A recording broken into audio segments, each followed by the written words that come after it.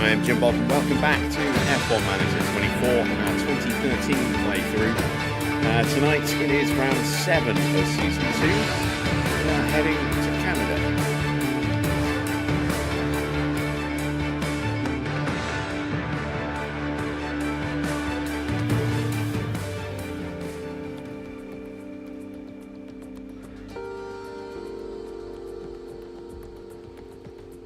How you doing, guys? Good to see you again. Welcome back.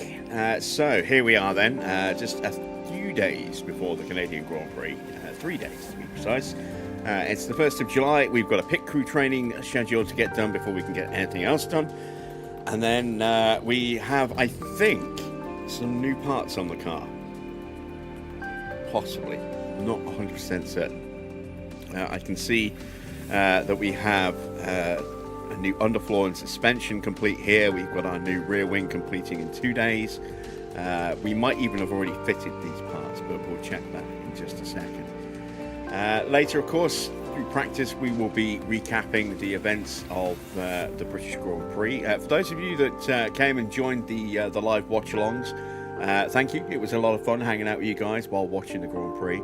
I don't know if we'll have any more live watch-alongs for a while. But we may do some historical race watch-alongs at some point in the near future. So I will provide you some more details on that as and when, if and when that actually happens. But yeah, it's a lot of fun, a little change of pace to do that kind of live watch-along like that. And I hope you enjoyed it, those of you that actually turned up and decided to hang out with me for a bit. So yeah. Right, let's crack on with this then, shall we? Let's start by getting that pit crew training done before we do anything else. So we've got 3 Grand Prix in the month of July, 2 of them back-to-back, Canada to Austria, and then we go to Silverstone after that. Let's clear this out. Go into cumulative. Let's see. Fatigue should be nice and low at the start, which it is. We want to go with some pretty intense speed training right at the very start. All that fatigue stays low. There we go. And I might get away with the morning here as well. Yes, I will. Excellent. There we go. So we'll get 2.5 days of solid speed training in, and then we'll go into Canada with 1% fatigue. That's fine. Come out with 29. We've only got a short turnaround before we go to Austria, so let's take a look. Again, I can get half a day in here.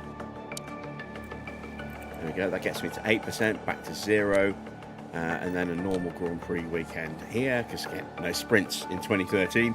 And then once we come out of there, we'll go here, and now we'll start with a day of car building. And we'll go into some split training. Like so, and we'll run through the weekend because we've got the British Grand Prix coming up after that. And again, keeping an eye on the fatigue level. Don't want it to really creep above 25% much, because once you go in there, you start to lose the effectiveness of your training. So I always try to make sure that when we start a day, we are rested enough. Let's see, so 0, 1. So it looks like we can get a bit of partial training in if we're clever with this. I wonder. I'll add 5%, 10% overall, won't it? So it'll be at 2% for Silverstone. That's not too bad. That's not too bad. Let's take that down just a touch. Go with a bit of skill training, and we'll do it again here because we've just, started the month with some speed training. So we can sacrifice a little bit of it here for skill training, and then now we'll be at 18 to 9 to 0, and we'll go in perfectly refreshed. Come out. Let's get another day of car building in there. Again, I want to try and keep that balance with our main stats here. And then I don't think we're going back-to-back to Germany. I don't think it's a triple header. I think there is a little bit of a gap, but we'll check afterwards. Let's go with a day of split training. And then another day of split training. There we go. We'll finish the month on 23%, which is fine. And we'll confirm those changes. And there we go. Right, now we need to check the calendar and make sure. There we are. Going back to back, look. Back to back to Hungary. So we need to take that day of training out. Okay, so staff, pit crew, development, edit. There we go. And we need to strip this day out completely. And probably need to take this day out as well.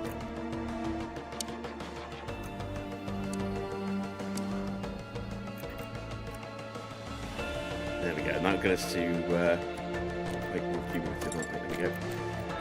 So 20 to 11 to 2. Yeah, that works out fine. Okay. Right. With that in mind, I think what I'll do is I'll make that half a day of gym training, and then we'll be perfectly at 0 going into the start of the next month and the Hungarian Grand Prix. Excellent stuff. Right, we'll confirm. Actually, no, it isn't Hungary, it's Mexico, which is a stand-in for Germany. We'll get there in the end. How you doing, Wayne? How you doing, Dino? How you doing, other Jim Bob? Good to see you guys. Hello to everyone else who's lurking in the chat. As always, please feel free to say hello. And if you have any questions, ask away. I'll do what I can to answer those for you. Right. Where are we next? Let's check the inbox. So monthly car reports starting to look pretty nice. We've got some really good speed. Our cornering's definitely improved. Our dirty air performance is nice and strong, as is tyre wear and engine cooling. So the car's really starting to come together. We're going to a circuit that is potentially going to be a bit more favourable at Canada. And let's take a look at the car itself. So have we got new parts? Let's have a look. We've got a chassis. We're on the Mark II right now. Front wing, we're on the Mark II there. There's plenty of spares. We're working on a Mark II rear wing at the moment, it looks like. Side pods, we've got Mark II side pods. Underfloor, we've got the new Mark III on both cars. And suspension, we've got one of the new suspensions. So we're going to fit that to Michael. Go. And then let's go back to the build queue, see how long till we get anything else. So our rear wing Mark III design is still 5 weeks away. We've got more spare chassis coming. Underfloor is 8 days away now until we get that spare underfloor. Spare rear wing will be ready in 2 days, so we'll have a spare going into Canada.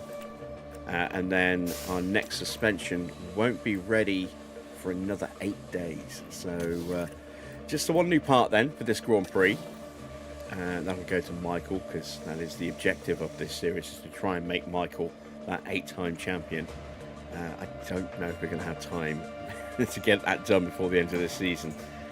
Because we are still lagging behind a fair old bit at the moment in terms of points. Let's see what Marussia are up to. They've got a new underfloor and it's pretty terrible, so now they're working on yet another underfloor. And Mercedes. Toto Wolff looking very much like Russ Braun now. Currently first in the Constructors, De Rest is 5th, Hamilton's 2nd, having a pretty good season. Paul De Resta has shown some outstanding racing. Then there's Lewis Hamilton, who is almost at the same level as well.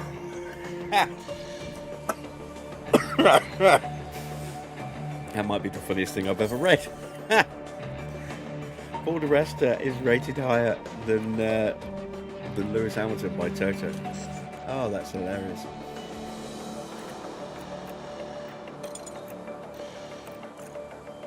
All right, that sort of makes me chuckle. Let's advance time a bit. We'll get a spare wing. There we go. and go to the inbox. Race preview. There are the current standings. You see Seb leads the championship by just 5 points over the driver who is not as good as Paul di Resta. Although he's got twice the points. Fernando in third on 87 points. Mercedes currently top by 16 points over Red Bull. There's Schumacher on 55 points, lagging behind a little bit. We are on 87 points as a team. Also lagging behind a little bit, but we are starting to get some good results again. And the car is definitely moving forward. So we shall see what we can do here. Let's see. Going to be cold, according to this. But we've seen how inaccurate these weather forecasts can be. So let's check here and see what it actually says. 23 degrees, 26 degrees, 18 degrees on Sunday is on the cooler side. Even though we have got sunshine that'll help warm the track up a bit, I think we could be on for a very, very aggressive two-stop possibly here, where we absolutely hammer the tyres across all three stints. Right, let's set some targets. We are going to go for a podium with Schumacher. And we are going to go for 6th with Jensen. And let's see how we do at the Montreal circuit. Formula One has arrived here in Quebec, and we're excited to get underway. On a man-made island in the heart of Montreal is Canada's Circuit Gilles Villeneuve. This unique track circles the outline of the Ile Notre Dame, giving plenty of challenges to our drivers between the tight corners and a long final straight. McLaren's team principal will be walking on thin ice. The board is getting concerned about their recent lack of results. Now let's crack on with the weekend.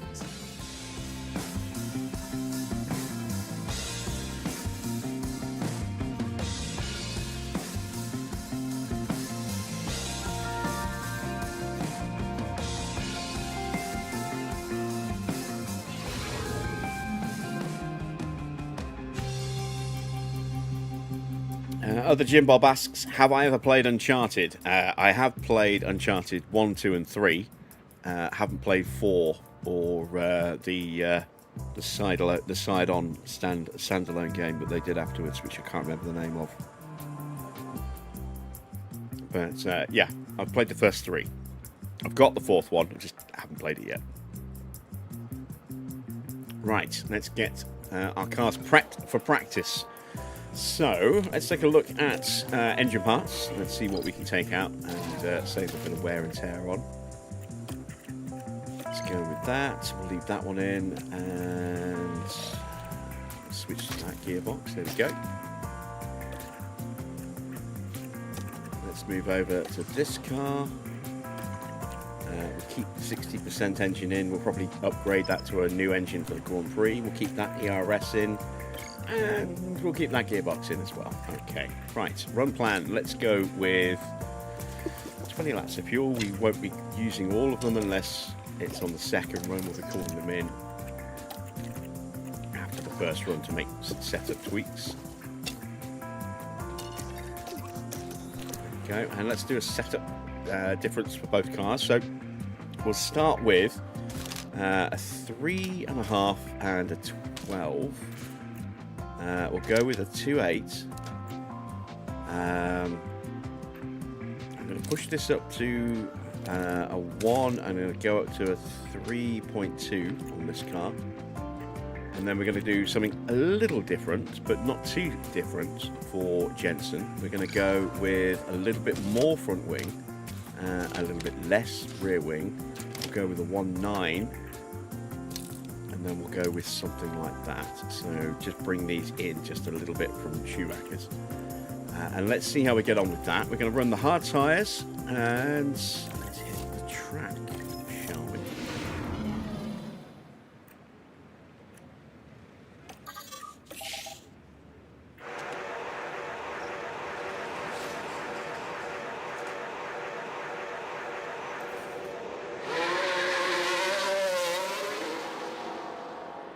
So track temperature 35.7, not particularly hot, especially around here. Radio check.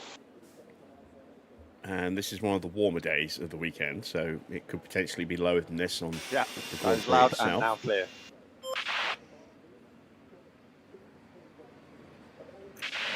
Jensen get a little We bit want of to generate some temperature for this outlap.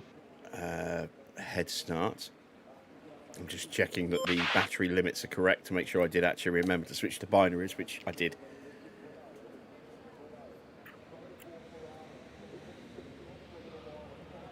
And now we'll send that shoot. Okay.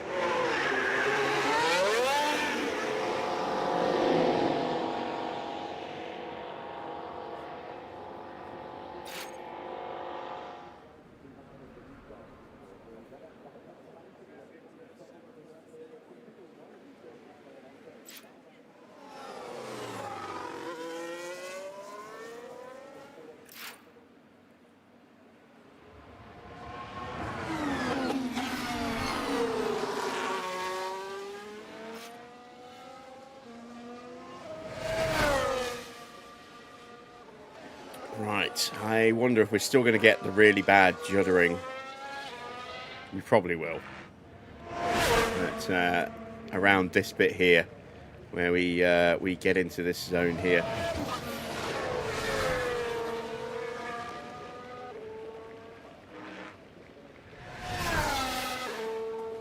With only one car, it should be pretty comfortable, but once we get quite a few cars in there, it'll start getting very messy, very choppy. Always is around this circuit on that one camera angle, and I don't know why.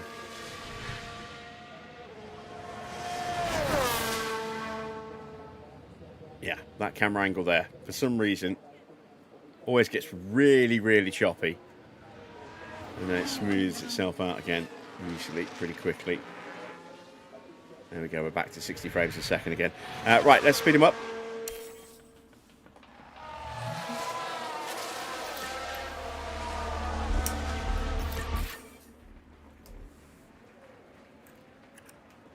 And because I forgot to do it, let's tell them to avoid high-risk curbs. There we go.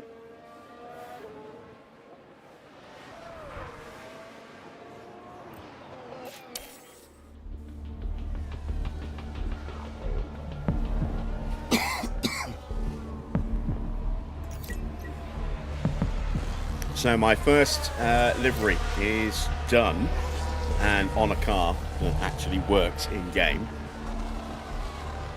However, it needs a little bit of tweaking, a little bit of work.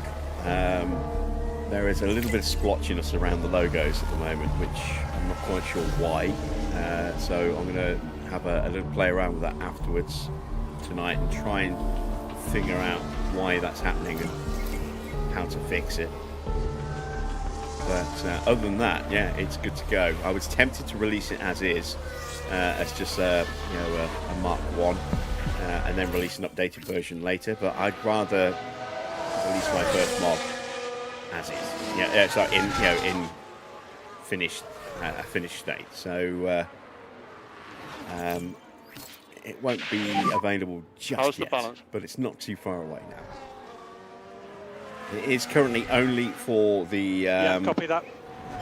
FN26 model, but I do plan to put it onto the 24 model as well.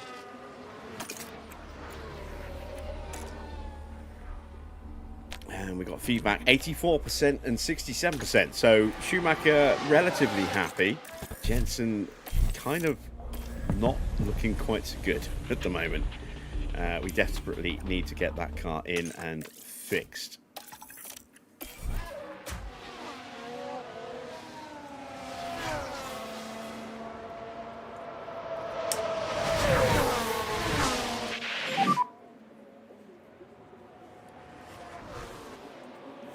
Pit lane speed limiter on. Track temperature's gone up to just under 40 degrees.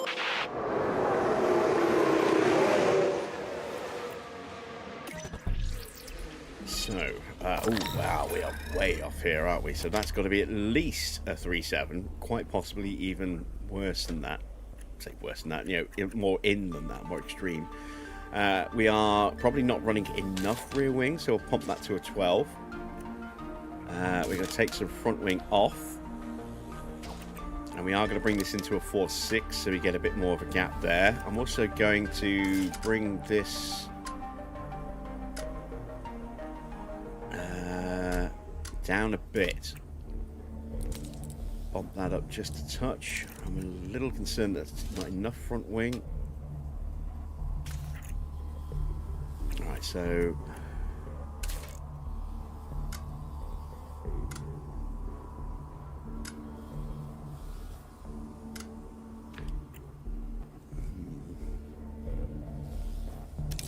be more inclined to have it somewhere on this side. All the way up there.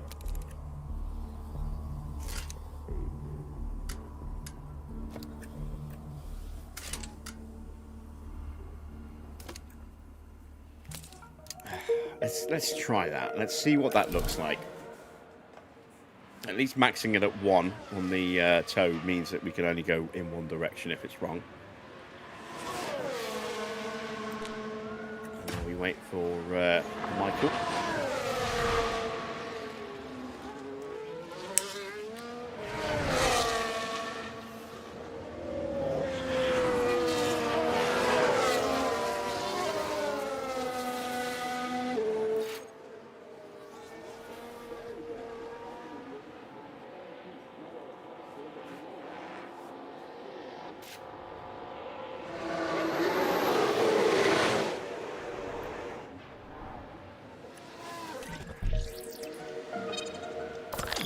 Looks like we might be running too much wing on Michael's car, so let's take that to there.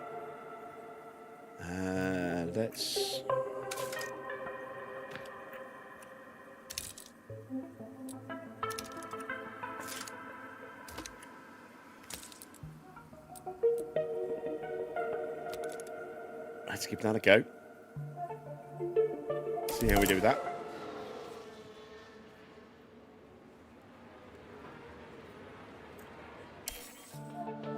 Speed things up a little bit. Let's also see how many times Maldonado does something stupid today. This track now is over, well, almost 42 degrees, 41.9.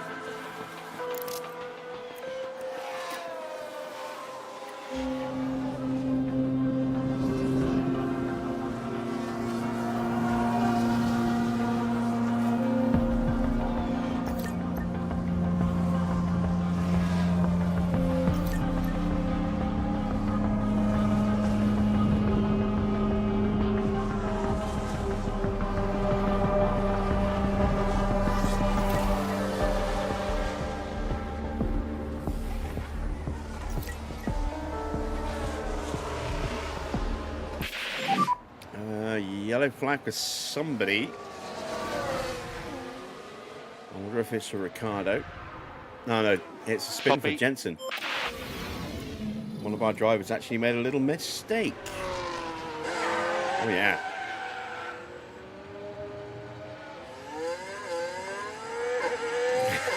And having blocked the Sauber, he then proceeds to pull over and block the Sauber again as he gets back on the track.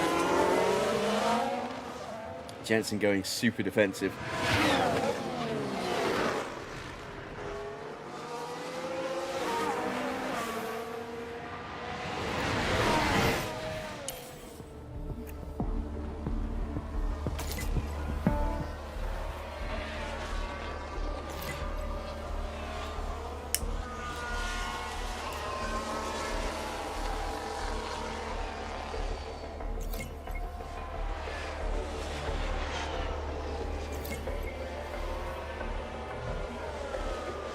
Wobble for Roman Grosjean, cut the corner.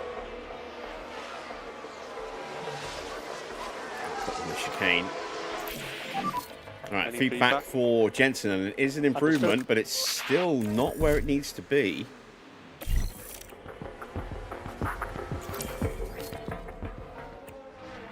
And we've got feedback for Schumacher as well. Let's take a look at Jensen's car. So he did go way too high on the toe. I did think it was a bit too high with such a low camber level.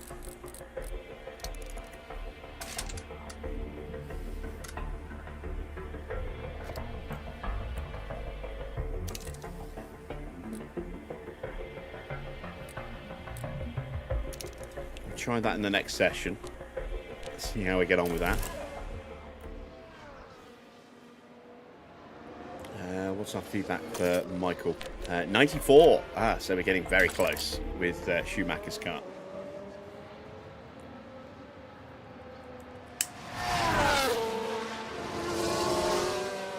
Track temperature now up at 46.3 degrees. That's rocketed up 10 degrees since we started practice.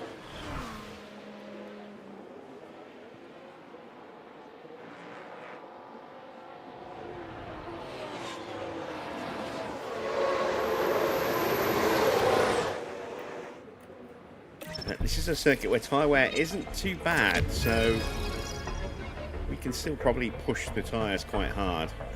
We need to change the front wing. I'm going to try pushing the front wing up to a 4. Let's bring that back down. And there we go. We're now right on the edge on the front wing angle. It gives us a little bit of movement there. It corrects that back to where it needs to be, and a little bit of movement there, and hopefully those 3 little changes like that will add up to 6%. We'll find out in the next session. We're done with practice 1. Speed things up a bit. We're going to pop a quick ad break in, and then we'll plough on with the rest of practice and start talking about the sills.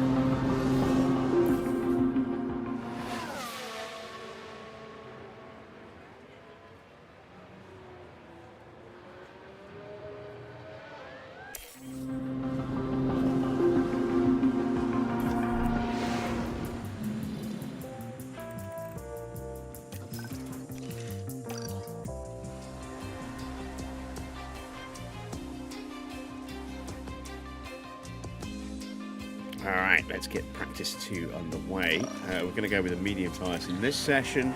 Again, we'll put 20 laps of fuel in, but we won't need all of that.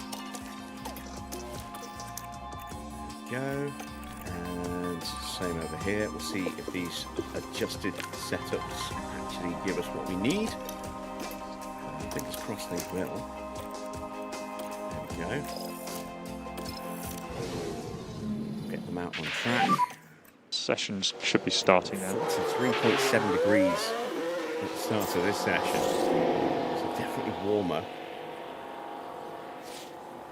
And this is the afternoon session, so this is more in line with sort of afternoon temperatures for the Grand Prix, maybe.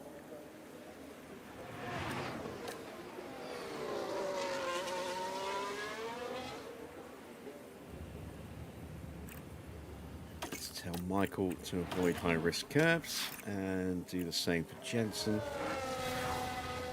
when he gets out on track.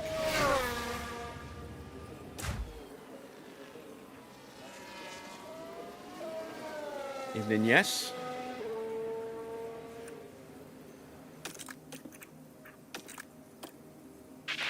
Do I think Kimi can get back to form in Spa? Well, Kimi's form isn't the issue. It's car reliability that's killed him in the last 2 Grand Prix. So, first things first, cracking Grand Prix weekend. The sprint was really exciting. Probably the best sprint I've ever watched. Some really, really good battling throughout, and a great win for Kimi in the sprint. And then we get to the Grand Prix after a pretty exciting qualifying again. We instantly had a little bit of drama. It basically ruined Albon's weekend, where he hit Ollie Behrman so it didn't do much of a favour either. And then throughout the race, we had a couple of weird little moments. We had Antonelli's car wheel shield become like, it's almost like the inside brake cover, break, and so that had to be yanked out. That ruined his ability to push for a few laps. Got him a penalty as well for track limits, and Mercedes have decided not to appeal that penalty, so there will be no points for Kimi Antonelli coming. I mean, it would only have been 2 points if it had been overturned, but his penalty will not be overturned, so he will not get those 2 points back. The late safety car drama was a bit of a farce. That should have been apparently it was a communications error on the FIA's part. So I don't think they were. I don't know whether they decided not to send him out, bring the safety car in, and then didn't press the button to say it was coming in by mistake, or whether it was the other way around, where they were going to do it and then they realised maybe the gap isn't big enough to the other cars, and then decided to cancel that. But it meant it was a very, very anticlimactic end to what had actually been, I thought, a pretty decent race. It hadn't been one of the most exciting races ever, but it had been a pretty decent race. George's pace was a bit up and down, and then he got that slow puncture, which kind of potentially ruined his Grand Prix until we got that late safety car, and all of a sudden, he's right back up there again. Plus with Kimi's issues as well, and Max's retirement, he found himself, suddenly up in a pretty decent position. Ferrari made an absolute no-brainer of a decision to bring in Charles Leclerc for fresh tyres, and they brought Hamilton in, I think, with the expectation that there would be at least one racing lap. He came out right behind George Russell, and then obviously had to sit behind him during the safety car, and then we got robbed of that one lap finish when the safety car wasn't actually called in, and so George ended up having had a bit of a disastrous race, lucking himself into second place on the podium. But as far as do I think Kimi can get back to form, Kimi's pace was pretty strong. I mean, he went really long on that opening set of mediums, and he came out behind Leclerc after his stop and was pushing hard and was closing by a second a lap every lap. And then, of course, we got that issue that ruined his Grand Prix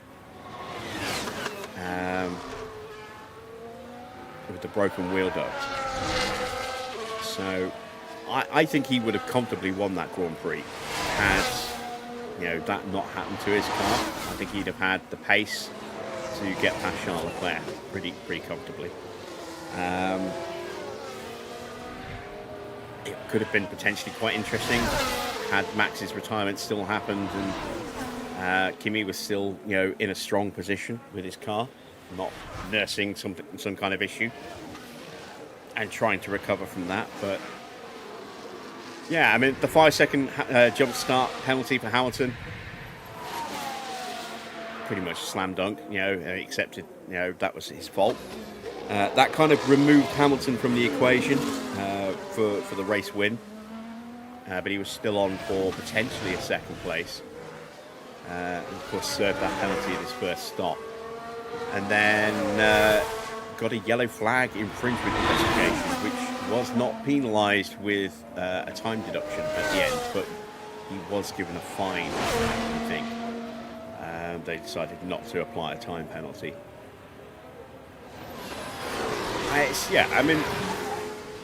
I really enjoyed the race at the time. I was so deflated when that safety car did not come in.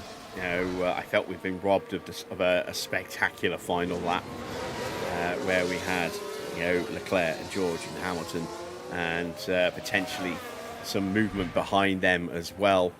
Norris could have maybe got involved a little bit, but it is what it is, I suppose. Oscar did not have a great weekend. He really does not look the same driver this year, does he? I haven't seen any real great performances from Oscar Piastri yet this year. Any truly standout performances.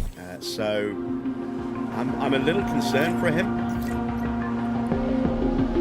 I really hope that his form picks up, because he's struggling, it seems, this year.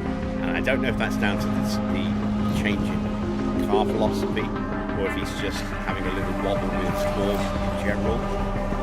But yeah, he's been comprehensively outperformed by Norris at the moment. So it'd be good for both him and us as fans to see him getting back into a more competitive state again. What about you guys? What did you think watching that Grand Prix?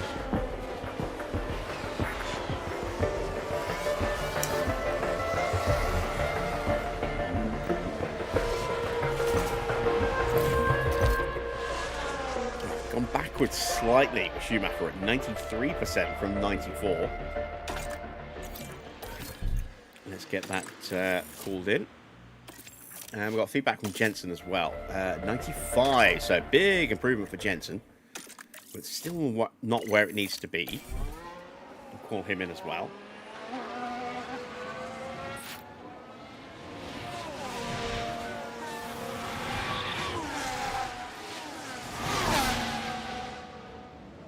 I see the temperature's dipped to 22.5 degrees, and as a result, track temperature down to 38 degrees now.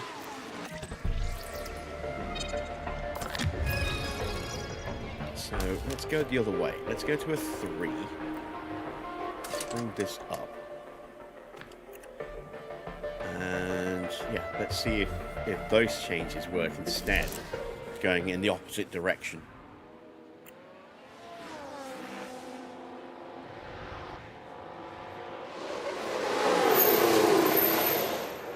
Let's take a look at Jensen's car. What do we need to tweak here? Just outside the braking stability. Front wing needs to change. So let's bring that forward one click like that.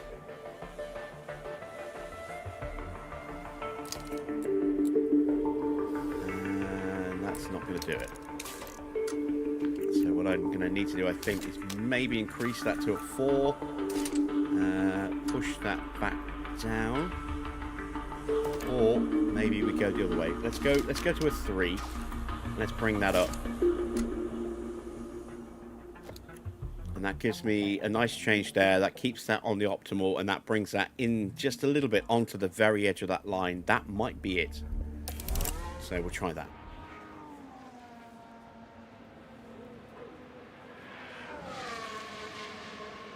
Yeah, like I said, I don't think Kimi's form is the problem. I think it's reliability for Kimi. He was mighty quick in Spain, and his engine packed in. He'd been fighting and got past George. And while I don't think he would have beat Hamilton, I think he would have definitely pulled away from George very quickly once he'd finally got past. Antonelli was definitely hampered in Spain because he was stuck behind George after a bad start, and the strategy didn't really allow him to go aggressive like Hamilton did with tyres and make that extra stop and start really pushing hard to make up the time. And while you could argue maybe Hamilton was lucky with the timing of the VSC in Spain, you can't argue against how much he pulled away in very quick order once that pit stop was complete. Once the VSC came in, that gap opened up very, very quickly. Ferrari was just, that Hamilton Ferrari was just a better package that weekend. And at Silverstone, again, he was in control all the way through, and then it was reliability that that broken duck that killed him. He lost massive amounts of time, And you got to give him credit for wanting to keep going and trying to persevere and keep keep fighting to try and get a point or two.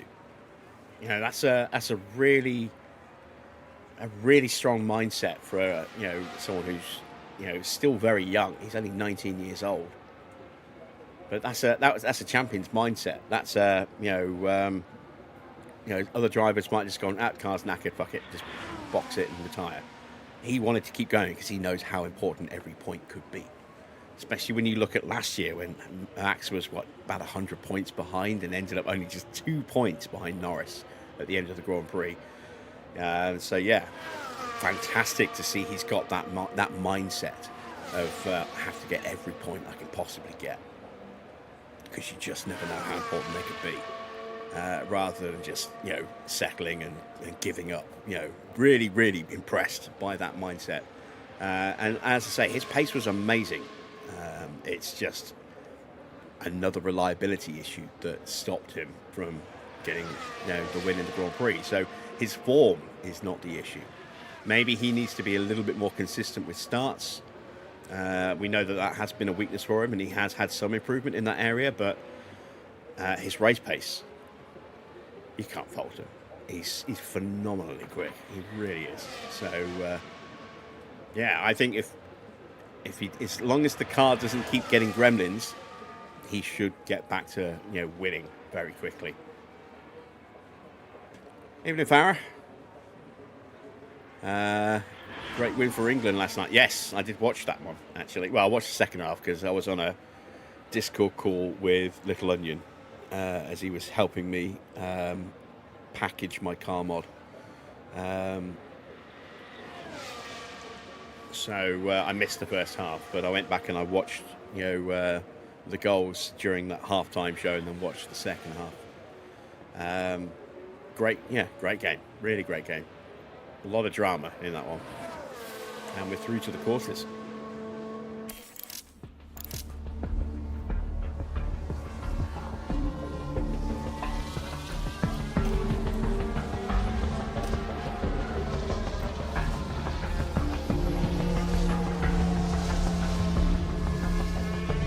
Anyone else stay up for that one? Delayed to a 2 o'clock kickoff in the morning because of the weather.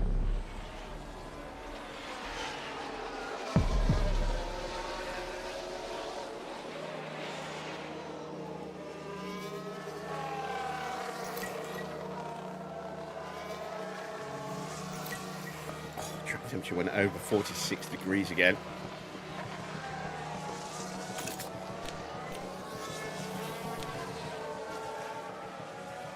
Brief yellow flag. Yeah, it's Maldonado. That's his first mistake this weekend. It's the Red Bull driver. And that's it. That's the spin. And that won't do anything to help those tyres.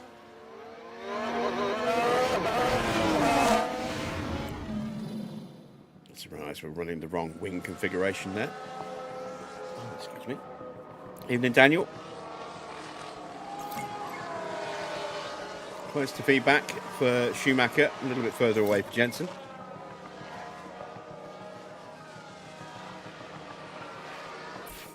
Time is ticking away.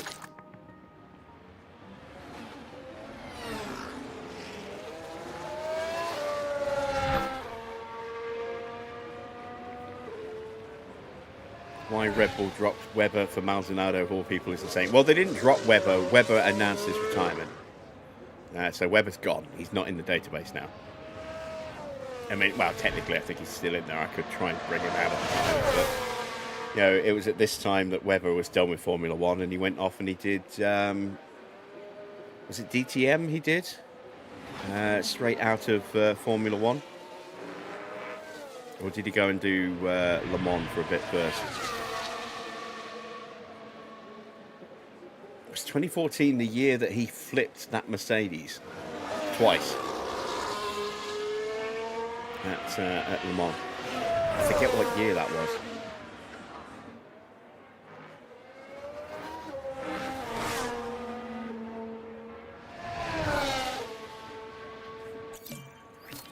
All right, we've got feedback for Schumacher. Let's call him in.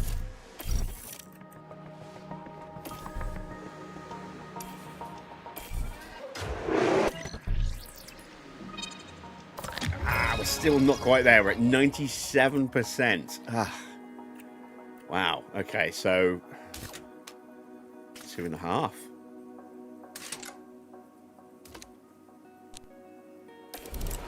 Let's try it.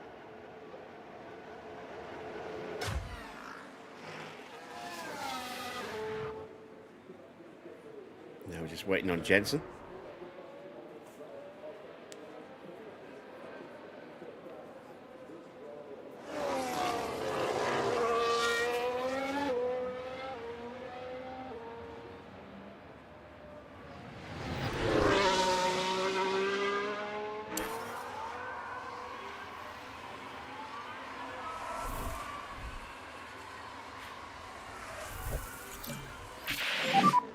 Everything okay? We've got an optimal. That's encouraging. Yeah, like I said, I haven't played. Was it A Thief's End, Uncharted 4? Haven't played that or the little standalone game that came after it, which I can't remember what it was called.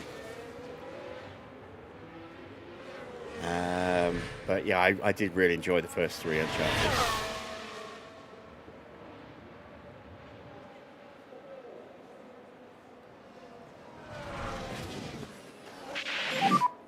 Okay, so remember pit lane speed limiter.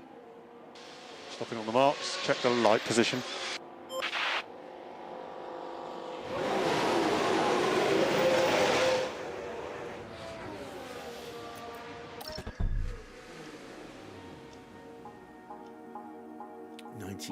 %.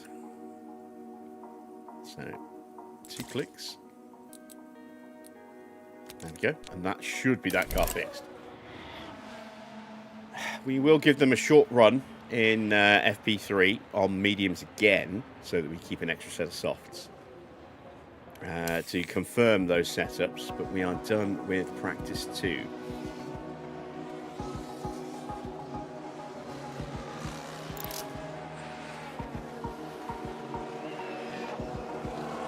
Let's see, the mighty Paul di Resta down in 11th place. Hamilton up in 2nd. I'm sure Farah would agree with Toto's assessment that Hamilton is almost at the level of the rest. So it's still one of the funniest things I've seen in the game so far.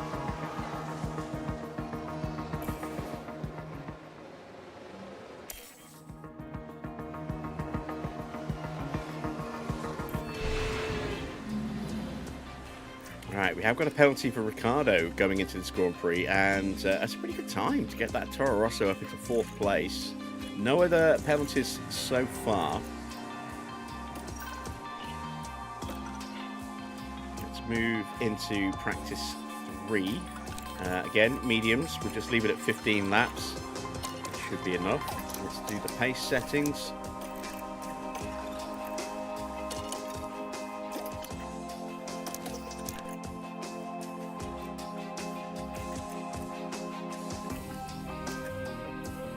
Now we can see Schumacher standing talking to a mechanic.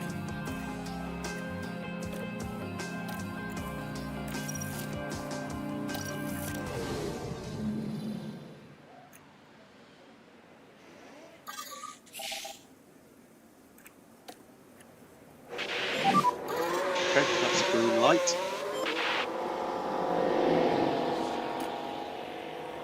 Who's come out first? Jean-Eric Verne. There he is. We've got one of the Mercedes coming out as well, I think. Yeah, Paul di Resta. Superstar Paul di Resta.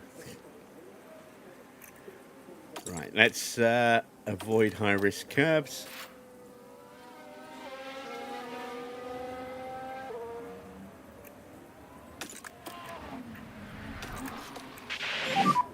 No curbs.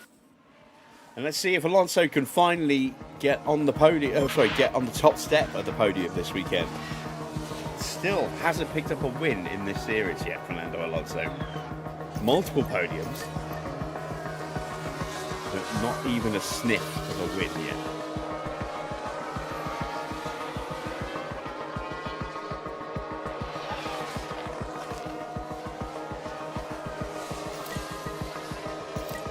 I believe it's honours even so far this season between Seb and Lewis, both on 3 wins apiece. Track temperature rocketing up to 47 degrees.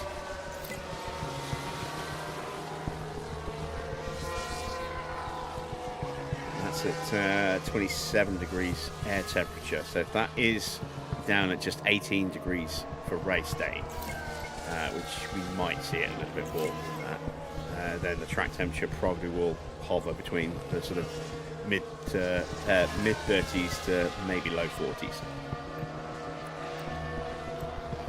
Right, we didn't get feedback in, did we? Not quite, and we're still not there. But it's here that we're not there. I'm going to make that executive decision there, and I'm going to send them back out again. It looks as though Jensen is done. He needs to go out just for another lap or two, just to complete that run.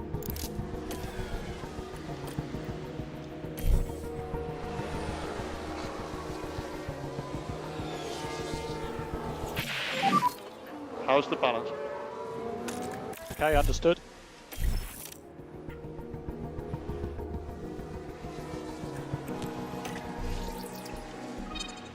Oh, there we go. 100%. Fantastic stuff.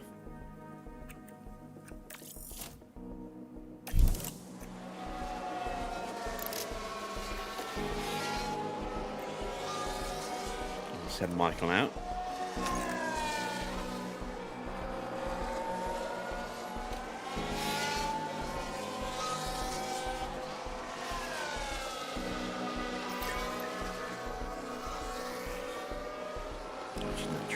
Fluctuate back to 46 degrees again. So to dip again as the clouds move over.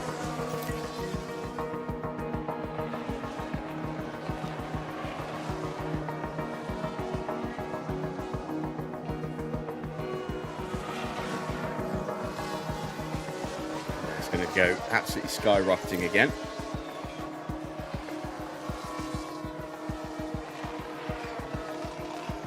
Not 46.2. I expected it to go higher than that. You decided not to renew PS Plus. Yeah, I made that decision about 3 months ago. I barely even turn the PlayStation on anymore.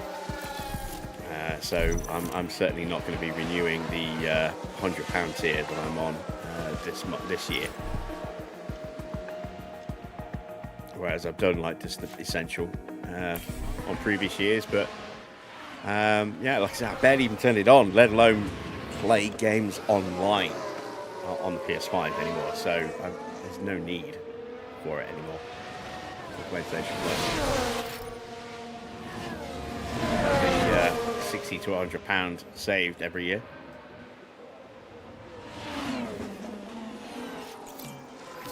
And we got feedback.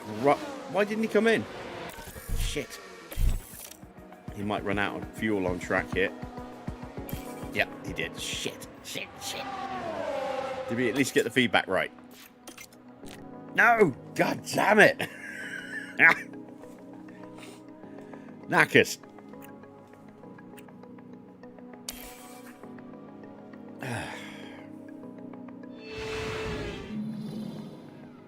Yeah, mine doesn't run out until October. But a couple of months ago, I'm like, you know, I don't think I'm going to bother even getting a standard PlayStation Plus. I knew I wasn't going to renew the £100 tier.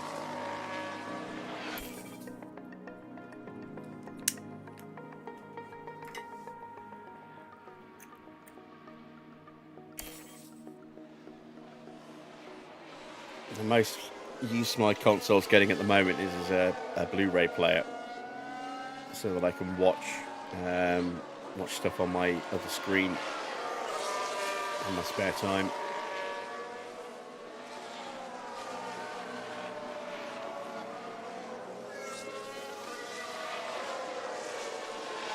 with an inglorious end.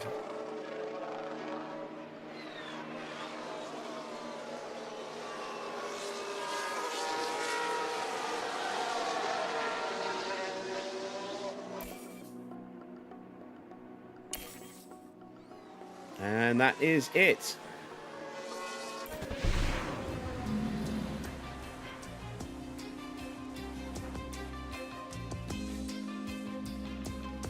We are completely finished. Yeah, I probably won't be buying any games going forward on the console. I think I'm done with console gaming.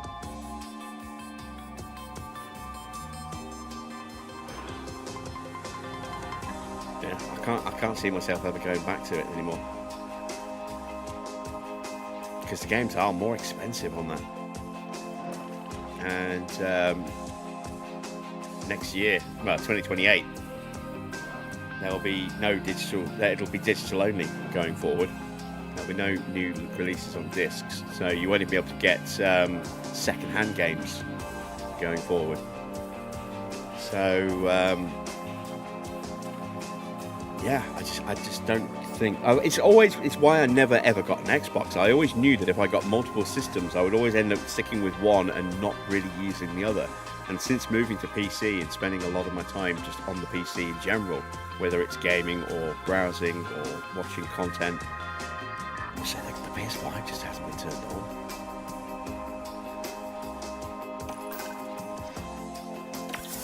Okay, that's the end of practice. Both drivers are at 100% prep. We do need to potentially make a little tweak to Schumacher's setup, but we're going to have to make a blind change because he ran out of fuel. So that's it for practice. Up next is qualifying.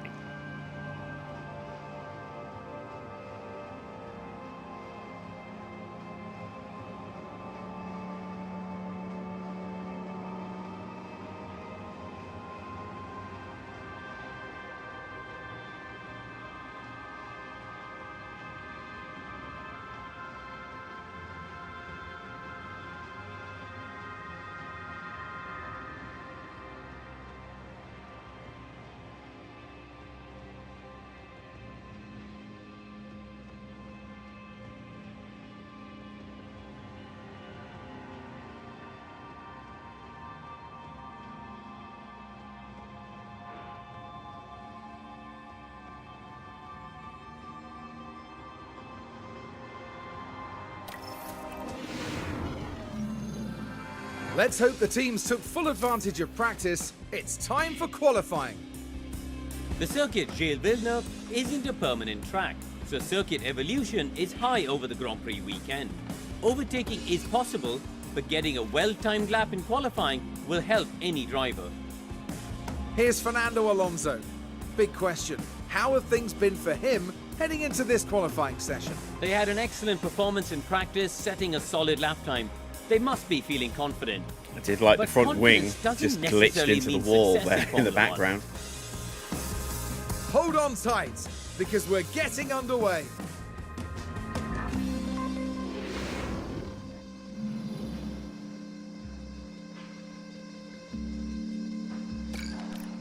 Right, so where did we go wrong? Ah, okay. That's not what I expected to see.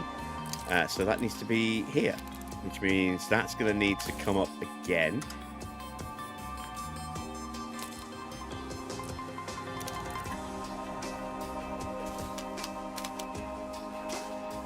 All right, we'll go with that.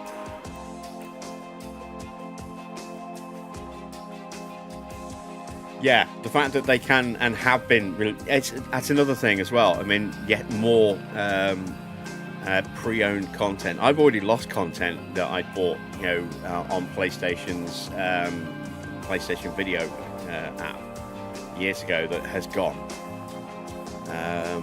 and they've done another round of stuff that's being deleted because they don't have the licenses for it anymore. So yeah, I'm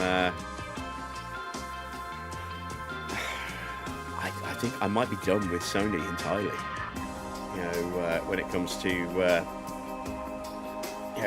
anything like that, just because that license can get pulled. I mean, if a game gets delisted on Steam, as long as you've downloaded it once, or even as long as you bought it, then you always have access to it. And it should be the same way with Sony, but we're seeing that some games are just getting completely removed, entirely obliterated, and so is TV content. So it's a little bit of a concern.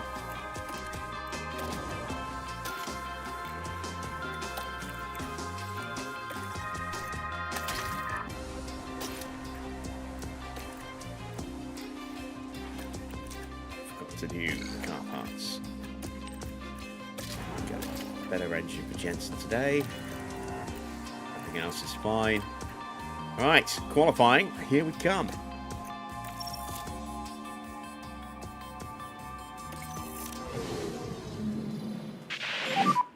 Sessions. Going to wait a little bit before we go out. 46.3 degrees is the current track temperature. Might cool down just a little bit here, and then we'll cool down potentially a bit at the end. But this is a circuit where potentially tyre temps could be slightly problematic.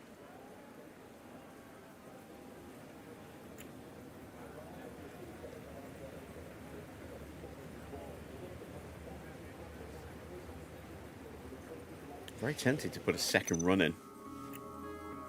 But I don't know if we'll have the battery on the second run. Let's do this manually. Let's put in 2 flying laps. Let's take out the cooldown lap. We'll do 1 push lap without battery, second push lap with battery. And we'll do that for both drivers. And that way we can get through with just 1 run. We should get through with just 1 run anyway, but I mean, traffic can be brutal. You get caught out exiting the pits and catching traffic into turn 2, your lap's destroyed.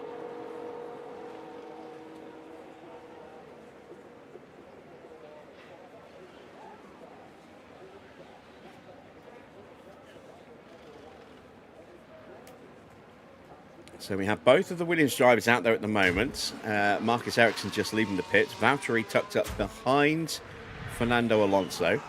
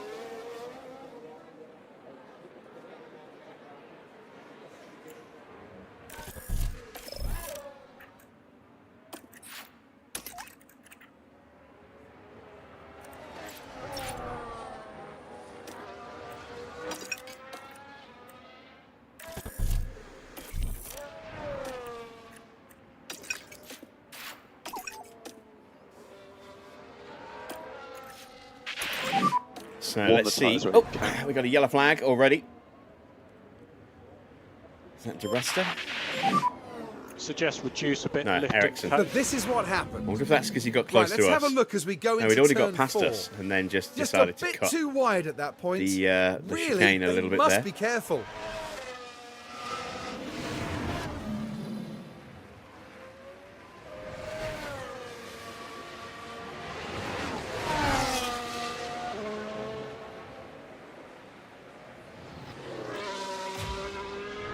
Might actually be getting in the way slightly here. I'm not using batteries, so theoretically we should be easy enough to overtake on a long enough run. But we are kind of screwing over the all-powerful Paul de Resta a little bit here. You can see tyre count's still nowhere near fired up. We're not pushing this lap, it's the next lap that we push. This is our extended warm-up, this lap. Oh, and this is what I mean about traffic.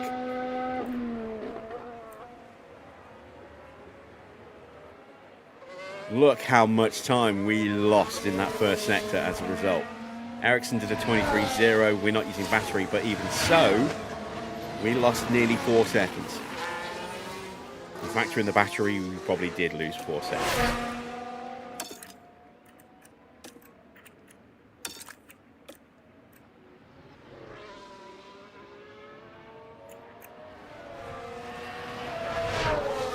I'm not sure if it's 86 degrees. It is 86 degrees on these tyres. Okay, so now they're fired up.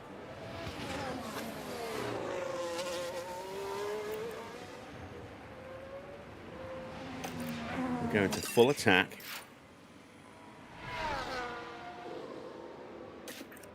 Now we'll turn on deploy.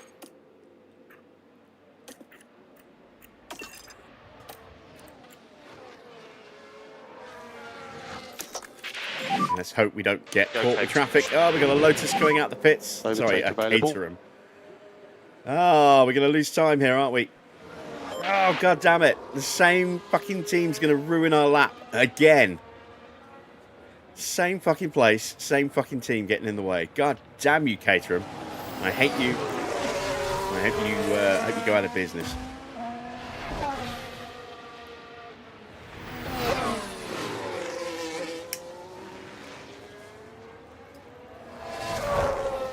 So all that, and we're still going to have to run Schumacher again.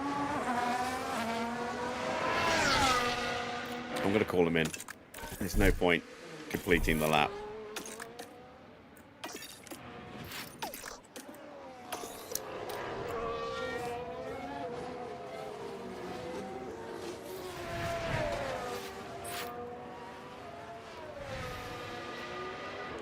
Jensen looking pretty quick. Look at that. We lost almost 5 seconds in the first sector. 5 seconds. 4.7 if you want to be precise, but a shit ton, basically. Ridiculous. We get blocked by Caterham on the not a push, but extended warm-up. And then we get blocked by the same team the following lap at the same fucking corner. There we go. Jensen up into second place. Let's cool the car down. Key thing is to keep the tyre in good shape. Keep the tyre in good shape. Make sure that we cancel and recall them in, because it has been a bit screwy in the past. Let's send Schumacher back out. Recharge on.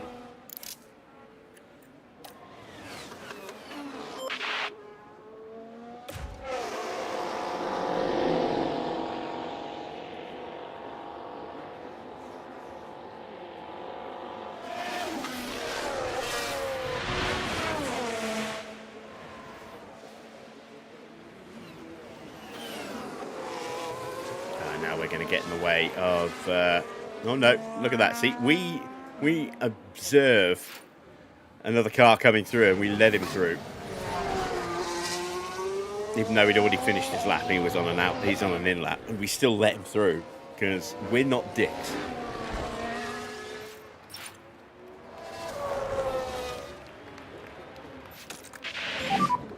Pit limiter. Stop on the mark.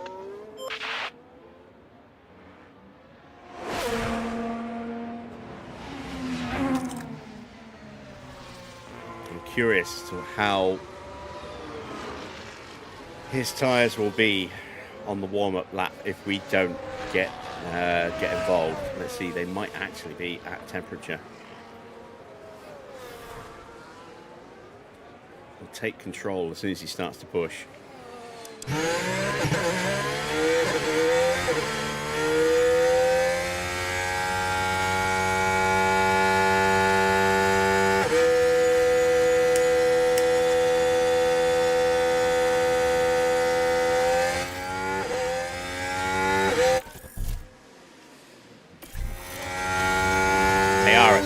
Okay, so do this first run then and call them in on the second lap.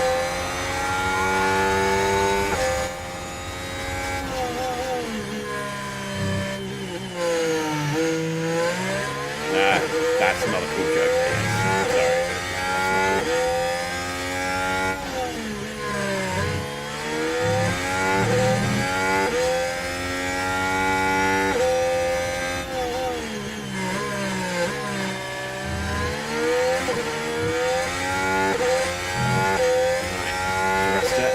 Moves over. No, that's Hamilton, actually. Is on track now with a yellow flag somewhere. We've got a in yellow sector one. flag Hulkenberg with a spin.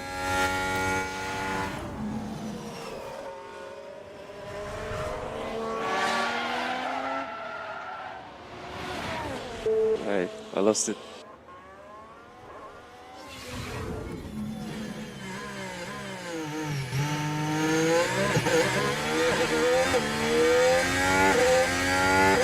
A couple of tenths down on Vettel here.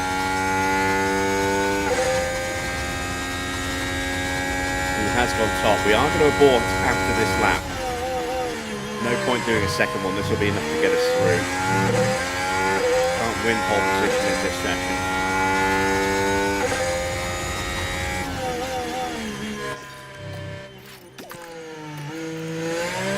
You can make sure that you definitely make it through into Q3, into Q2. This is what we're doing. There we go, that's us done. So, let's turn our attention to everybody else. Robert Wickens. It'd be a miracle if he actually makes it through the session, but you never know. Marussia, not a good car. He is currently quicker than Ericsson, but Ericsson was blocked on his lap. Hamilton just went purple in the first sector. Ricciardo coming up to the final chicane now as he leaves the hairpin. He has got a penalty to be applied after qualifying. I'm assuming it's only 3 places.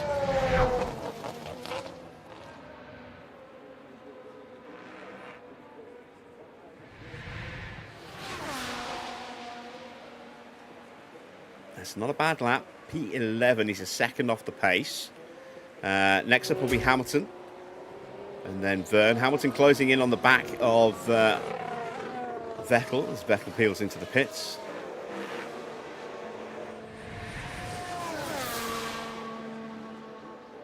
Even in Cheesecott. Hamilton does go top by 0.006 of a second. That is tight. It's very tight. Let's see what Verne can do. Have Marussia and Caterham improved? They have. Because this is a rollover from the 2013 season where their development rates and their expertise level gains were set to obscenely high levels. Caterham actually had the best car at the end of the year. So we nerfed it down to a more realistic level, but not completely killing them. Same for Marussia. We brought them back down to a more realistic level. We did that with quite a few of the cars, actually. Because I didn't know, but the 2013 season is set with brutal difficulty for expertise gain in the editor. So let me show you what I mean by that.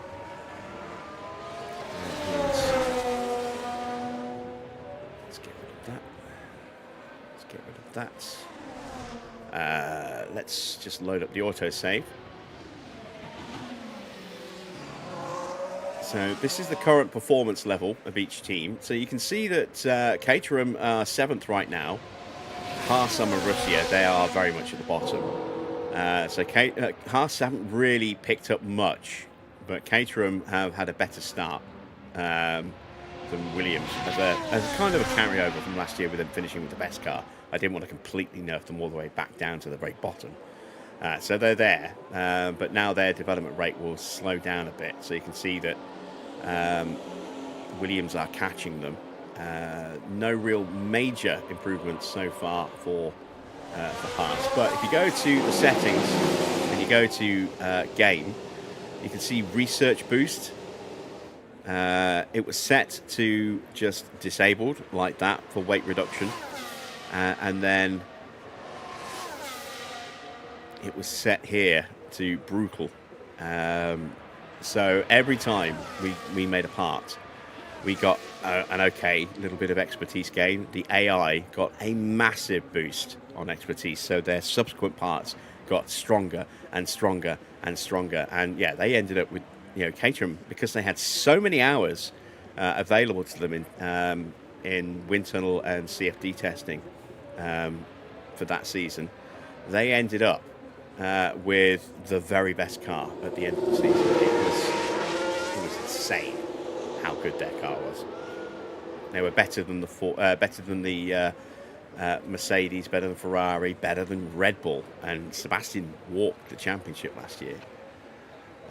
So it shows just how much out of whack things got, because they had so many hours available, 112 wind tunnel hours and however many CFD hours. I think it was like 80. So they were massively ahead in development. They went from like the very worst car to the very best car by the end of the season. So I changed it round. I took the brutal off. I put the AI getting some weight reduction in their parts, because that would have been, a more accurate kind of thing. And then changed their car levels and expertise levels down a bit to balance things back out again. Try and keep the kind of structure that it should have been. So we went in with, I think, the 5th best car, maybe the 4th best car. But, it was still Red Bull, Mercedes and Ferrari at the top. And then we were there with sort of Lotus and Sauber have kicked on this year, and they've started building a really strong car. So they don't have the consistency that we've had, which is why they've got less points than us. But they have, when they've been on form, they've been above us and too quick for us. So we put a lot of hours into trying to improve our brake cooling, our tyre wear for this season, because it was atrocious last year, and we couldn't really fix it with the way that the car was set up with the upgrades that had been pre-built. And with the expertise situation as well, we ended up, I think at one point we were 50 points, 50% behind, the best car in terms of tyre wear. Yeah, it was ridiculous. So we spent all of our research basically hammering that area for this season, and we ended up with a pretty decent car. We've now got it very, very quick, but downforces was terrible. We were the worst car on the grid with downforce, and we've been clawing that back this year. So we're now, the fastest car in a straight line. We've got the best DRS. We've got very strong dirty air performance, but our downforce is mid-pack. I think we're 8th in low speed, 11th in medium and high speed. So we're starting to pull things together. But there still needs more if we're going to get this car where it needs to be to win the titles before the end of the season. Time is ticking on. We're on round 7 of just 19 rounds. So Valtteri crosses the line. He's done now. Currently P11 should be enough. Ricciardo on the bobble here, right on the edge of elimination. Did not find anything in the first sector, but did improve in the middle. Let's see what he can do here on the run to the line.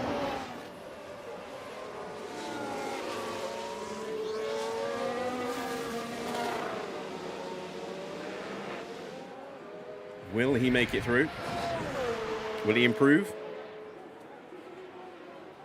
He will not improve. And now, this is now the biggest threat, I think, to him. Marcus Ericsson. Possibly Perez as well. Oh, and Grosjean. Grosjean is a big threat as well. You see Hulkenberg all the way up here. Almost a second ahead of Roman Grosjean. 9/10 ahead of him.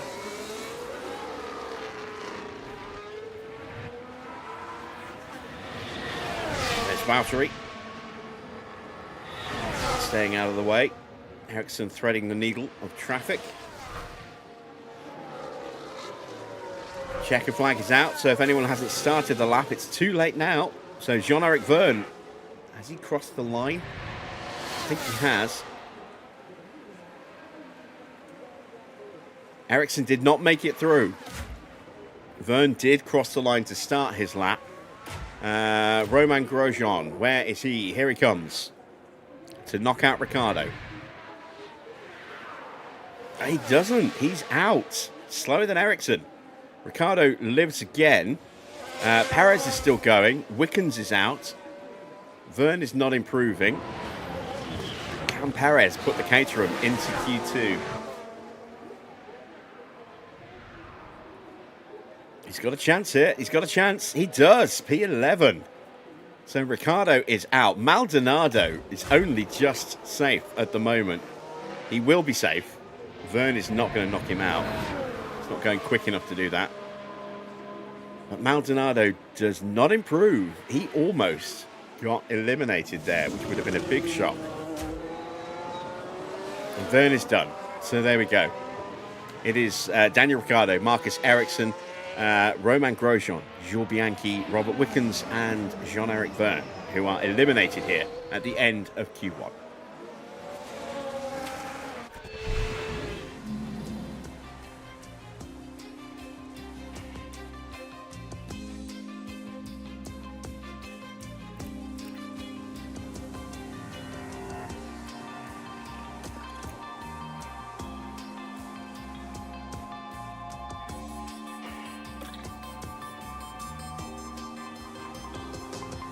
This is what I like to see. We didn't actually check it. I completely forgot, but we got Jensen's car sorted. So both our drivers that are 100%. We are going to go with normal, say the scrub tyres. We're just going to do a normal flying lap, one run.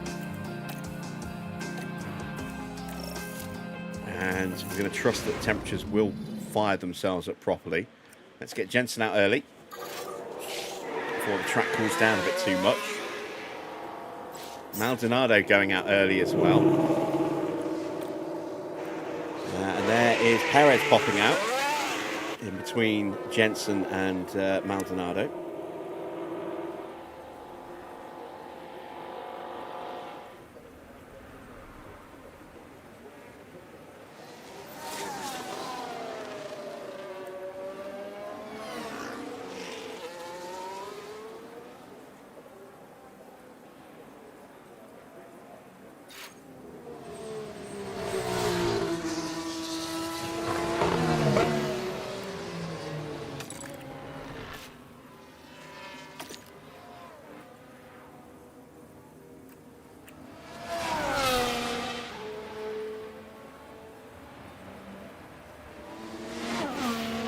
I really hope we don't get traffic problems. All four of us could have our laps ruined if one car comes out at just the wrong time.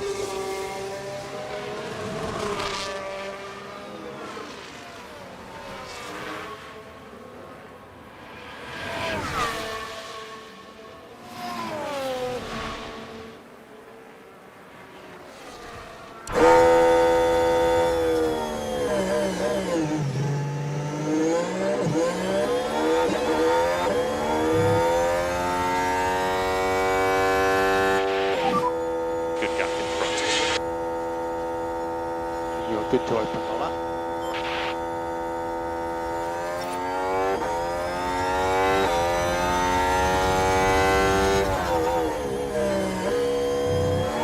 Right, no traffic, so it should be a clean lap for all involved.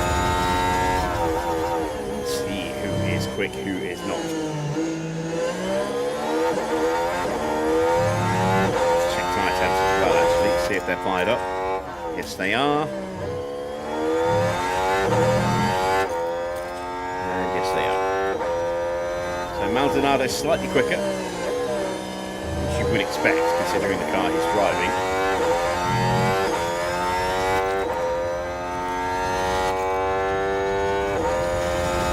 He's also probably close enough to potentially get a little toe on the back straight from Perez.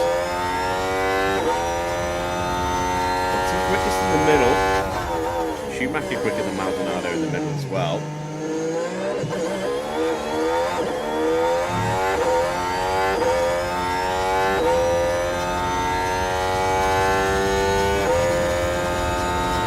where we should be very strong in the final sector, given how good our straight line speed is and our DRS as well. 28.3, quicker than Maldonado in that. 28.4 for Schumacher. He goes second by a tenth of a second. Is that going to be enough to get through? Just that one run.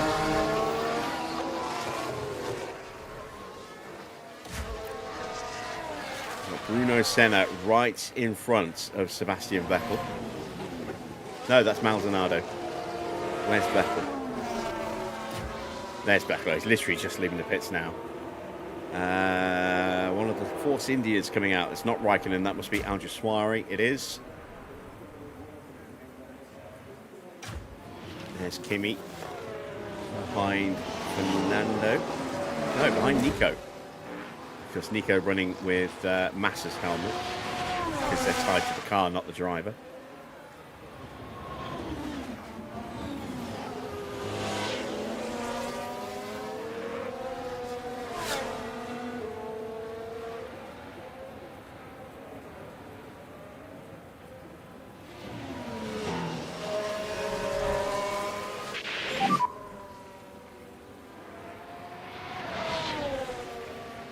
Remember the pit lane speed limiter.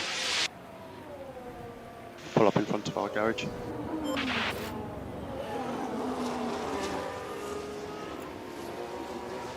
We are into the pits. So Bruno Senna off and running. Valtteri's off and running as well.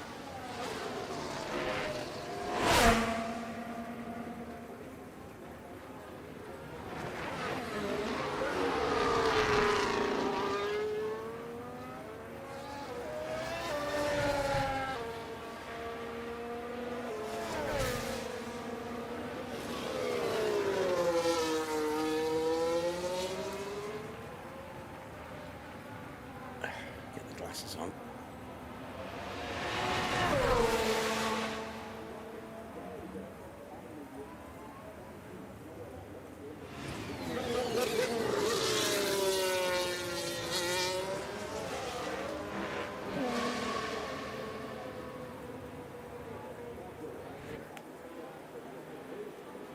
And that is 9 tenths away from Valtteri. See what Bruno Senna does.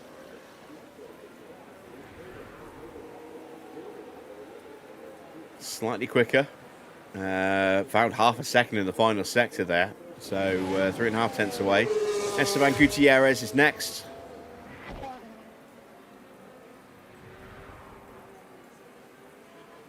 And he puts the Toro Rosso into P5. And we've got Nico Rosberg and Kimi Raikkonen coming.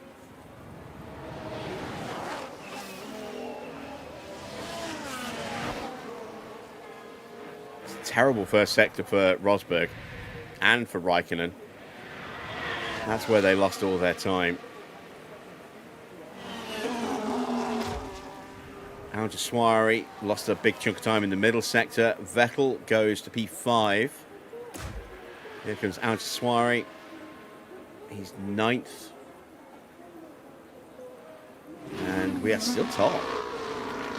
Yeah, I'm hoping for big things at this Grand Prix. If we take a look at the circuit info, you can see sections by speed. It's almost all flat out.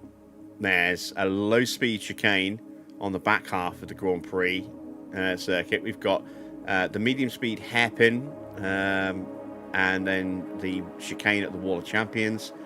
A couple of other medium-speed chicanes, and a high-speed turn 2 in terms of grip level, but the whole circuit is almost entirely flat out. As I say, we have the highest top speed, and we have the best DRS, and we have a triple DRS zone. We've got this one long zone here, which then feeds into here as well as one single detection point, and then we have this DRS zone here as well. So yeah, I'm hoping that our car is going to be right up there fighting for the win today.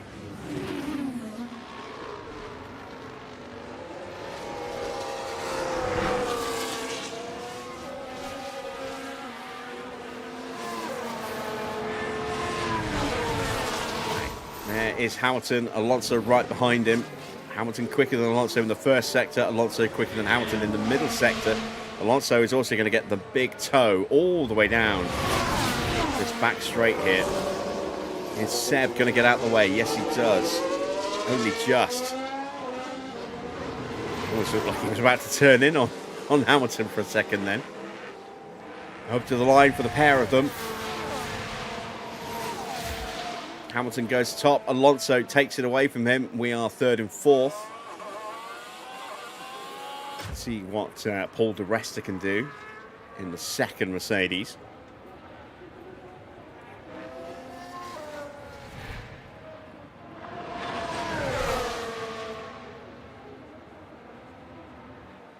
Six and a half minutes left in the session. And we do not need to run again. We are good enough to make it through, I think. Di Resta goes across the line. He's still slower than Button and Schumacher.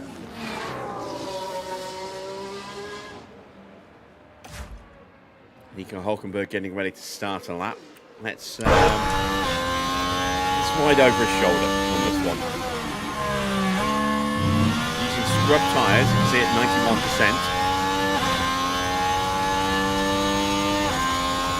So Force India in front of him. That's Kimi Raikkonen.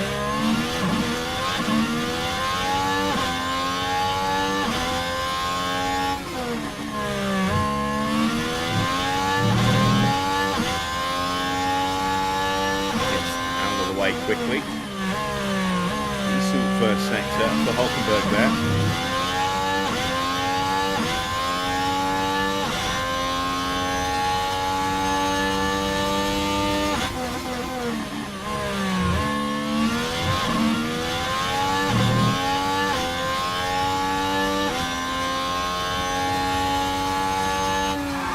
Oh, it's locked up. He's locked up. It's a live accident for Farah if he's still here.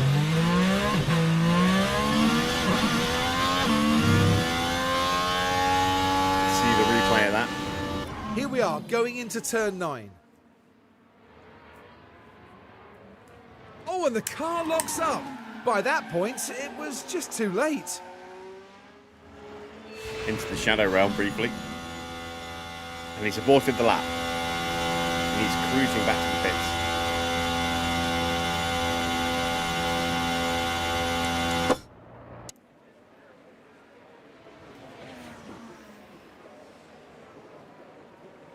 See, the track temperature is dropping down to 40 degrees. That's the coolest it's been in qualifying so far.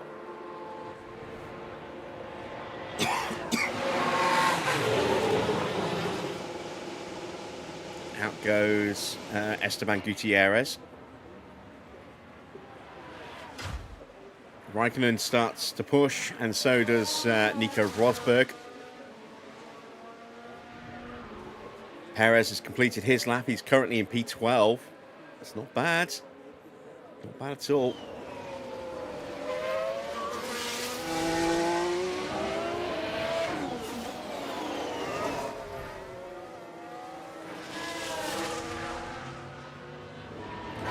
Not the cleanest of first sectors for Rosberg. But he's still quick though. He's managed to keep the pace going.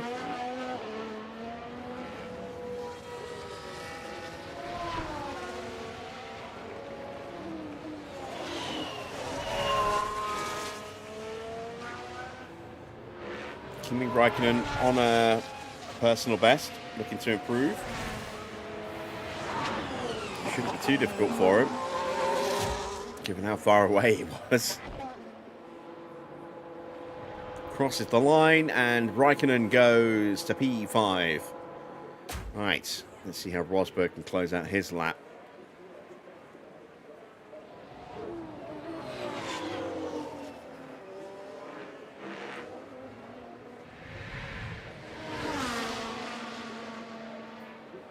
Goes purple in the final sector, and he moves ahead of Hamilton and, by extension, Button and Schumacher.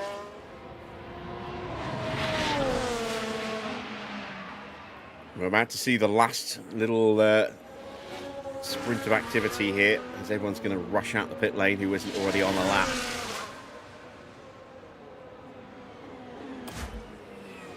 There's Bruno Senna warming his tyres. Still in the pits for now.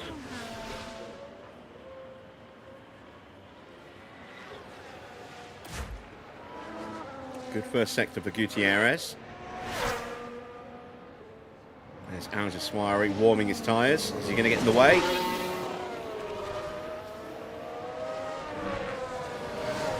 It's out of the way quickly. There we go. No delay there for Esteban. And he's on a decent lap here as Paul di Resta leaves the pits. Adrian Sutil leaves the pits. Hamilton leaves the pits.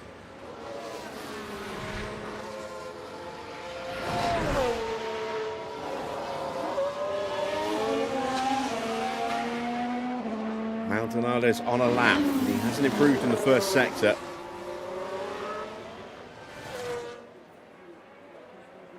Across the line for Gutierrez. Is this enough? No, it's not. He's out. Vettel is out on a lap. Anyone who's not on track yet is now in trouble because they're going to hit the point, if they're not careful, that they're going to get pulled over. We've got Al Jaswari coming through, and he could ruin everybody who's just left the pits, their chance of actually making it through.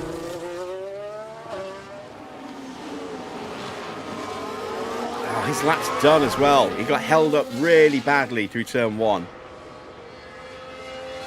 But if he can catch and pass people like Seb now, they will probably run out of time and not be able to make it across the line. Al Jaswari, having had his lap completely destroyed, could now destroy the lap of or the chance of everyone else trying to set a time. You see Seb pulling over and letting him through.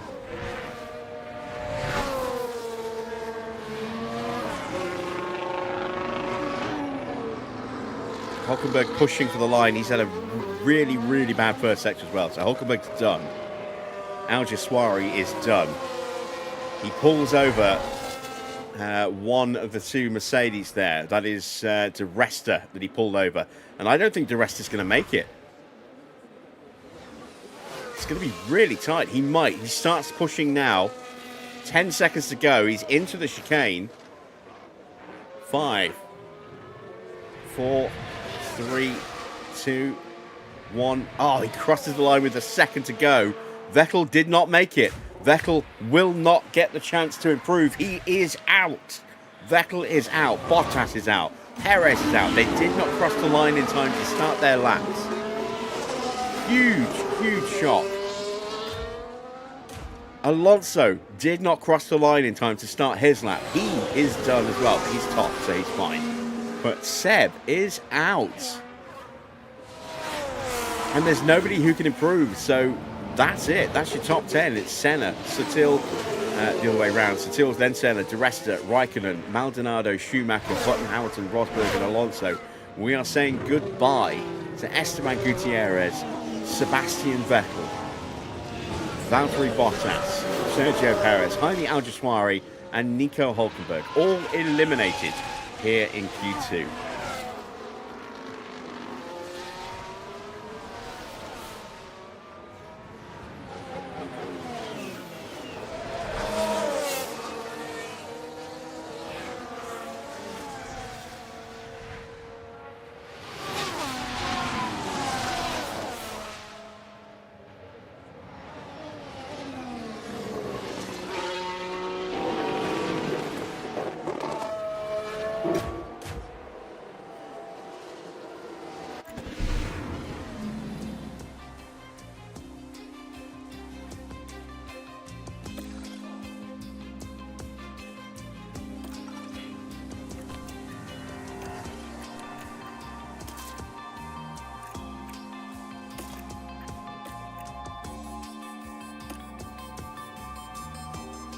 I did think about putting scrubs on for the first run, but if we get a bad second run,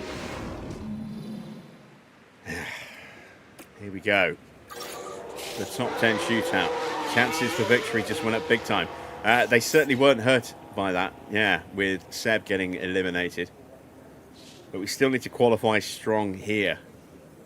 or else it's all potentially for nothing if we end up 9th and 10th.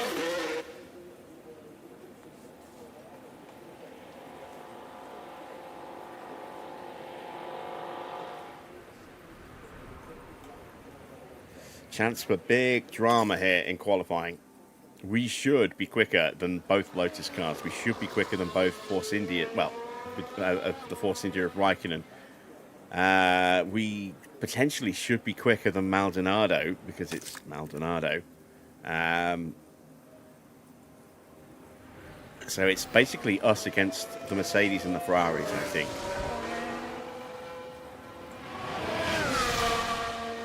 And so this circuit really does suit the current strengths of our car. So I am very hopeful that we will maybe get second row. I don't think we'll quite get pole, but I think we should be on the second row with at least one of our cars. Hopefully both. That would be ideal.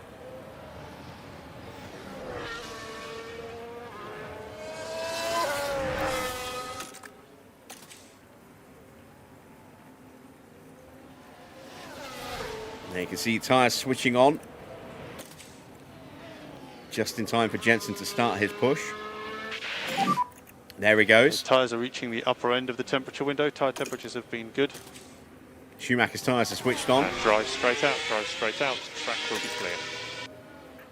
So, clear lap for Jensen, no traffic. Will we get that for Schumacher?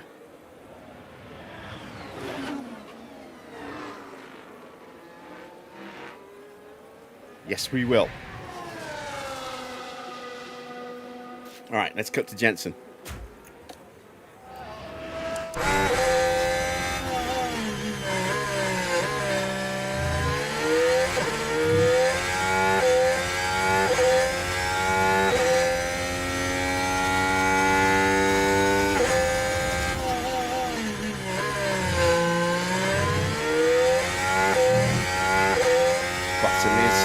A little bit quicker than Michael in the first sector. We've got more cars coming out the pits now. Maldonado and Raikkonen. We've got Rosberg on his flying lap as well. He's slower than Jensen. Schumacher's middle split is slower than Jensen.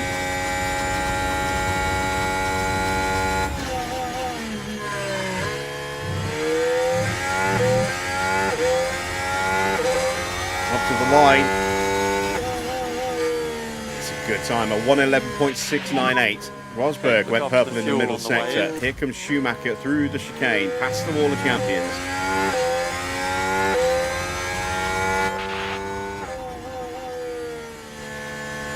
It's 0.2 of a second behind. What about Rosberg?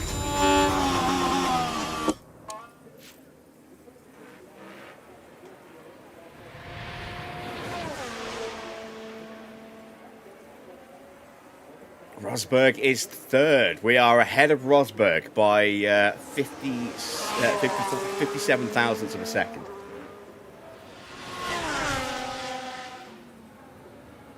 Who will be next? It'll be Kimi, will be the next one, followed by Maldonado.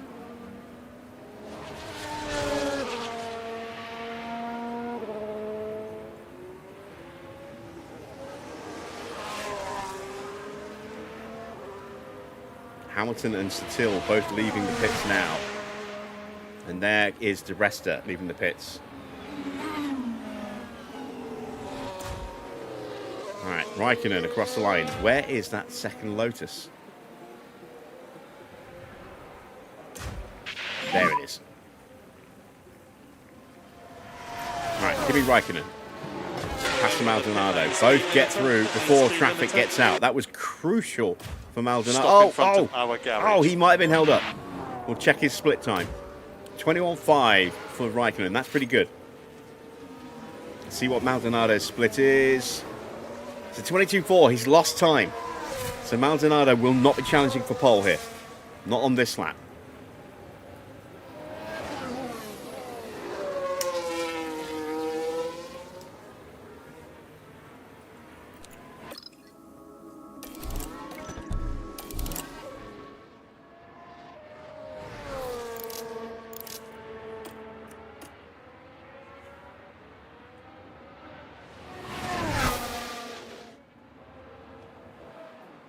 Oh, 21.3 for Fernando. That's quick.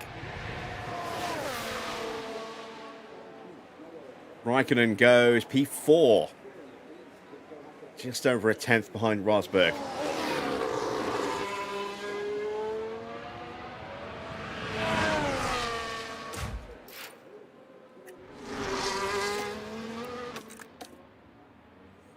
Alonso is absolutely flying here. We Purple, want to purple. generate some temperature for this outlap.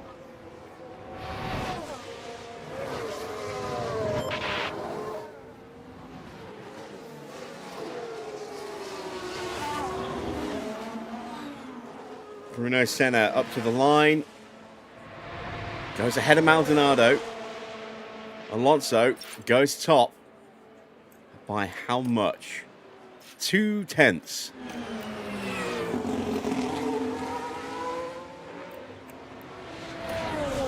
Just 14 thousandths ahead of Jensen. Wow, that is tight. That is very tight. All right.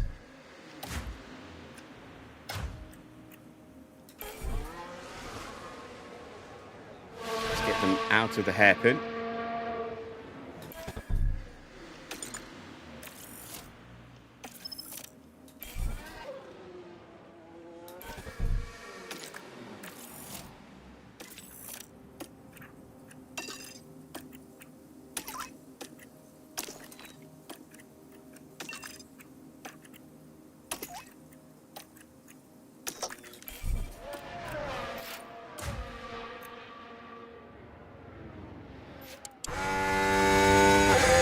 Hamilton flying as well.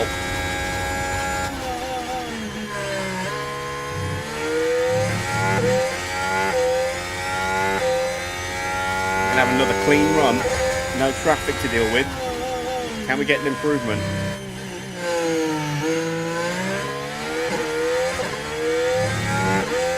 Hamilton goes top by almost a tenth of a second. Still is 7th. Resta now up to P6.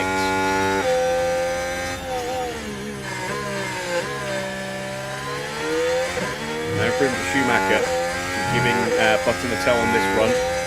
We'll give Schumacher a toe on the next one.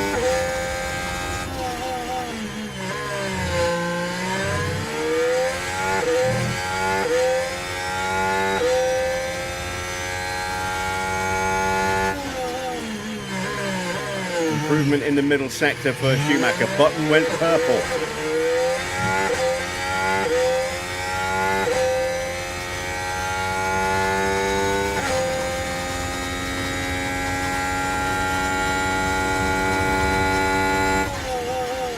Into the final chicane. Up the line for Schumacher and Button. Schumacher finds 700ths of a second. Button goes top. Just increased LICO.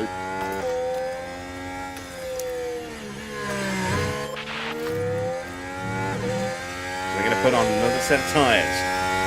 We're going to go again.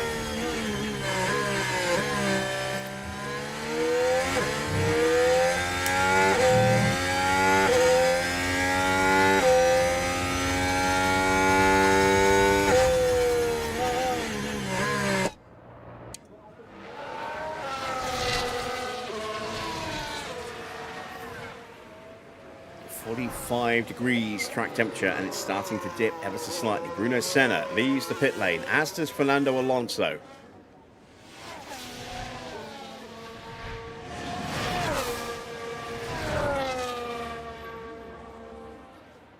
We're a tenth and a half clear of Hamilton at the top. Can we get the lap we need for Schumacher now? Pit lane speed limiter on. And we're stopping on the marks. Out goes Nico Rosberg, Kimi Raikkonen. Brand new tyres.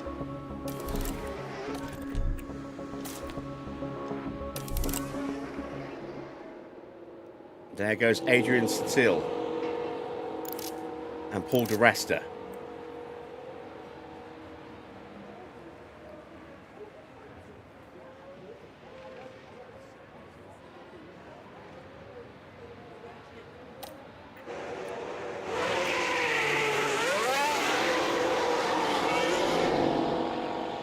Looks like Schumacher's going to wait for Hamilton.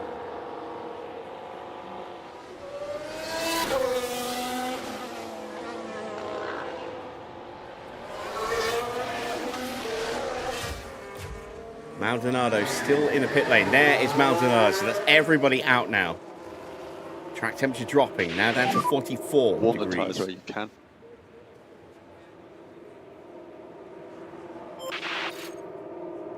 This is going to be a very dramatic 90 seconds here.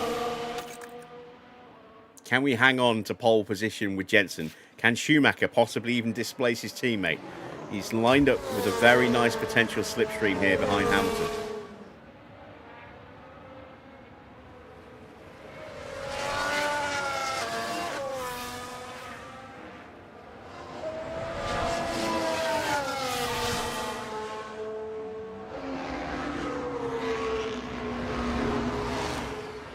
Maldonado gets pulled over by Bruno Senna. He has improved in the first sector. Here comes Alonso. Alonso's done a 21.3 personal best. Not purple though.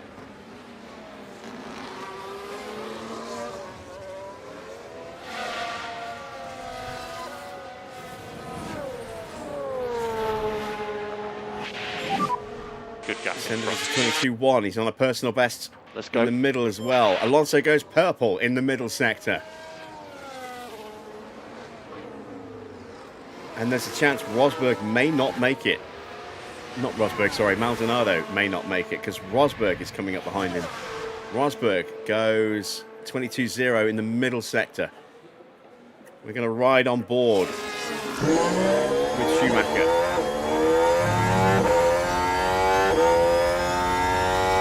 Senna crosses the line, he stays P9. Alonso goes to second place, ahead Hamilton, but Button's still top, and he's improved in the opening sector. Schumacher's improved, but he's 0.2 down.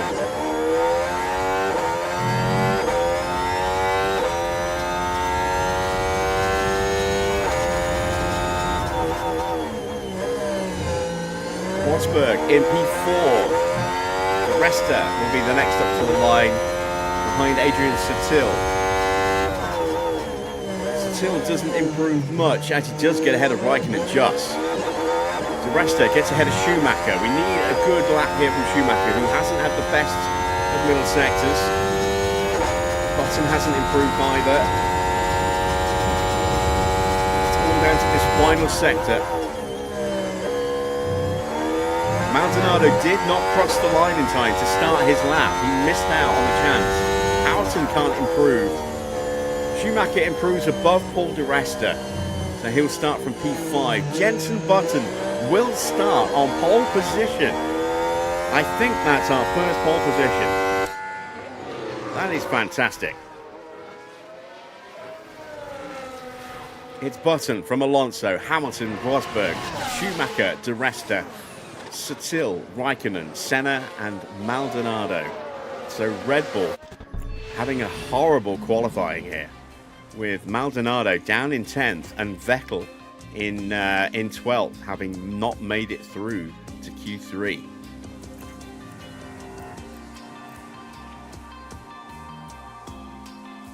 Evening Theo, evening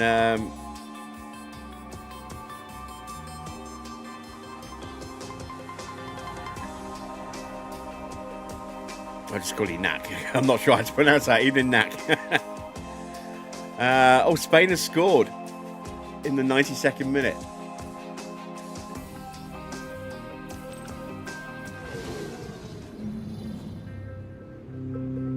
"70 laps of the Canadian Grand Prix await our drivers here in Montreal." Named after the legendary Canadian driver, the circuit Gilles Villeneuve has been host to plenty of first-time winners.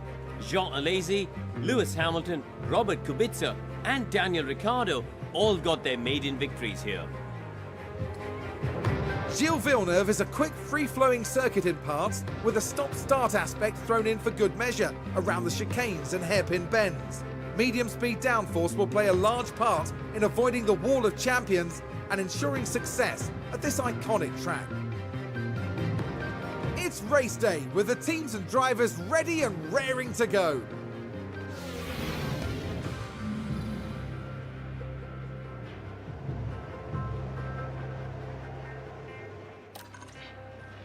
All right.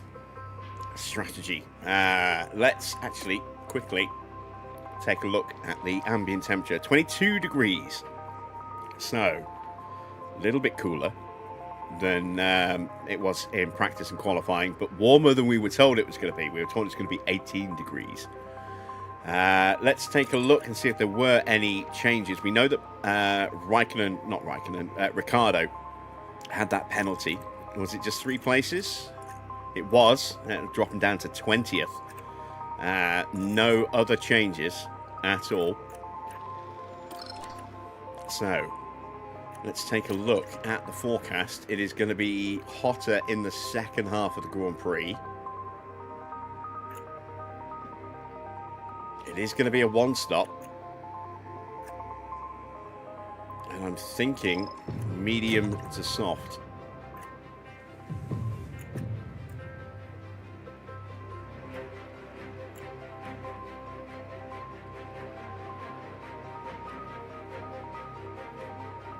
That's what I'm thinking.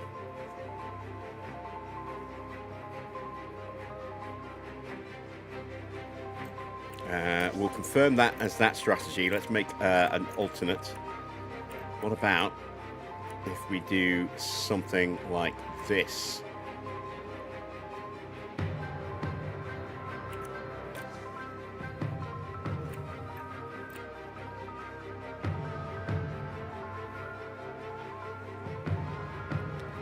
That is 12 seconds slower than that and a second quicker than that. I don't think the 2-stop is the right way to go. In fact, no, I was looking at the wrong thing. So there's that strategy there. The 2-stop is 12 seconds slower. That's 1 second quicker. 6 seconds slower. I think that's going to be our strategy then. Start very aggressively on mediums and then be a bit more conservative with the softs for the second half, when the track temperature should theoretically be consistently a bit higher. So let's do the same for Jensen. Let's go with very aggressive medium tyres.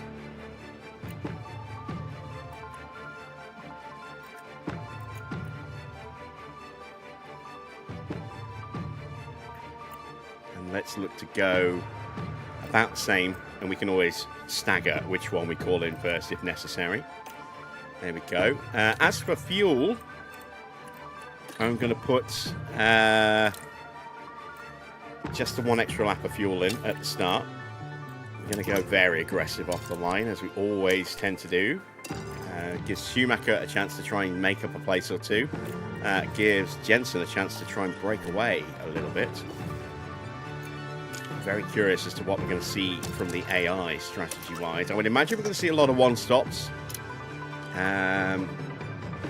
Might see some 2-stops from lower down the grid, based on tyre wear. Not too sure.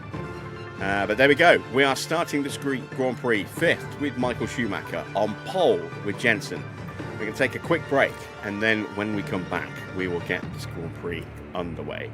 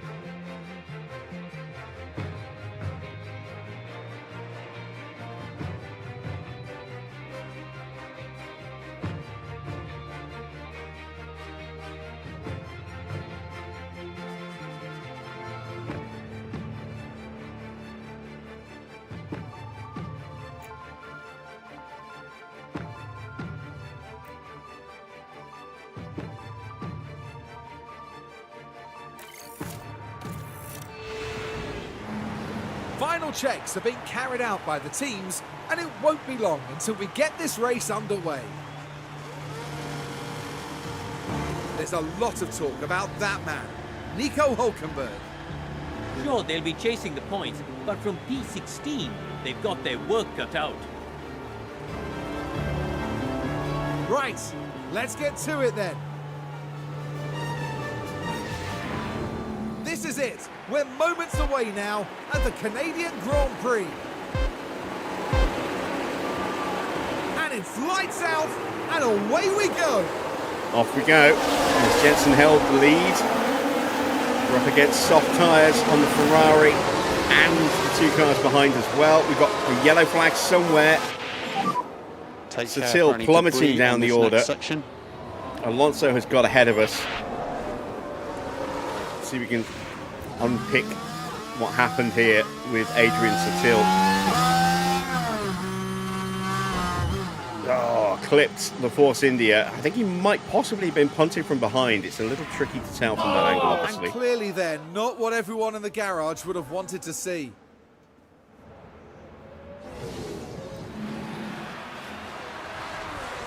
So, Sutil down at the back of the grid. Jensen has been overtaken. It's going to high overtake. We'll do the same for Schumacher. Schumacher also down a place.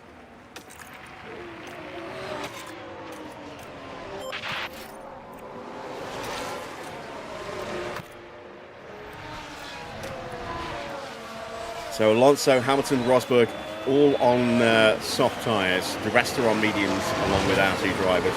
Raikkonen, Maldonado, Vettel on softs. Vettel up to 9th place.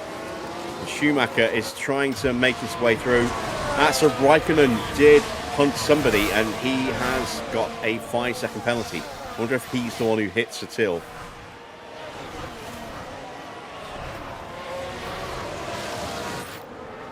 It looked like Sutil hit the Force India. I'm wondering whether the Force India maybe turned in, and that's why it's got the penalty. DRS. Currently P2. Car ahead is Alonso. Evening up, Joe. Full time between Spain and Portugal. Portugal are out. The car behind you is Hamilton. 0.8.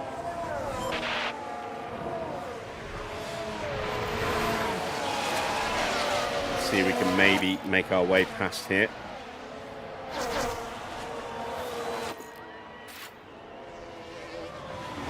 Have a lunge in the braking zone. Nope, not there.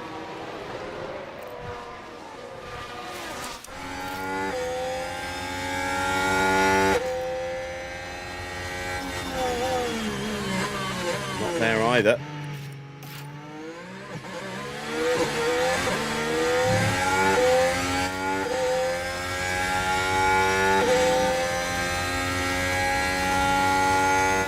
Oh, come on, that was brutal.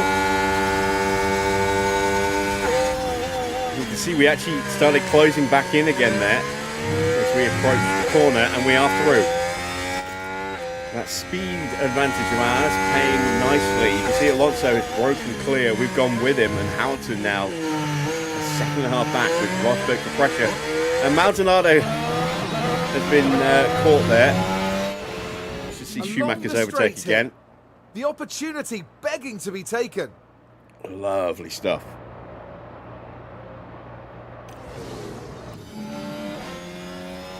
So it was a lock-up for Sutil. So here we are following the Alpine. What a disastrous start to the Grand Prix. Isolated at the back of the grid. The wheels just lock up there. And then they locks it their as own well. Passenger. What a disaster. His afternoon is not going to go well.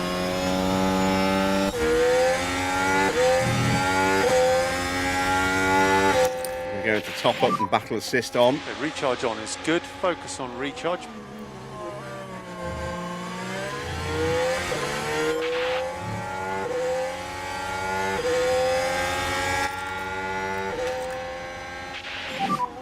Cool the car.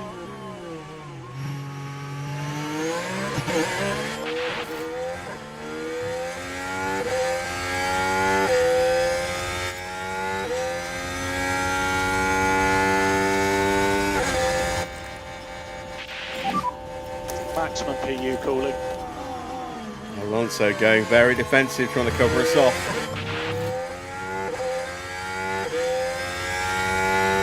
And Hamilton has been able to catch back up again as a result of that.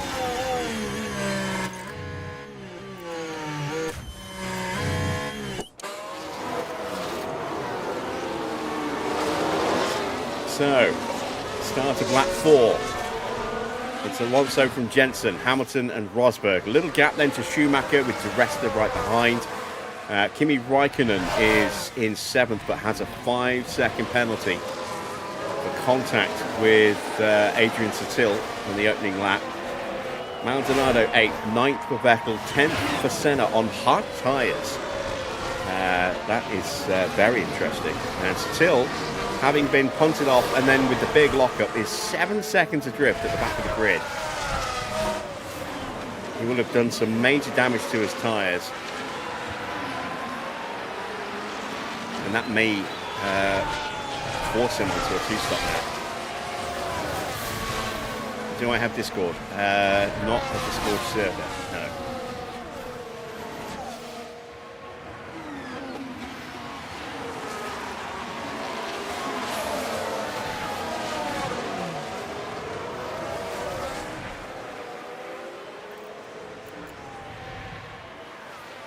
So Schumacher's having to drive a little defensively, which is why he's not able to close up on the cars in front.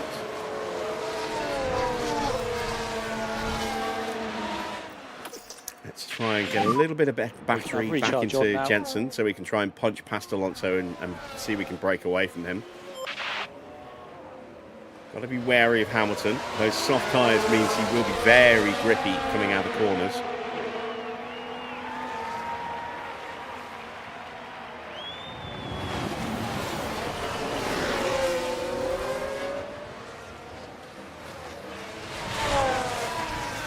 Resta gets ahead of Schumacher, so let's put Schumacher to harvest.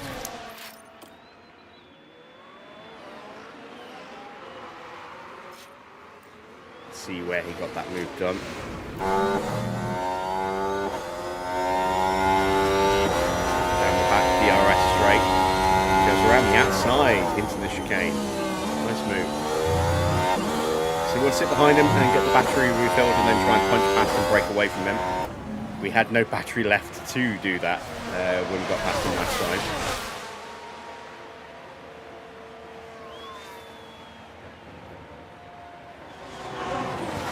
A little look from Lewis. Jensen covers him off.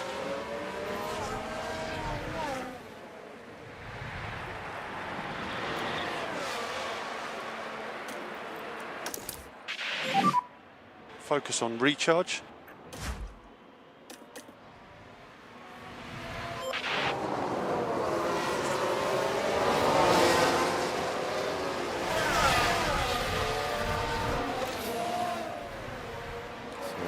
Potentially going to be a bit of a fascinating Grand Prix with one stop, the predicted strategy for the vast majority of the grid. Yes, DRS. It could definitely come down to who stops when. Right, we're going to push Jensen. Let's see if we can get Use up overtake. to and on, get and past Alonso before we start getting major pressure from Lewis. We may have lost the DRS here. I'm not sure.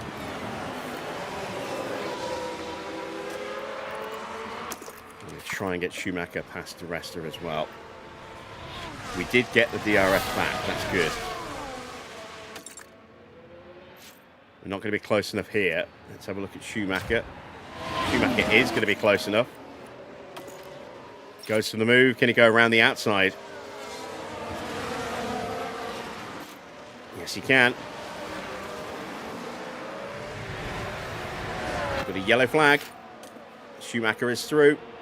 Valtteri, did he have a collision with the wall? Did he lock up? What happened to Valtteri? Now we should he be locked able up. to take a look here. Now this was Valtteri Bottas. Oh, all right so far. Well, you can see the lockup, and they'll need to be mindful of the effect that that had on the tyres. So a couple of places lost for him there. Let's see if we can get Schumacher to break away. That could be tricky.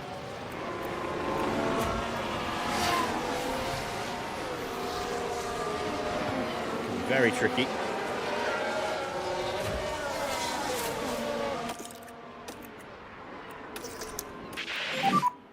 Recharge on.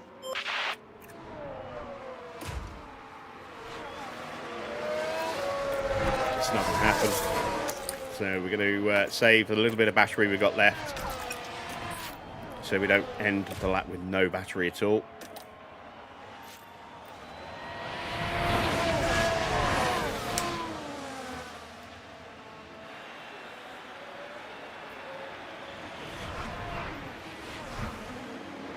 And we burnt up all of that spare fuel already. That did not take long.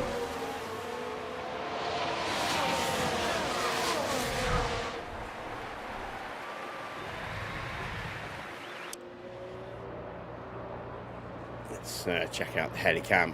Senna's dropped out of the points. Gutierrez has got past him.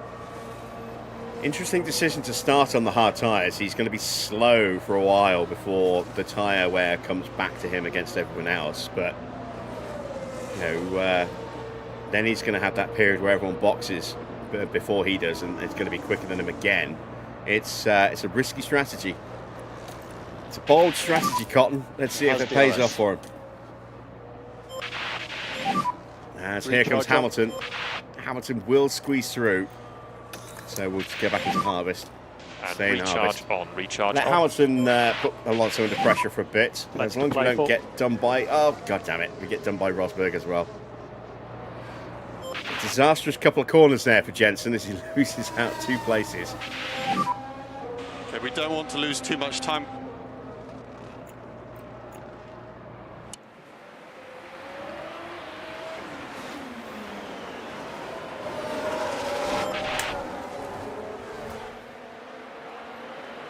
Still a long way to go in this race, though.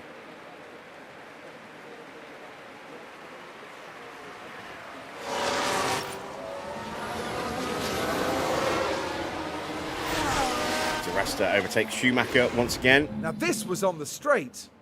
It's there for the taking. Again, we're kind of...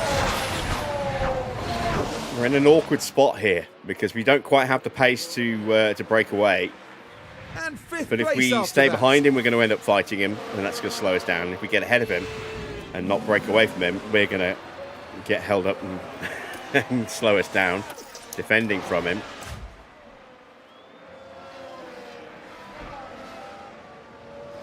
It's a tricky one to decide what to do here with Michael. We've got another yellow flag. Who's this for? Gutierrez, corner Now we're cutting just at the proceeding through chicane. turn 4, and that won't help their chances. Well, hopefully not a sign of things to come.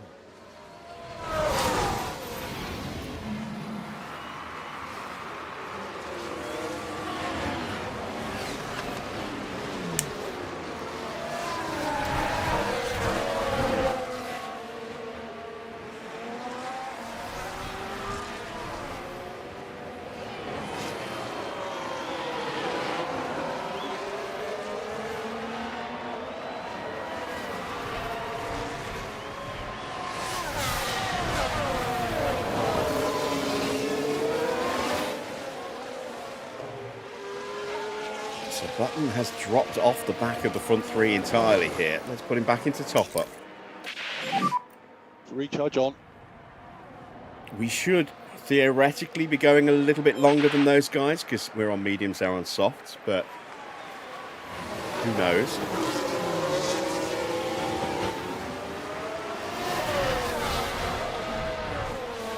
Perez gets ahead of Gutierrez. Senna's back into the points again in P10.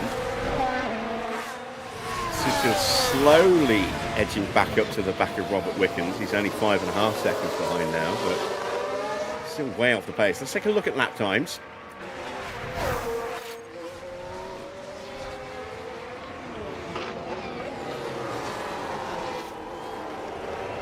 And there's basically a queue from Senna all the way down to Ricciardo here. And then a little gap to the 2 Marussias, and then another gap to Sutil. It's hard to know exactly what everyone's pace is because they're all in DRS trains.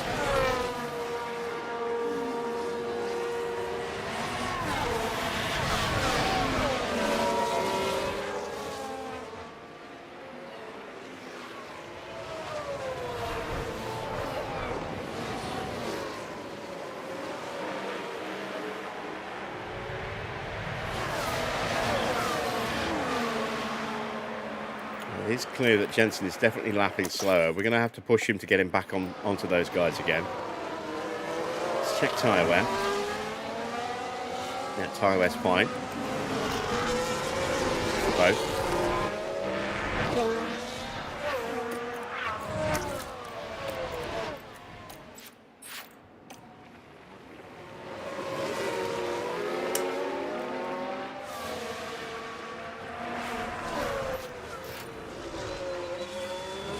Just threatening to be dropped here by Paul di Resta. Let's have a little squirt of battery.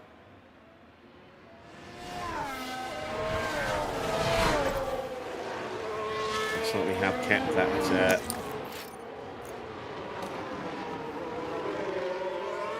that DRS, but only just.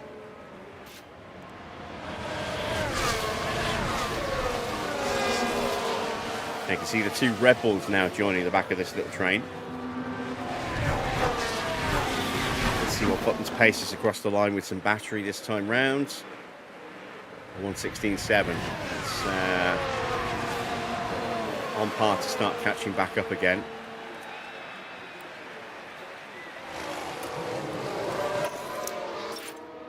We'll try and get Schumacher through this time round. Give Jensen a little bit more fuel as well. Suggest reduce a bit lift and coast.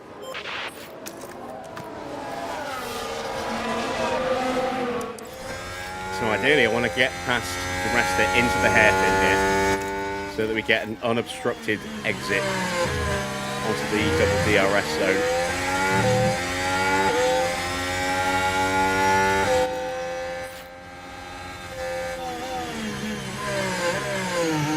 There we go, we get up the inside, we get the exit, we're through. And now we'll have DRS and he won't. This might be our opportunity to break Schumacher away. And immediately see Raikkonen putting di Resta under pressure, and they are now over a second behind. They will continue fighting, and the Red Bulls will get involved in that as well. We can leave the four of them to scrap it out while we try and run for our life here. 1.6 seconds clear. That has worked out very nicely, and we've got a real chance now to try and bring Schumacher back up the track a little bit, get closer. 1.8 seconds to get to Raikkonen now.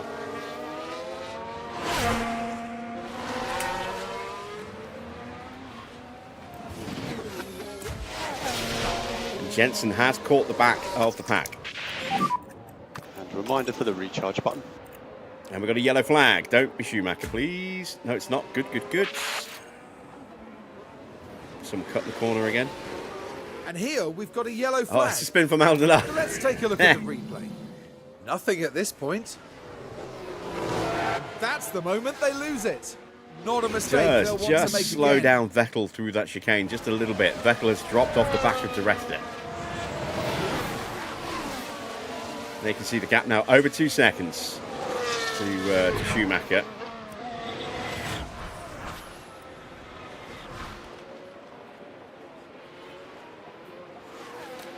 And now we need to go into top up.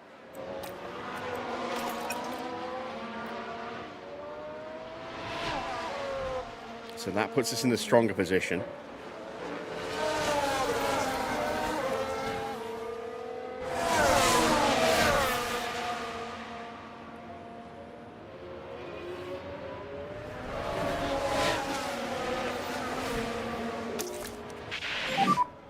Recharge on. Don't want to get dropped again. I mean, just worked so hard to get back into that train.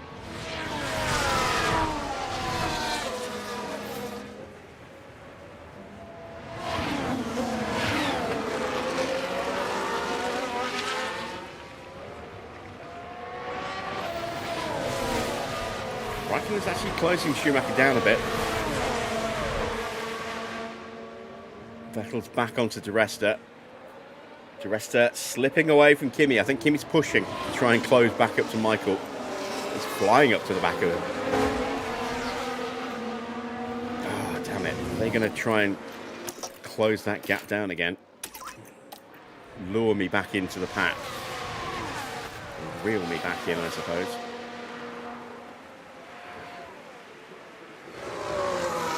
Jensen is in a good spot.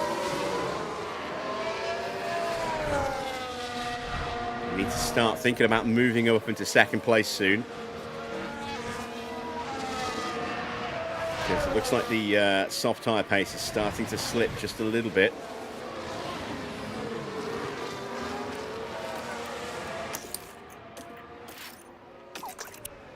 Let's turn our attention to Jensen here.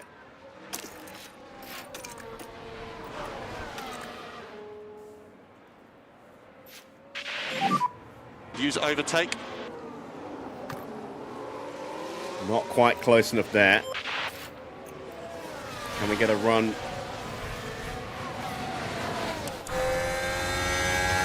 Oh, Nico Rosberg here, though, into the chicane. Pick clear air if He you was can. sitting a little defensively, which made it a bit tricky.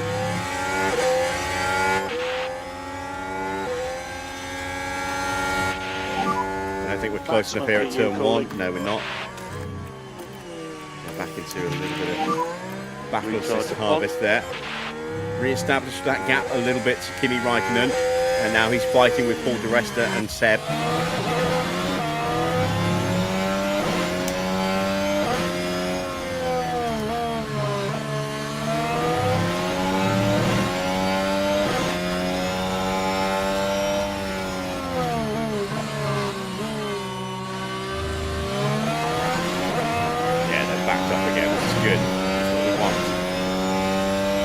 Jensen, where's the cursor? There it is.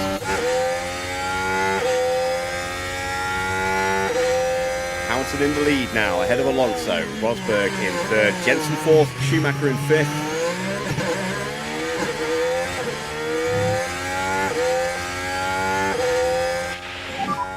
Any feedback on these tyres?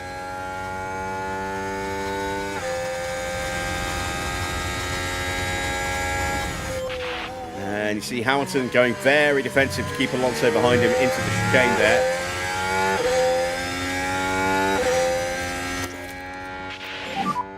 Recharge on. 16.8 for both drivers, almost identical times there. 118s for the cars behind us.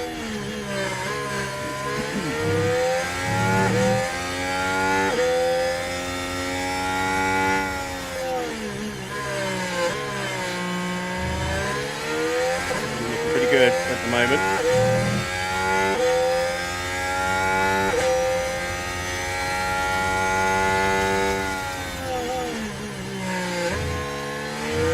Alonso gets his way through.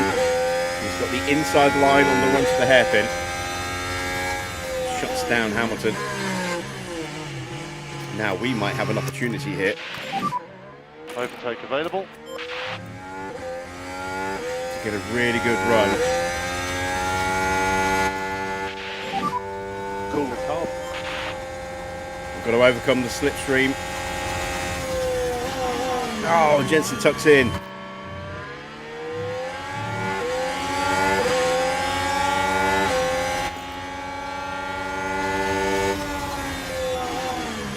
And again, he tucks in. Give him more fuel so he pushes later in the braking zones.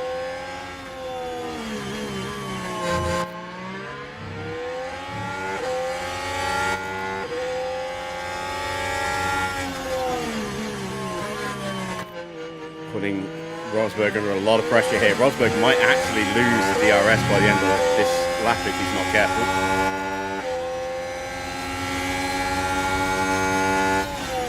There we go, we get around him. Now we're at risk because Rosberg will have DRS on us all the way across the line. Satil's into the pits. He's gone mediums and that's too early for a one stop, so this is a two stop now.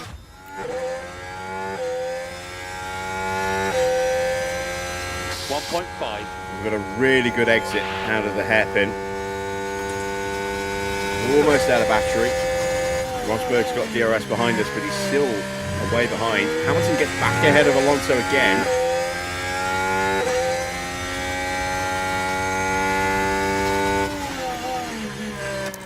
And we'll go into top up. We'll turn down the fuel again. Recharge. There we go. Jensen now nicely comfortable in third place. Vettel is up into 6th place, having got past both Raikkonen and the rest. Hamilton gets back in front of Alonso. It's all go here. Let's get some more battery in the car if we can. Recharge on. If any of these guys come in the next couple of laps, then they're probably looking at a 2-stop unless they go onto hard tyres. If they go to around about lap 30 or beyond, then they're definitely one-stopping.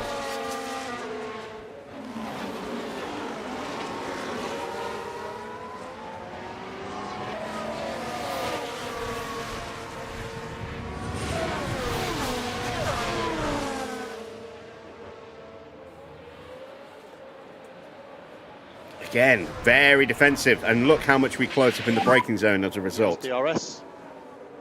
Alonso trying to find his way through. Oh no! No, no, no. The game just crashed. Ah! I've got to do that all over again. Oh, come on.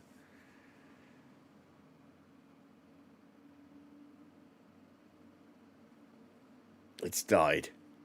It's died. It's just going to completely disappear in a second. I love realistic racing, but it is unstable. And we're getting to the point where I'm thinking we may have to just take it off entirely. Such a shame. Such a shame. We were doing really well. Now we've got to do all that again. We're going to keep the same strategy. We're going to maybe put a little bit more extra fuel in. Put 2 laps in instead of just the 1.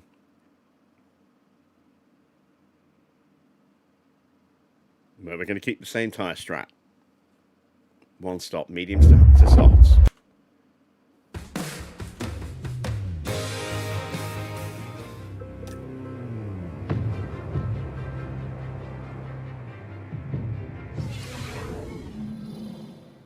So frustrating, so frustrating. Right. Change this up. There we go. Full push. We want to go to about lap 35. There we go. Update. Let's put in 2 extra laps this time.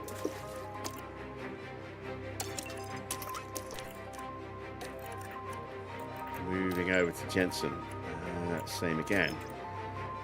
Let's make that adjustment. Do that. It's already on lap 35. That's excellent. Let's actually put him on lap 34.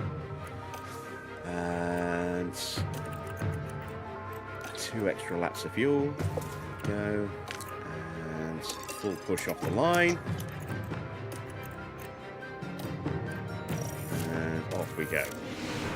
Oh, can't believe the game's Final frozen checks like are being carried out by the teams. This is it. We're moments away now at the Canadian Grand Prix.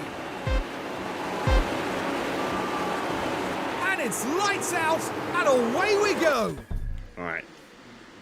We are going to create a save. So if it happens again, then at least we don't have to mess around with all the strategy stuff again. We can just go straight to, to off the line. What does realistic racing do? And please don't say it makes the racing more realistic. Damn it, you know me so well. It changes things like the dirty air performance. It impacts the setup based on, or car performance based on whether your setup's at 100% or not. It changes some of the characteristics of the circuits, maybe tweaks the grip level of the track, maybe reduces its natural wear rate slightly. But it also has to change the exe file to do that. And when you start messing around with the exe file, that's when things start getting a little... So...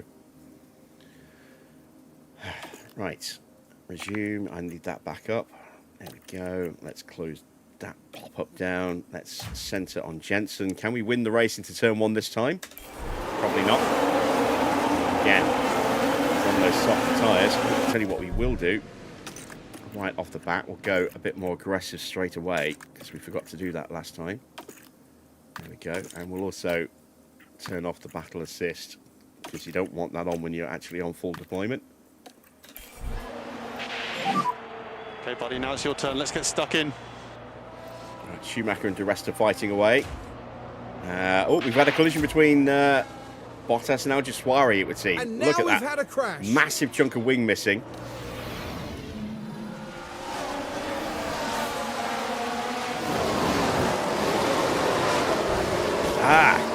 Okay, so that's why Al-Jawsari got damaged. Was that Perez just turning across Valtteri like that? I think it probably was.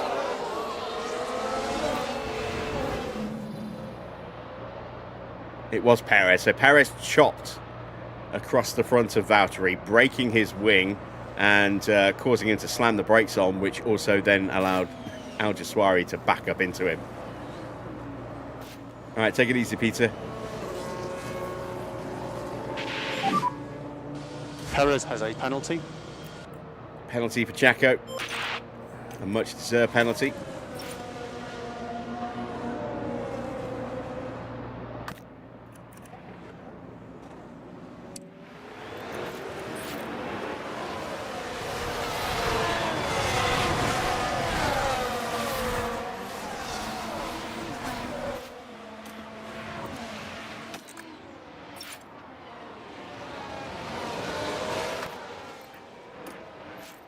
Yeah, I mean, the ideal system would be that your performance or your car's pace, etc., is determined by your setup in terms of what wing angle you choose, and you don't have to get to 100%. You set the car up the way you want, and you can either dial in a bit more downforce for better cornering performance at the expense of straight line speed, or take a bit of wing off and sacrifice a little bit of performance in the corners for better straight line speed, less drag, that kind of thing.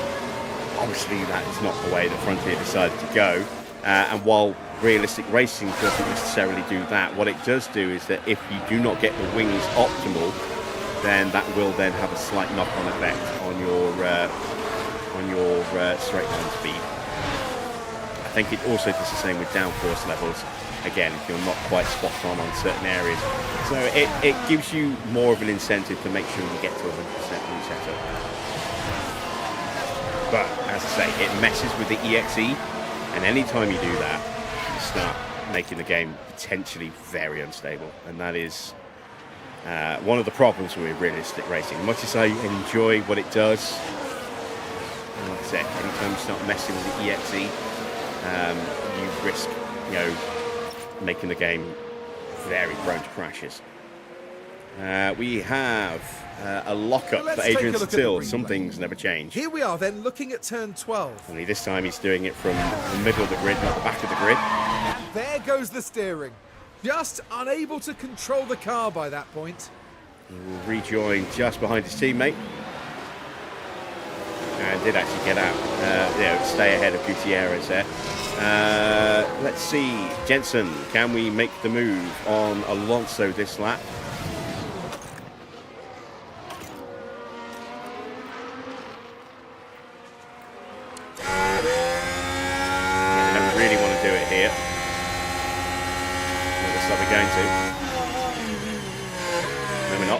Good. This is the way we want to do the move. Maximum PU calling. So that we get up the inside. Go on, be brave, be brave. Good lads. There you go. Squeeze Alonso just a little bit. Open up that rear wing when he can't. And see, have we got enough battery? No, maybe not. No. Say, have we got enough battery to break away? Okay, well done. We do not. So we'll do that instead. Recharge on. Schumacher again having to go very defensive. It's dropped to 3 seconds away, and I After all that, the rest is about to make a move on us. Is low.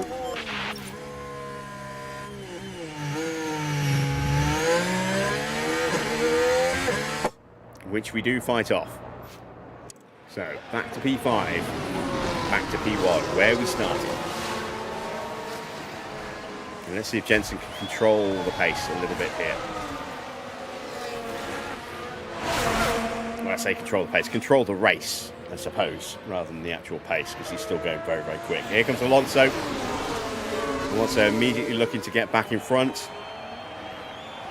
He's going to get the DRS off us, and he's going to try and go around the outside of us into the hairpin. I don't know if we'll actually keep ahead of him here.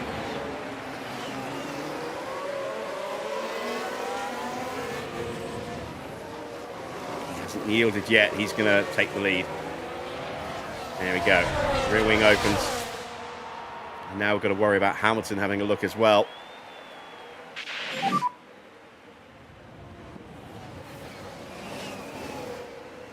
We shut down Hamilton. The car behind you is Hamilton.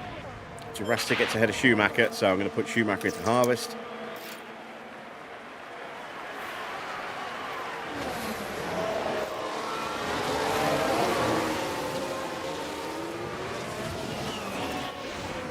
Now this was on the straight.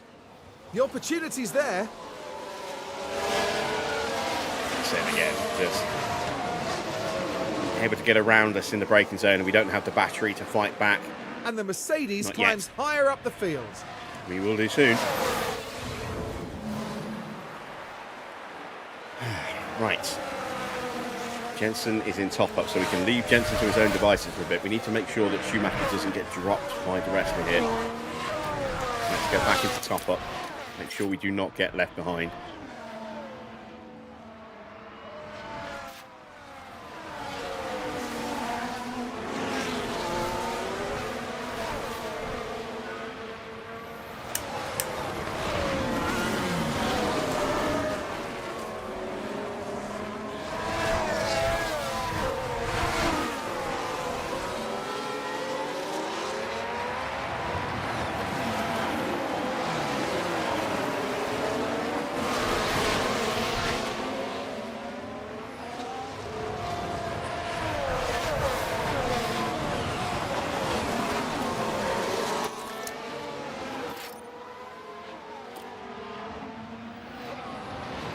Oh wow, Schumacher might actually pull this off.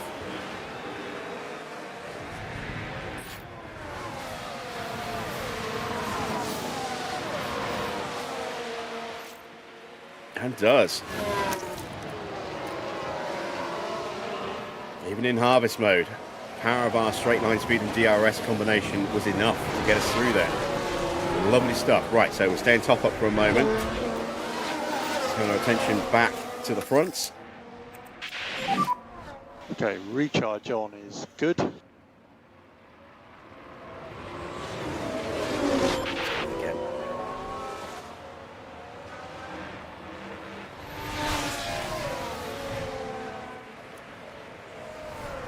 What we want is a full battery.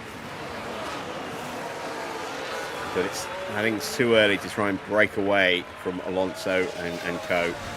What I might do is, if I can get in front, put Button into full defensive mode and see if we can maybe just slow everyone down just a little bit.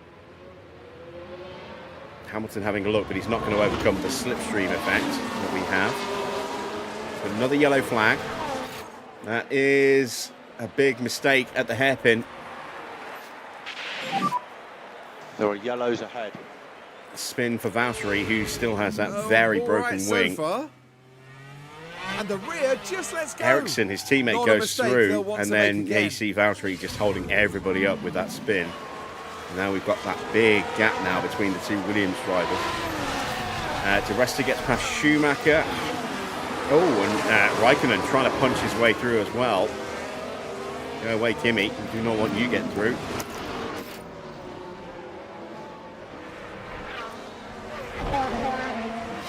Kimi did get through. Damn you, Kimi. Shit, that has complicated things a bit.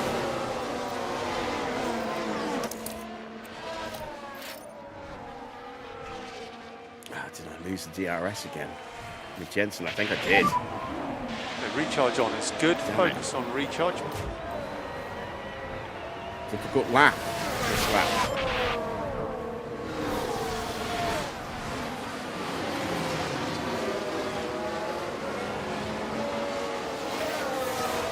A chance for Alonso to sprint clear. We can't allow that to Use happen. overtake.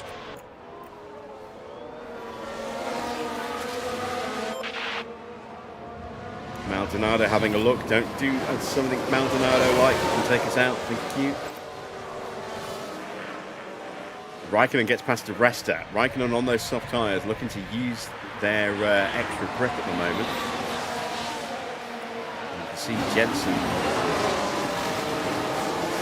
struggling to get back after Alonso, who's making that break.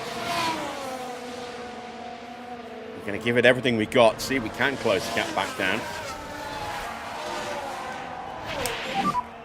It has DRS.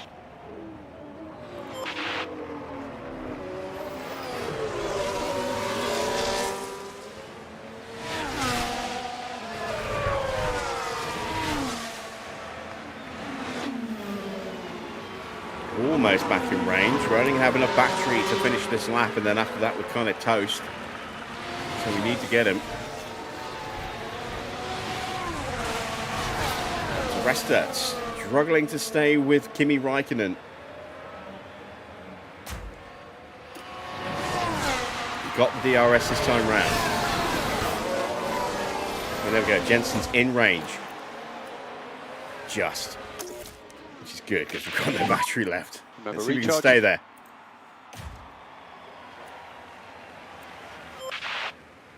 And they can see Raikkonen has gapped to Resta. So this is our opportunity to put some pressure on Paul di Resta.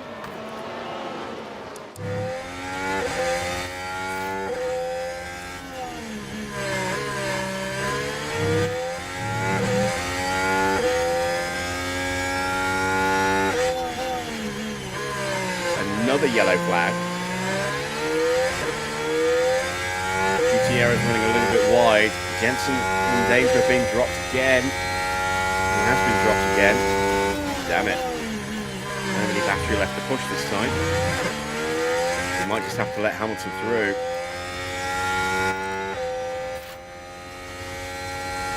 Can we launch it up the inside? Not quite. Not quite close enough.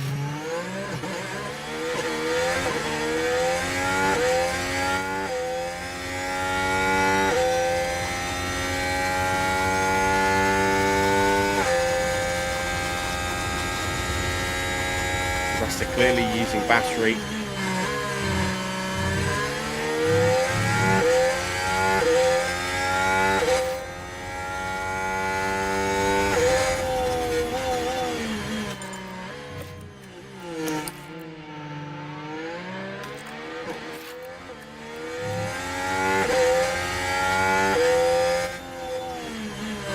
Don't like that Alonso is scampering clear and we can't respond to it.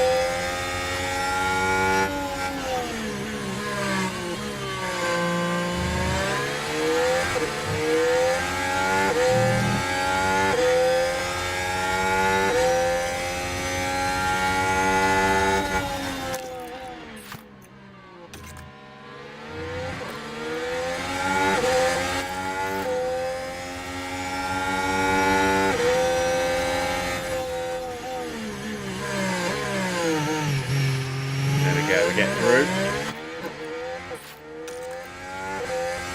We should have DRS on Raikkonen as well here. I don't know if we can get both of them or not. We haven't got the battery to get both. And pull away.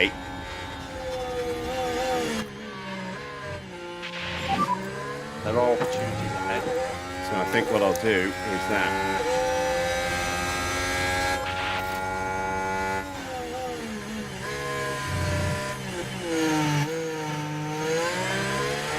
We got the move done. All right, top up it is.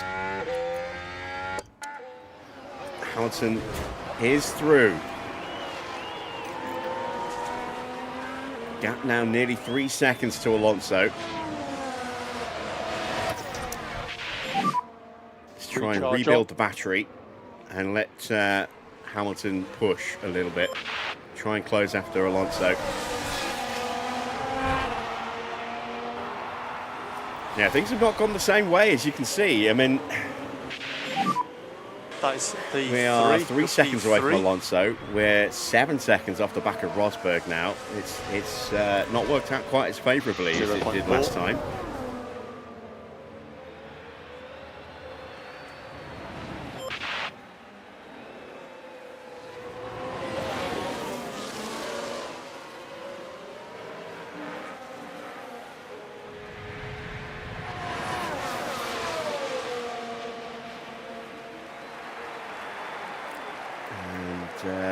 Hamilton is not pulling away. Maybe he's out of battery at the moment. He hasn't really got much to push with, I don't know.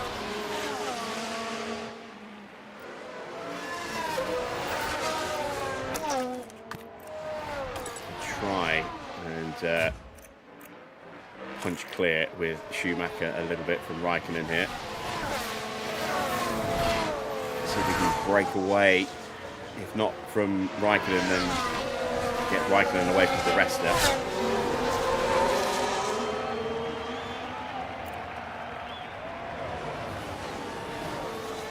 Might drop him here. It's going to be tight. Not quite. Not close.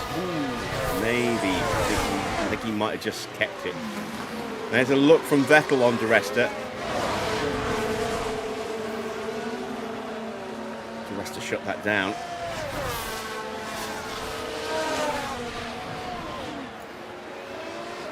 That's it for battery. Back to top up and assist again. Let's check lap times. Hamilton taking a couple of tenths out of Alonso, but only a couple of tenths.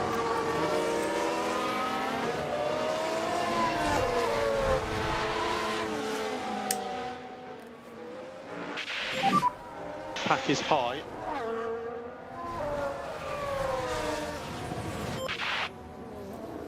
Di Resta's putting pressure on Raikkonen, who is just outside the 1 second, so we might have an opportunity to actually get through here. Valtteri's into the pits to change that front wing. Oh, he's got a hole in the rear wing as well. Yeah, he's completely screwed. Probably going to finish this race in last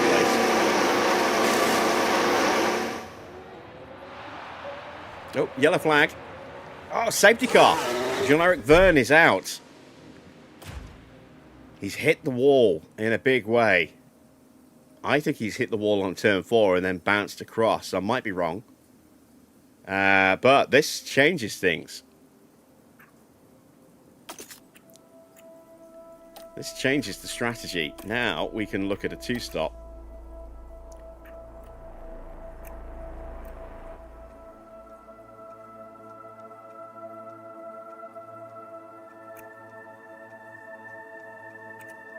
Perfect.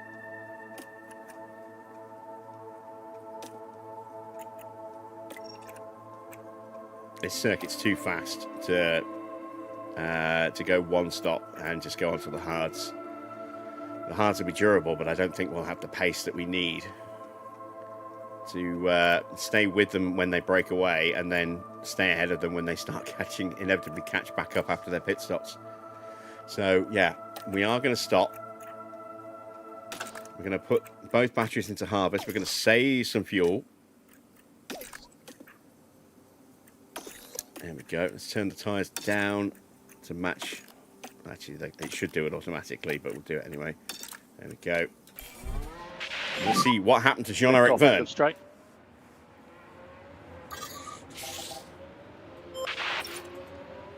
And let's see if anyone else There's stops a as well. flag This could now. actually be quite bad for us if no one else Here's stops. the replay. Right, let's have a look now. Around turn 3. And there's the contact. Oh, and he spun definitely there, be yeah, facing a and few questions from the team Not after quite that. what I was expecting, but he is out. And look at the team there. They all knew what that What moment does meant. everybody else do now?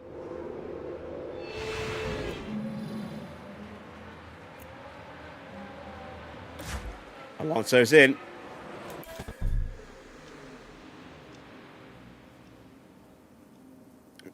If Alonso's in, Senna's going to move to the front. I don't think he's going to stay. I don't think he's going to box. He's on hards.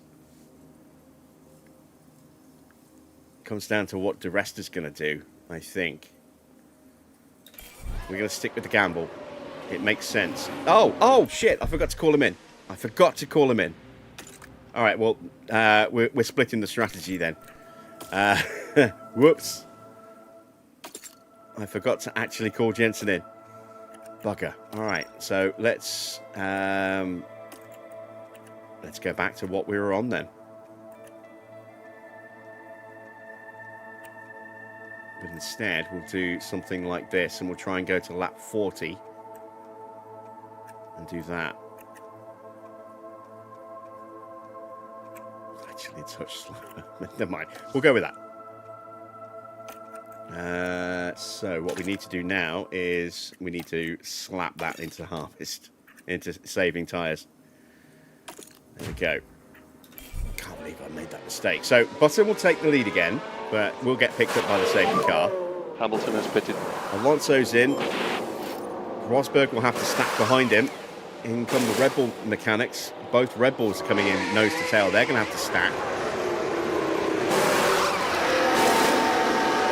2.4 second stop, straight in and out. Have we cleared Raikkonen? Yes, we've cleared Raikkonen, so that's good. Barriers. Raikkonen has lost out big time. Debris on the circuit. Go very slow. Here's the Aston Martin team standing by. Hang on, what's happening here? They can't get the tyre on. Problem with the front right. There goes Vettel.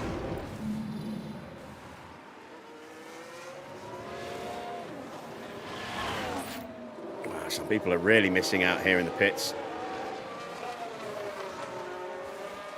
Ericsson, was it Ericsson?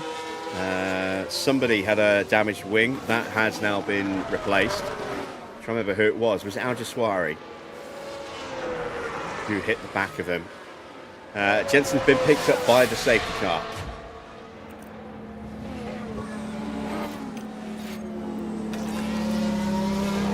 So Alonso and Hamilton. Hamilton and Rosberg have gone hard tyres for the one stop, so we need to get Schumacher past them ASAP. And then we need to get him past Alonso and Button. I don't know if Alonso can take those tyres to the end. Alonso might be two-stopping. I'm certain he's going to two-stop.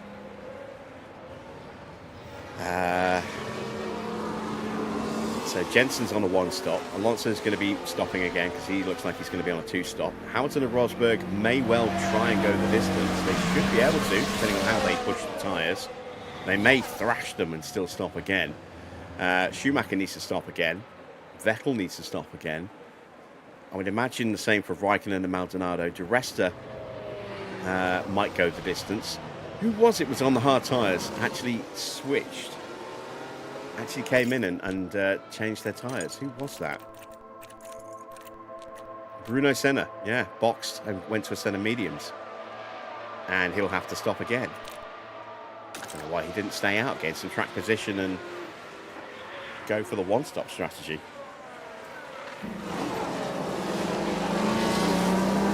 Right, well, the cars are closing up. We'll pop an ad break. There we go. Let's see. That's the field. Track temperature 35.8 degrees. Quite cool, considering what we've seen so far this weekend.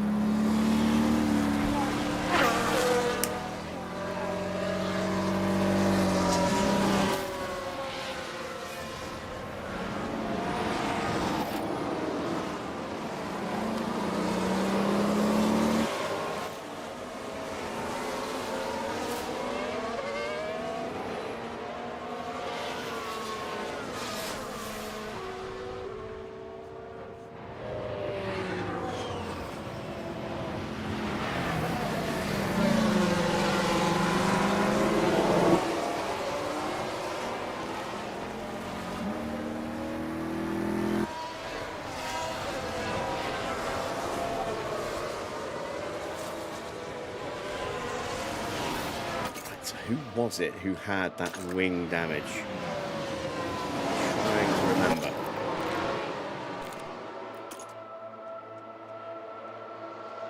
Yeah, it doesn't show us there. Won't show us in lap history because it was just wing damage and not car damage.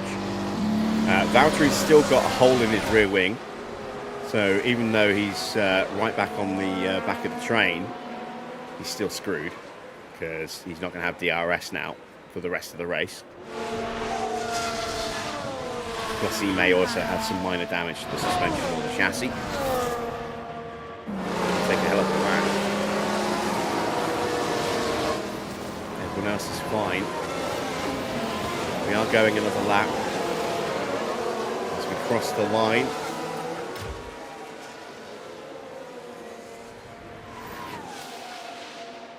On lap 16 of 70 now.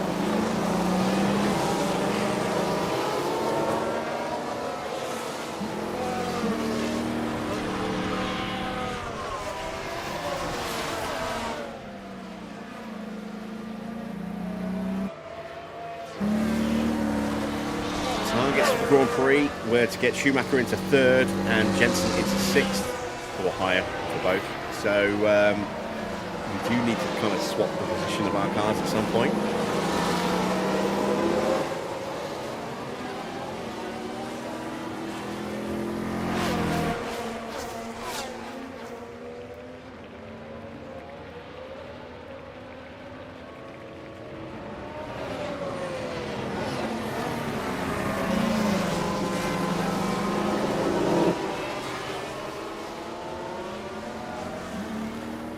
Going to go racing this lap. We'll find out in a second.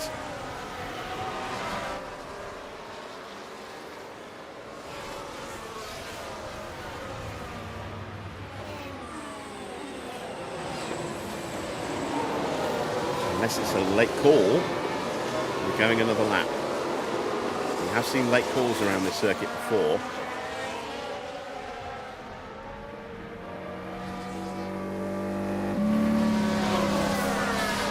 It is going to be a late call. It's going to be a very late call. So it looks like another lap.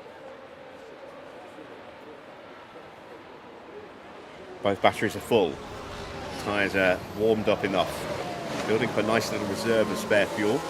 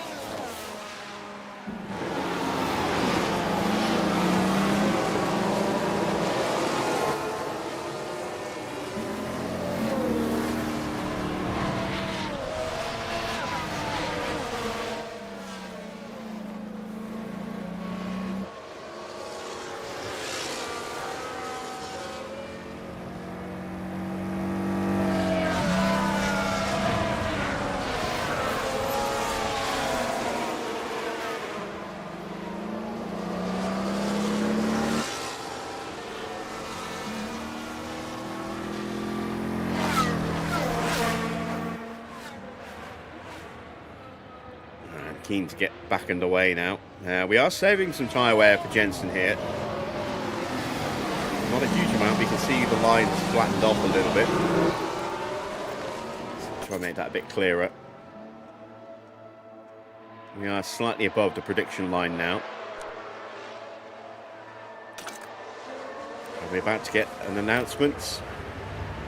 Yes, there we go. We are going racing at the end of the lap. So we need to go absolutely guns blazing here with Schumacher to punch his way through. Jensen, we want him to try and hold everybody up a little bit. For him to always defend. Welcome back, Wayne.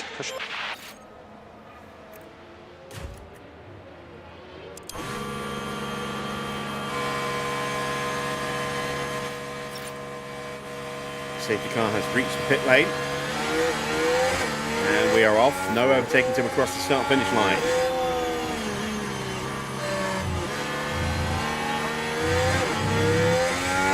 the best of exits there from Schumacher.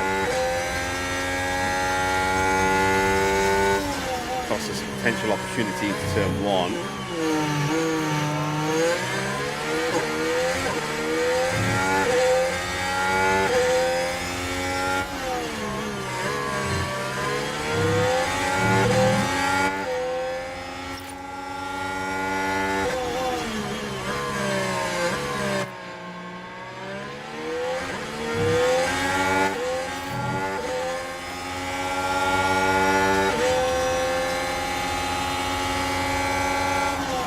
Wow, super defensive line.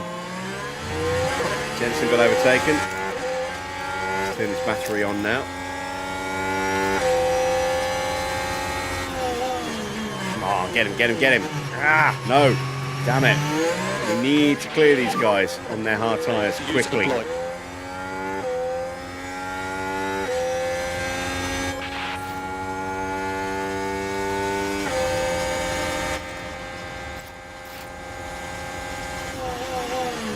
Brave, yes. There we go, past Rosberg.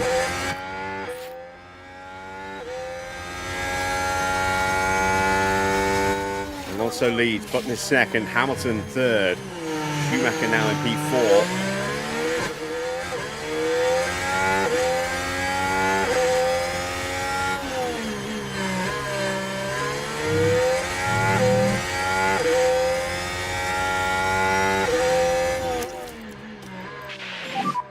Recharge on.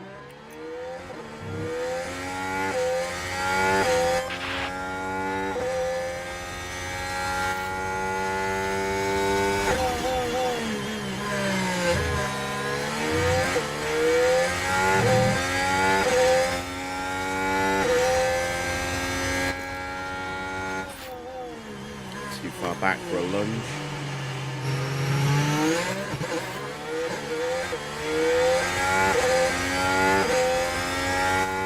Really nice to try and box Hamilton in here.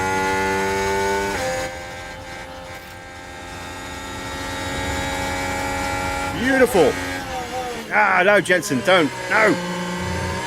Don't fight it, Jensen. Just let it happen. That sounds really bad.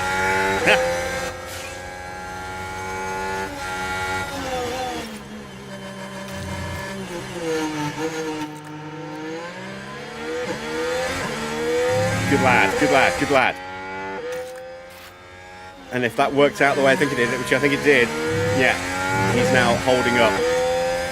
Hamilton and Schumacher is free and clear. Right, let's save the battery. Let's go back to Jensen.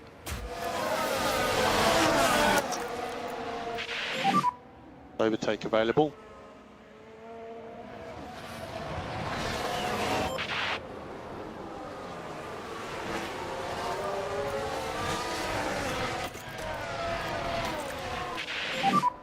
We think there's still opportunities here. Hamilton will not have DRS on the back straight, so we're going to try and take that place back.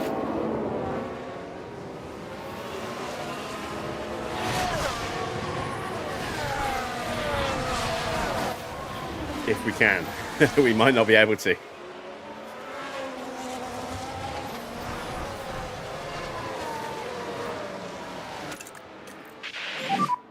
How's the tyre doing? Let's go full push.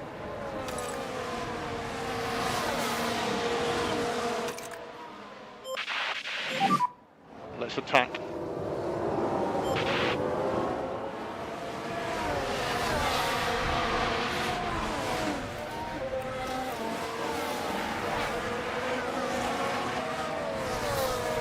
We'll be very aggressive with this set for Schumacher. Might even box him slightly early.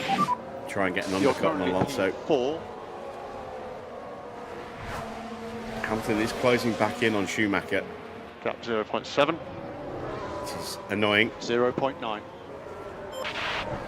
Which also, to me, makes me think that maybe they're going to thrash those hards and go for a late stop onto soft.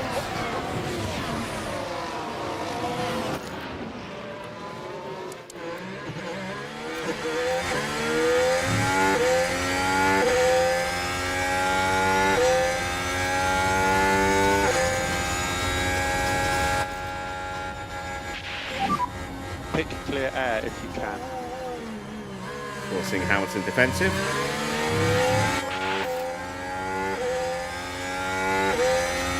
Yeah, he still gets a rocket launcher acceleration out of the chicane. And he's back onto Schumacher. Well, we kept a bit of battery in reserve for just that situation.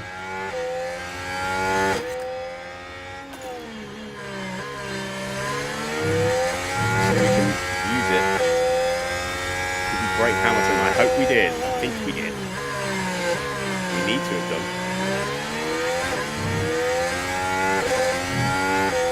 We did, just. Ooh, it was just.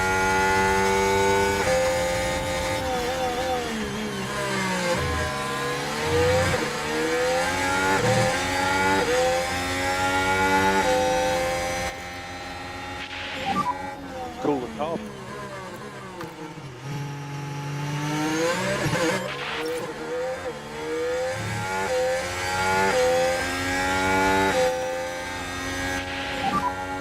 Maximum PU cooling. Hamilton just blocking the line there. Can we switch back? Nope.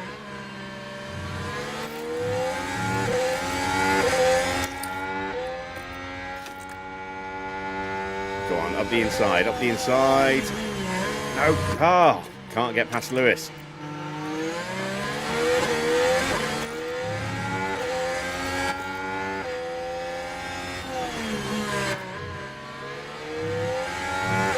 Put him under as much pressure as I possibly can, and we just can't get the run.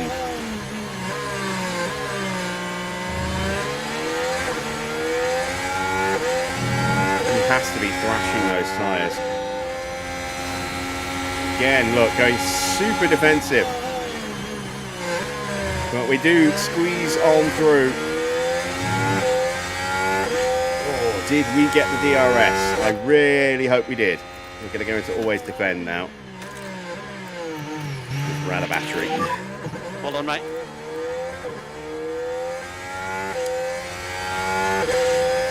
We got the DRS. That will help. 1.7. That will help. Recharge on. Have to work really hard on this restart here. Pack is low.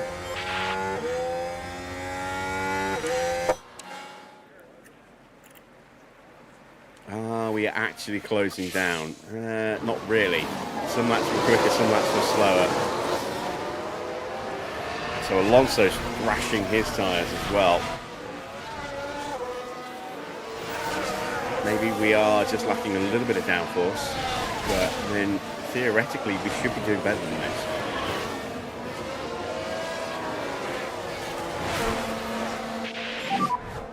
Has DRS.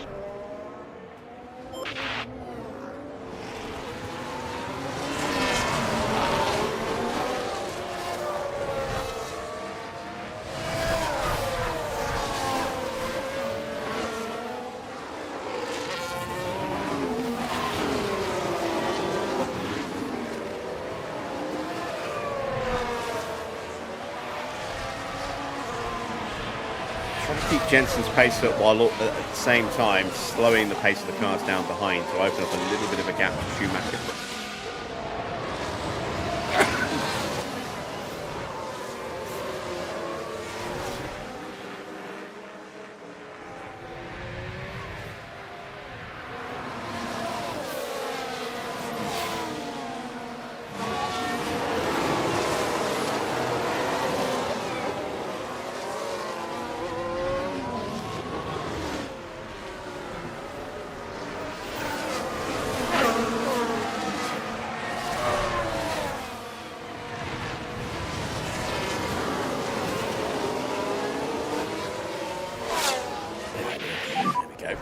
DRS.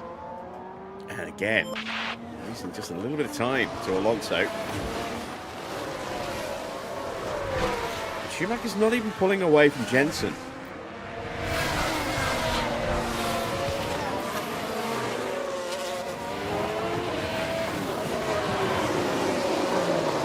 Did he make a mistake by going for a two-stop here?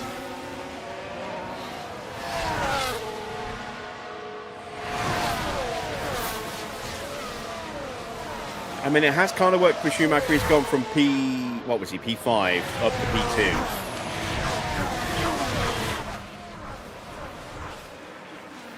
As Vettel punches through into P4, getting past Hamilton, he's going to be harder to keep behind, given that he's on softs as well. Track temperature isn't high enough to force the tyres into overheat range. I mean, look, we've been running at this pace on these tyres, and we're at 98 degrees. We're not close to overheating these yet. 105 for Jensen. Again, not really that close to overheating them. So we can't rely on the dirty air to cook the tyres behind us.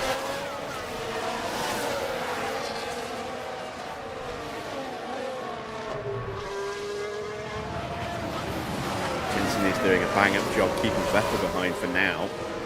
Gap now 3.5 seconds to Schumacher.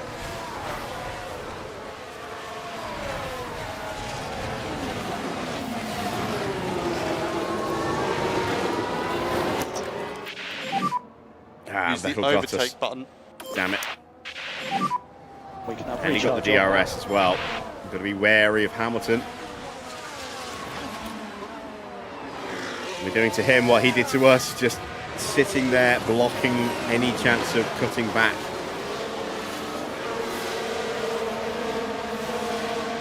But Vettel's away. He's going to be joining Schumacher very soon.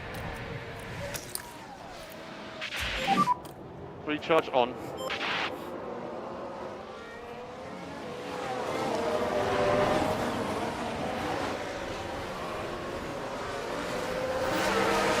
Yeah, a couple of tenths quicker than Alonso that lap.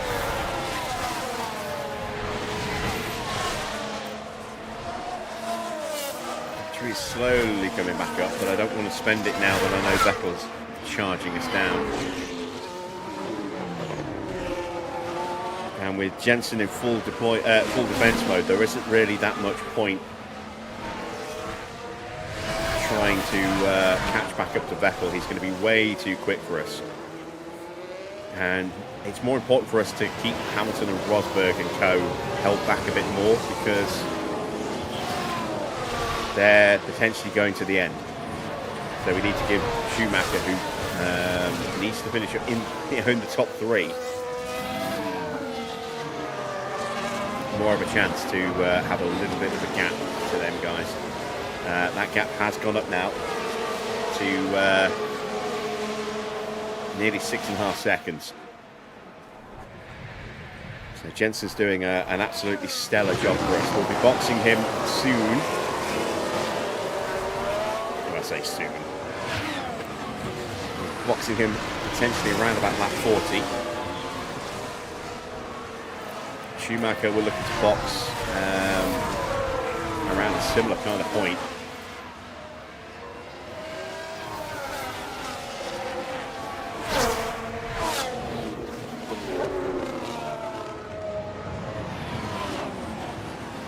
Oh, and this is Hamilton punching his way through, maybe. No, we kept him behind. Excellent defensive driving from Jensen there. And look at them all queuing up. Robert Wickens, who's at the back of the grid by a fair amount. Then it's Valtteri with that damage and the hole in his rear wing. But everybody else is stuck behind Jensen here. And the gap to Schumacher now 7 seconds.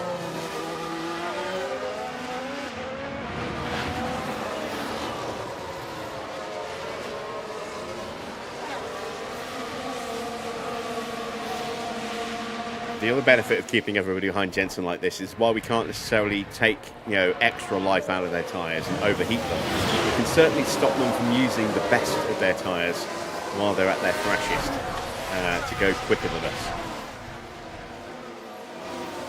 So that when we do stop Jensen, the gap will be less than it could have been. And give him a really strong opportunity to get back in again.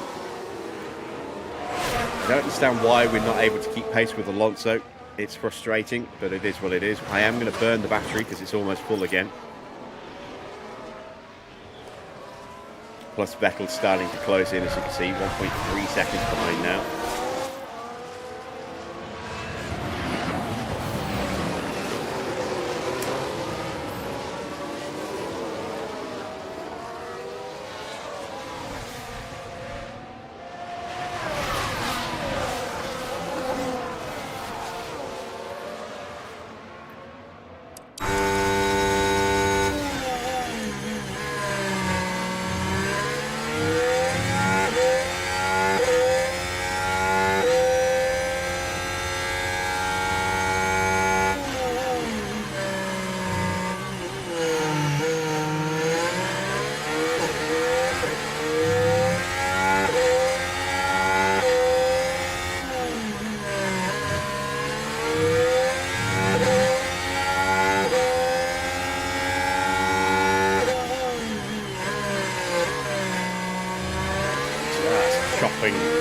Across the front of Lewis there, shutting the door.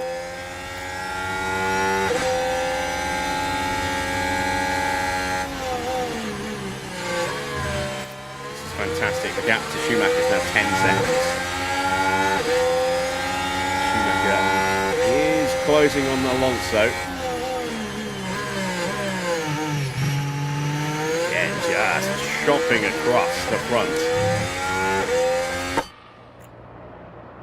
of Lewis.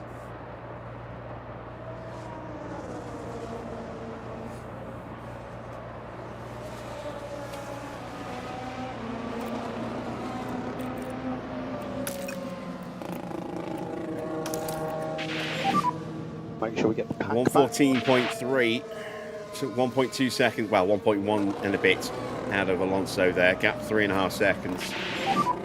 That's currently P4. Back to 3 seconds to Vettel as well. We're going to run out of battery very soon for Schumacher. I'm surprised we didn't get the fastest lap. What is the fastest lap that Maldonado currently has? 114.259. 0.4. Oh, we only just missed it, look. Only just missed it.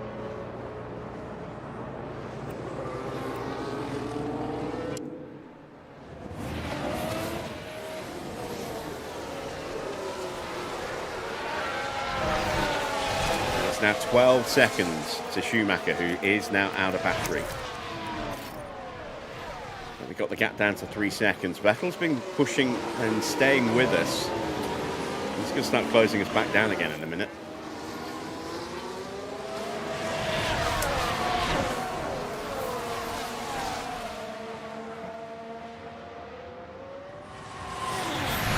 Oh, is this the time that Hamilton gets through? It is.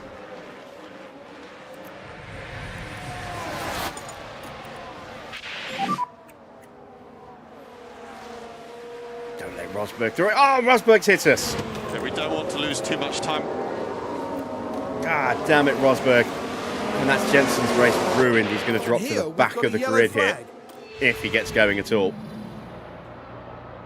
God damn, why do we constantly get hit by everybody?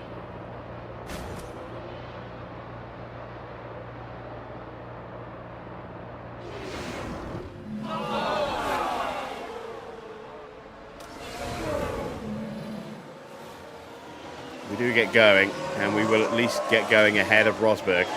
What's the damage? Amazingly, there is no damage. What about tyres? Tyres were taking a... No, tyres don't look too bad either. But Jensen's lost 14 Now look, here we positions. head into turn 2. It's there for the taking. Absolute disaster.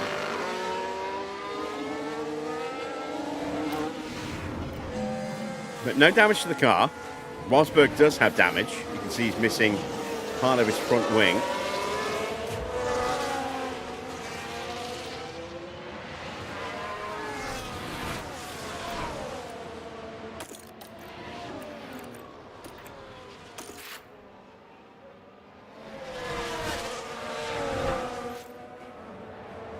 What? We got the penalty. That's a little harsh. We had the corner.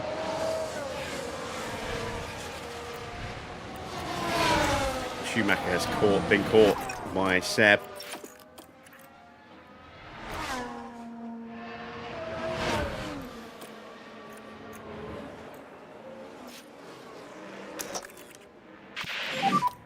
Use overtake. So, now we need to change up the strategy here.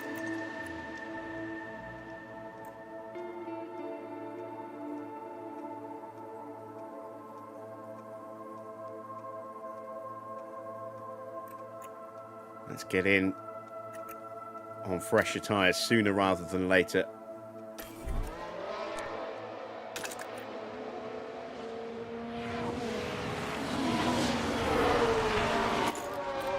Confidence is still really high as well, which is amazing. We've got that penalty to serve, so we need to serve that and then get those faster laps in. before anyone else starts to get ready to stop.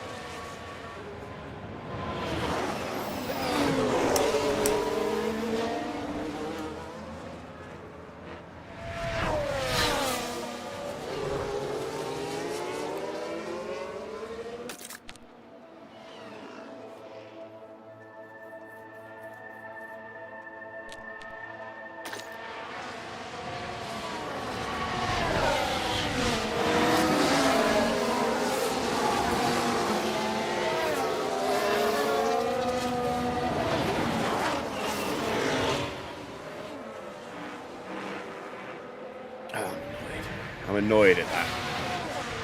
Good thing is, the rest of the field is really still, concertinaed up together.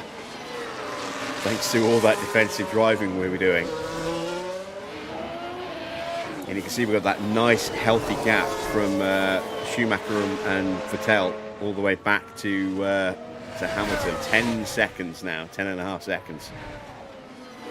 And then Maldonado's a further 3 seconds back, holding everybody else.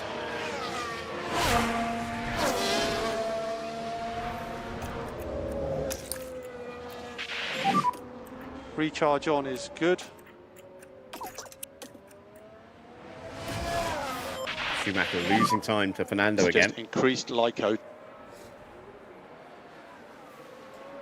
And we're on lap 35, so the end of this lap will be the halfway point of this Grand Prix.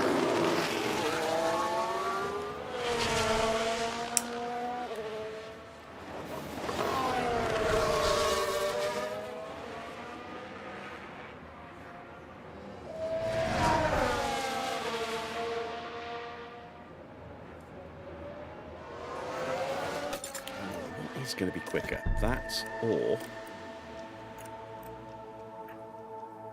that? That might be quicker. Oh, it is. It's 5 seconds quicker. All right, let's get Jensen in now. Ah, damn it. Didn't need to do ignore.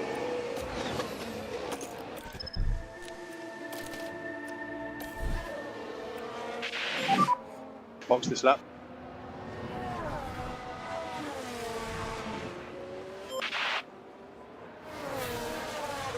And let's box Schumacher as well.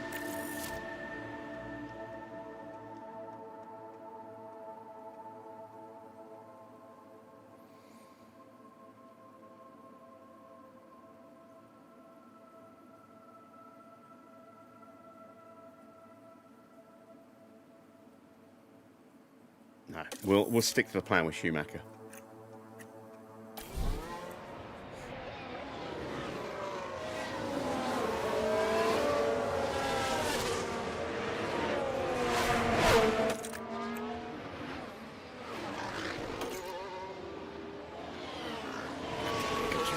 Again, go away, Nico Rosberg. Carbuncle on the backside of humanity.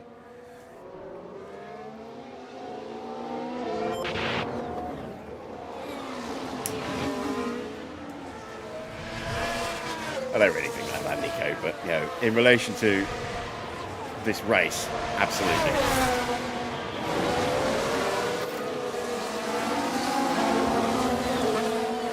Vettel gets past Schumacher.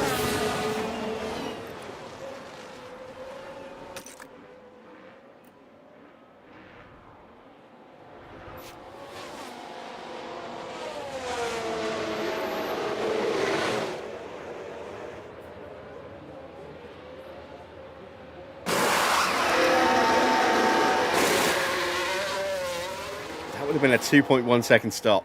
That would have been so quick. It might actually count because we served a penalty. It might actually count as a 2.1 second stop. We'll check in a second.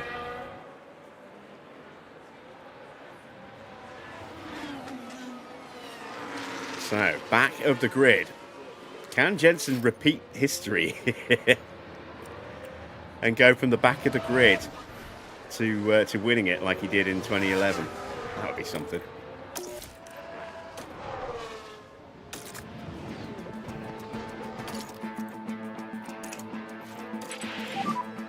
Recharge on.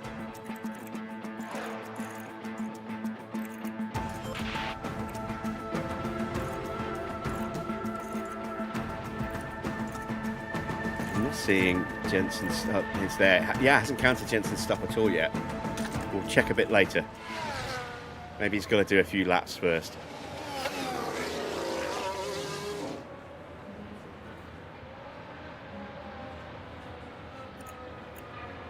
Vettel has punched clear. Schumacher's pace is dropping off.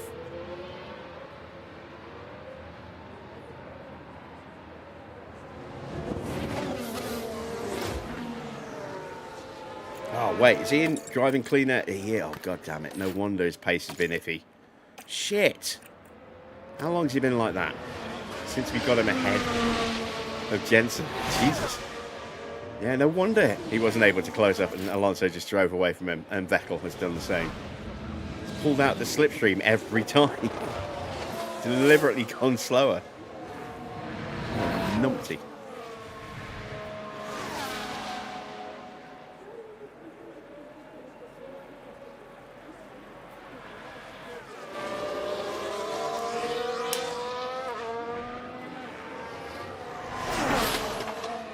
How hot is it where you are at the moment? Wait, it's not too bad here at the moment.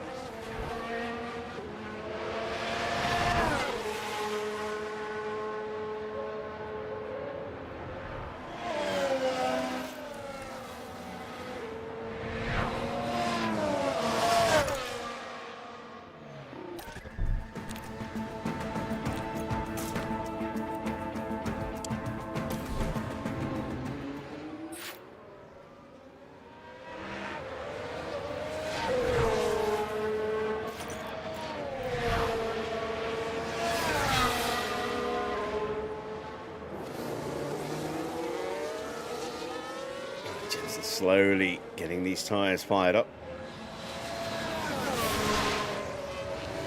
Past the halfway point now.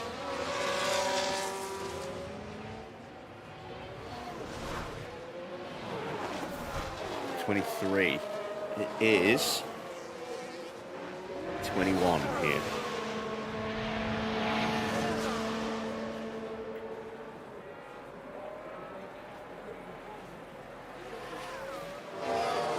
Fans open, going and the windows open to get a nice little through draft to vent the heat from the PC and TVs out of the windows. So the room itself isn't too bad. It's normally an oven when it gets hot in here. Alright, 1:15.7 for Jensen last time around. We haven't started pushing the battery yet. Now we're going to. Use overtake. Now that the tyres are up to temperature.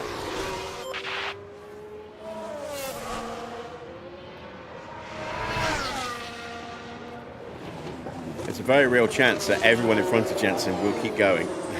So we've got a lot of ground to make up here. Schumacher coming into the pits.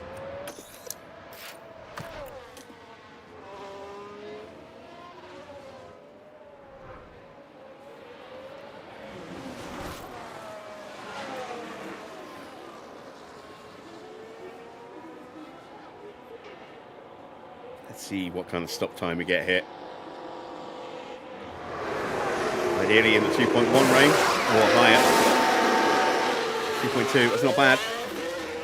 We'll get us some decent points. Quick stop, we're going to lose some places. How many places are we going to lose? Oh, quite a lot. 6th quickest stop.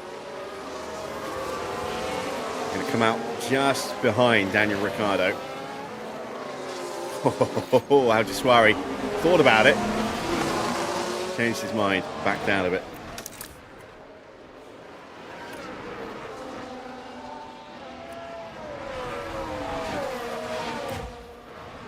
Here comes Jensen at the end of his push lap.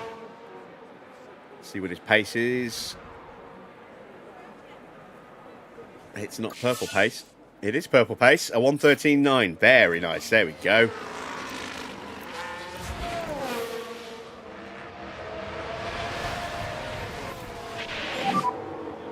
Good lap. That's a good lap. That's a good lap. Gap to Valtteri just 4 seconds now. Valtteri's made that second stop look.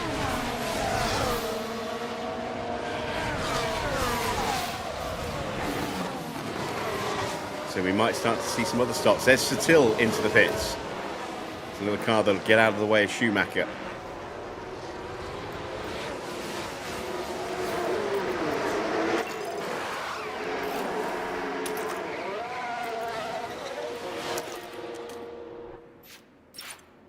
In comes Bianchi. That's a car that will get out of the way of Button, who's now out of battery. So maybe he won't get out of the way.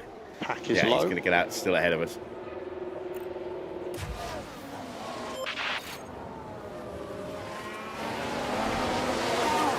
All right, time to go on the hunt with Michael.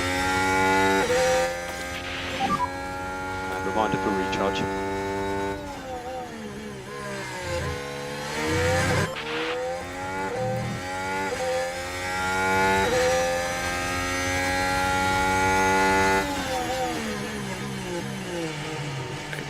Train in front of us. The fastest lap so far for Schumacher.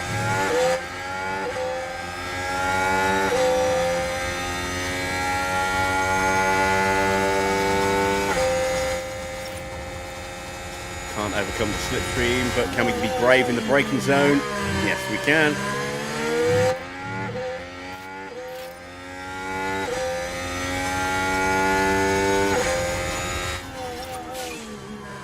A 1:13.9, that's barely quicker than Jensen's time, but he did get a little bit of traffic.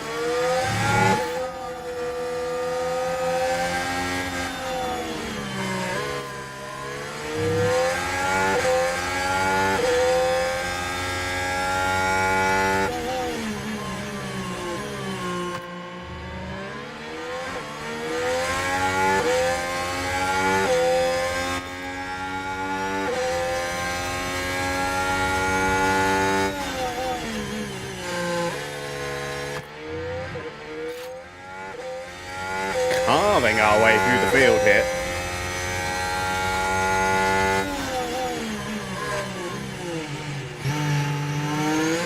Next up, Nico Hulkenberg.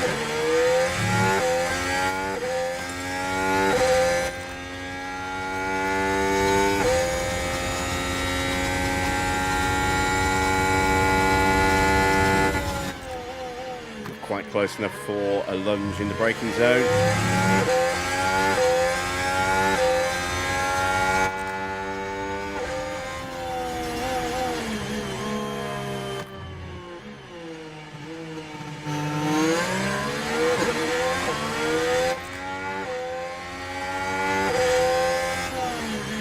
Ah, Nico, you bastard. We had you then.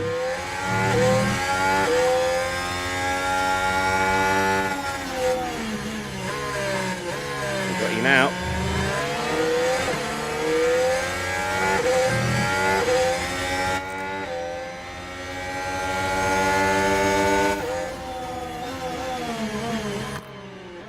Did not step out on Maldonado there.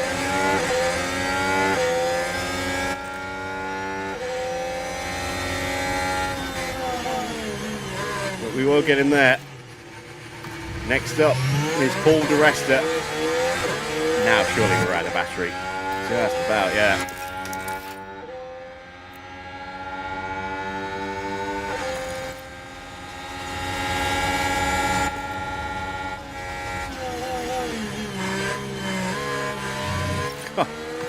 Beautiful. Beautiful. We're up to P5. Well, we were. We ran out of battery.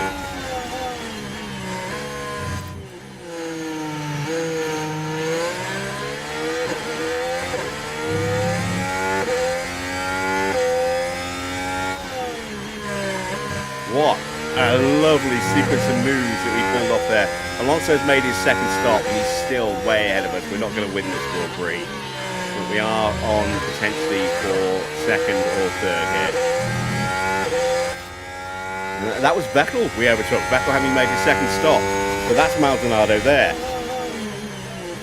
As we just lunge past Raikkonen in the braking zone.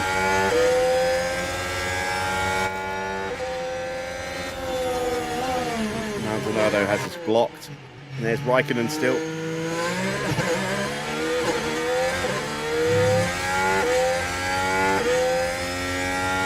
Using that better grip.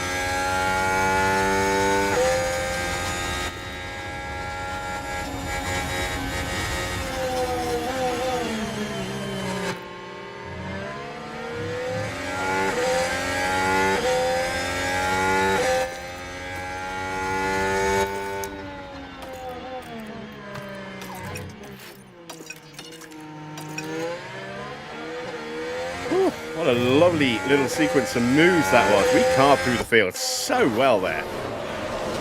Beautiful to see. Jensen, unfortunately, his pace has really slipped up again.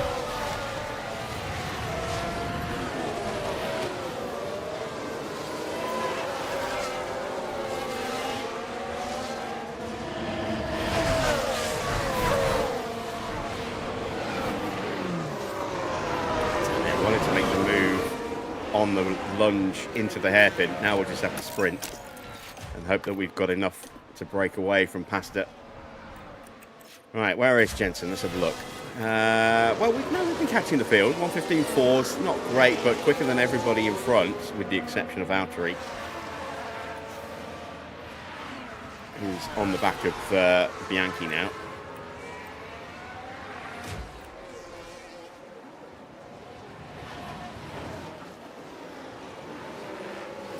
Hulkenberg into the pits. A little too far ahead to help Jensen out, unfortunately.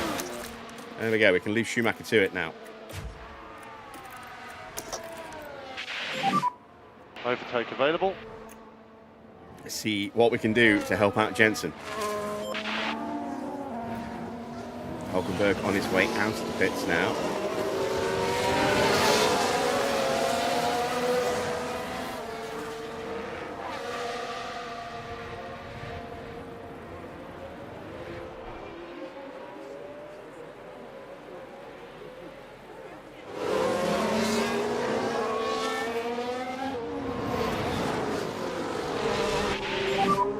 Next car is Bottas.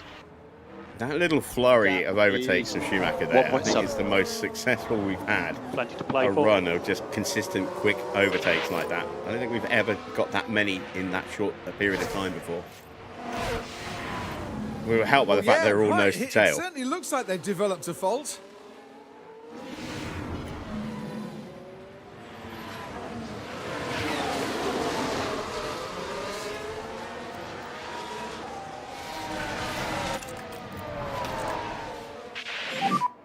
Cool the car. We're at the inside of Valtteri here.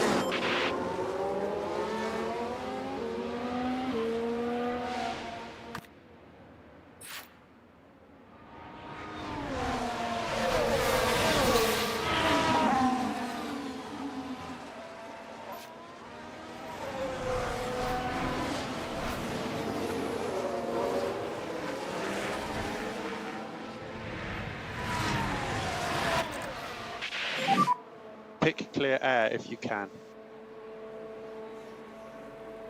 That's past Al-Jawari. Can we get past Wickens as well?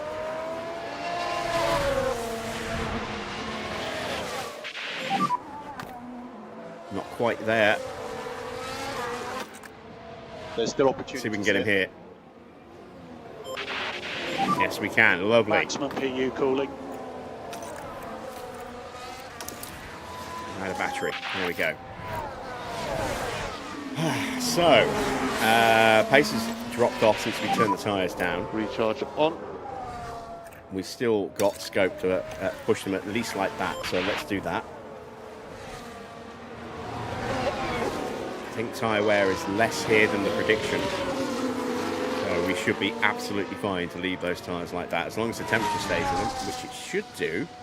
Because the track should now theoretically start to get a little bit warmer. We're in this little heat period at the end of the race here. Whether or not that actually translates to a change in track temperature or not remains to be seen. Wickens boxes, so we got that move done on him pretty quickly when we needed to. Bianchi's pace has picked up. Everyone's pace has picked up behind Satil. And these are the cars that have already stopped again. And these are the cars that haven't. And you can see, for the most part, you know, their pace is on a little bit on the lower side. I don't think we're going to get to P6 with Jensen, but if I can get into the points, I will consider that a successful recovery.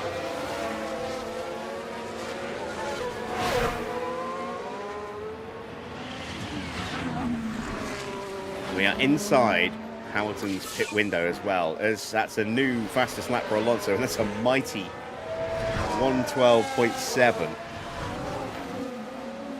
That puts our effort to shame. 1:13.9.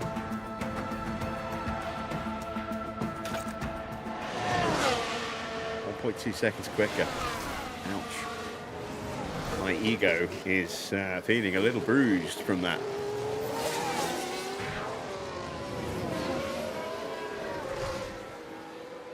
But we are pulling away from Pastor Maldonado, as you can see. 1.8 seconds on that last lap. Almost exactly 1.8 seconds. 1.793 on that last lap.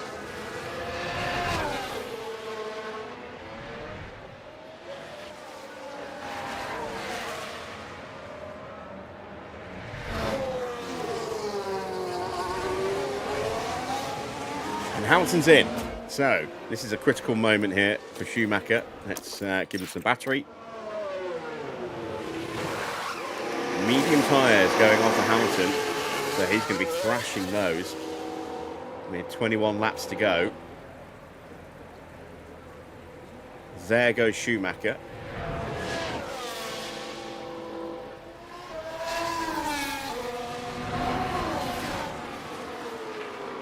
Oh, and here come the cars that haven't stopped. Maldonado gets ahead. Fantastic. Raikkonen's queuing up to have a look. Can't make it. Oh, it's just such a shame that Raikkonen, Vettel and Di Resta didn't get ahead as well. That would have really screwed up Hamilton's race a little bit. And Hamilton is he leading the championship? Or is it Vettel in the championship? It's Vettel, but only just. And you can see the gap will be a point if things finish as they are. Schumacher will close the gap a bit. We'll close it by 10 on Vettel and by 6 to Hamilton. Unfortunately, Alonso is going to pull away from us by 7. But let's have a look. Was that stop counted? It was. Look, Jensen's stop was a 2.1 stop. When you take the penalty off. Fantastic as well. So we're going to get really good points there in the pit stop challenge.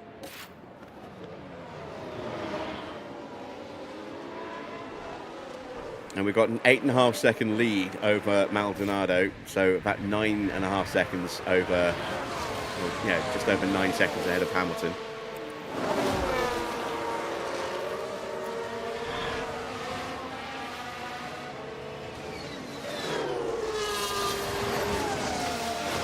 Pace on these hards is not there at the moment, but maybe it will be a little bit later, I don't know.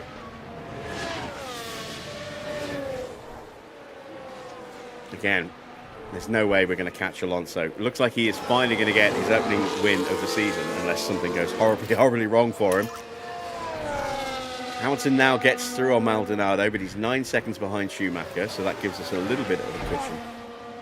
Not a huge safety net, but a little bit of one. Let's send Jensen on a push again. See if we can catch and pass. Suggest reduce Yankee. a bit, lift and coast. Another safety car now would be very interesting. Use overtake.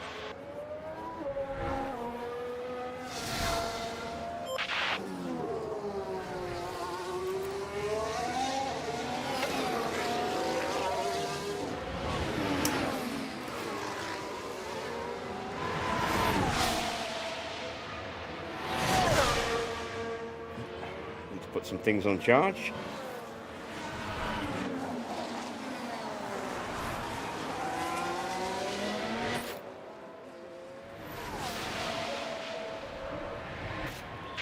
Tablet and phone Yellow's charging up. ahead, yellow flags. A spin for Romain Grosjean. Where was he? Everything's all right here. Whoa, and there Behind he Di Resta. goes. And there's not much they can do Oh, and he's about holding that people now. up as well. Beautiful. So he's lost 6 seconds from the back of Di Resta, and everyone behind him got held.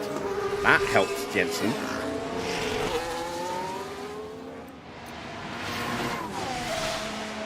Who is going hunting after a very quick Jules Bianchi right now. He did a 1:14.9 last time round. There are opportunities ahead. 18 18 laps to go. We're on for a a solid P2 here. Hamilton has Maldonado and Vettel behind him, so he can't push at full pace because he's got Maldonado threatening to get past him. Jensen down in 18th place at the moment, but catching Recharge on. Jules Bianchi. And then we've got a train All of looking cars close. to work our way through, if we can catch them. And if we can get through all of them, we will get back into the points. Ricciardo and Grosjean fighting over P8. De Resta and Raikkonen fighting over P6.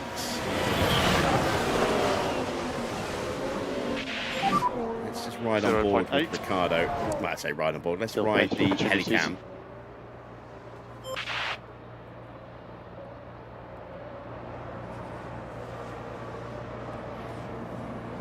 Rosberg has some damage, I think. Is that still front wing damage? It is. That's front wing damage from when he hit Jensen. That has not been fixed. Because he hasn't stopped yet. He's all the way down in 12th. Look at them all queuing and fighting each other. We are going to be catching them very nicely very soon. Focus on recharge. Maldonado boxes. That has unleashed Seb to go He's after overtaken. Lewis, but his tyres are older. Soft tyres going on for Pastor Maldonado. He's going to come out behind Jensen, possibly. Hopefully. Probably just in front of us, knowing my luck. 0.9. Deep breath. You're going to be okay. Yeah, he comes out at the back of that train, just in front of us. There we are. Damn it. It's going to make him very difficult to overtake.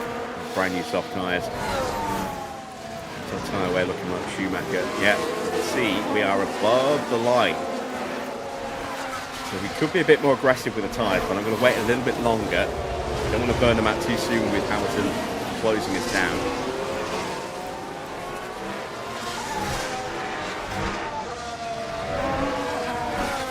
Bianchi putting all sorts of pressure on the back of Maldonado here. It's good, it's allowing me to get a little bit of extra battery in the car to try and punch through this field.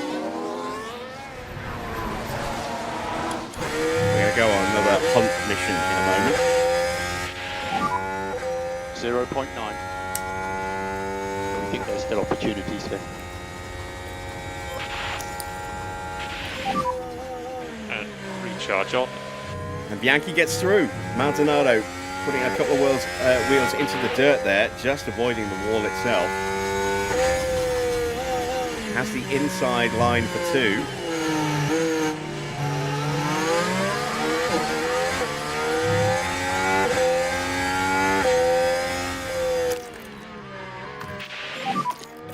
Okay, use to deploy.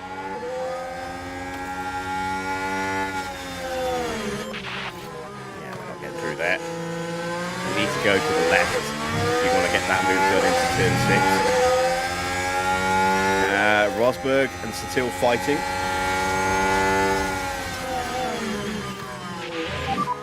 Pick and clear air. Right. Have we got Bianchi out of DRS? I think we have.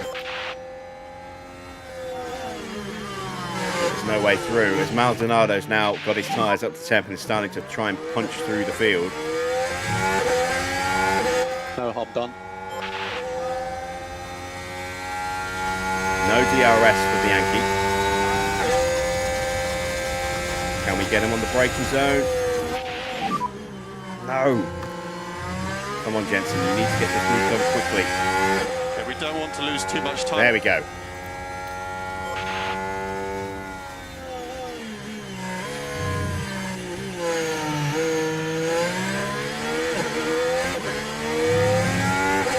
Lovely stuff. We're through. Right. P17. Next up is Bruno Senna. We're back in DRS range.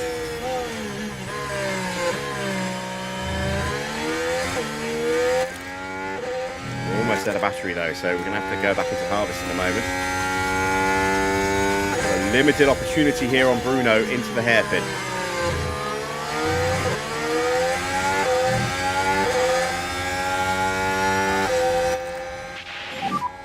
Cool with carb.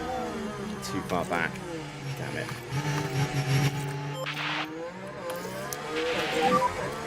Okay, recharge on.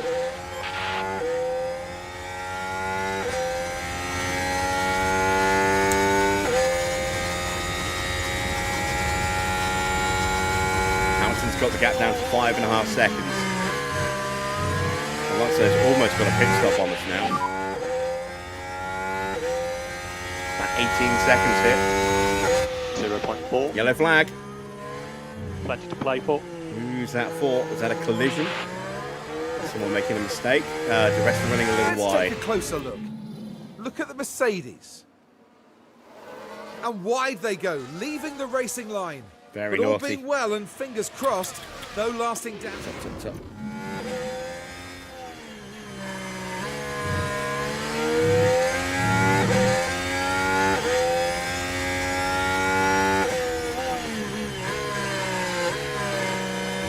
Sniffing an opportunity here. Overtake available.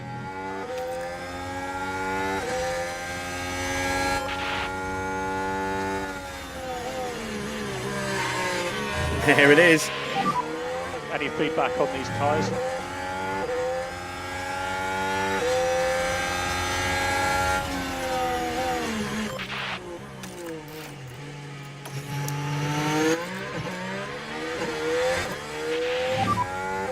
Reminder for the recharge button.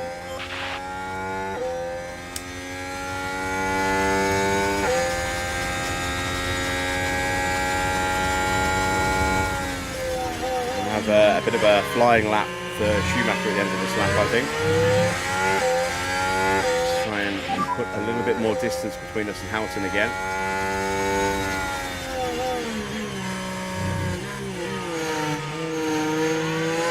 There's still opportunities here. Marcus Ericsson is out of DRS range, which means he will be hopefully an easy overtake.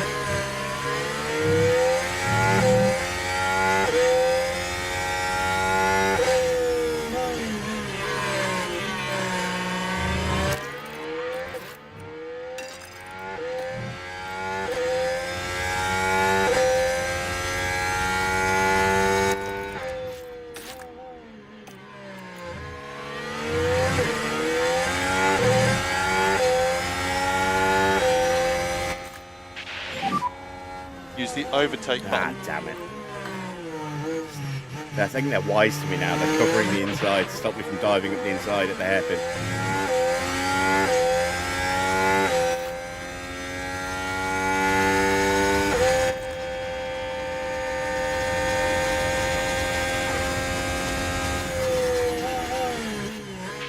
Through we go, and Ericsson's in the pits. So are we still going to see late stops for anyone else who hasn't stopped a second time yet? Maybe. Pack is low. Recharge on. That would certainly help us get back towards the pits when you've got like the Resta, Raikkonen, Ricardo, Gutierrez, Grosjean, Perez and Rosberg in front of us.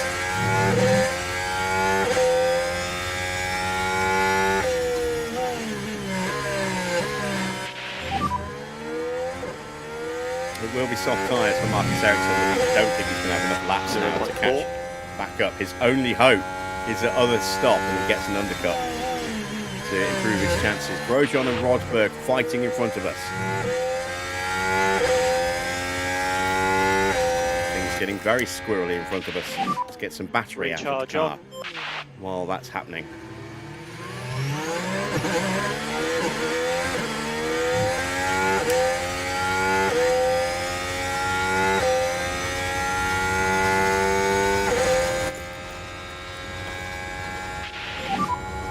Has DRS. Hulkenberg covers us off. No one else diving in the pits yet. Oh, here's a move potentially.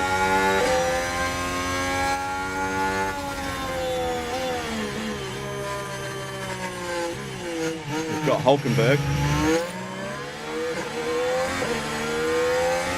Grosjean is next.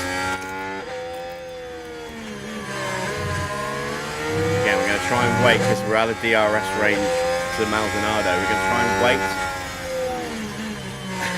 Well, I was going to wait. Jensen doesn't want to. So we need to just go for it now. Use overtake. Jensen wants to get that moved on straight away, so we have to drain the battery now. 10 laps to go.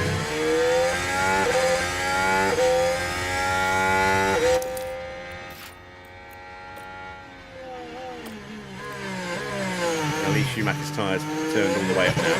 It's actually taken some time out of Fernando. It might be because he was dealing with traffic, I'm not sure. Rosberg in front of us. The man who killed our race. Has DRS, 1 second.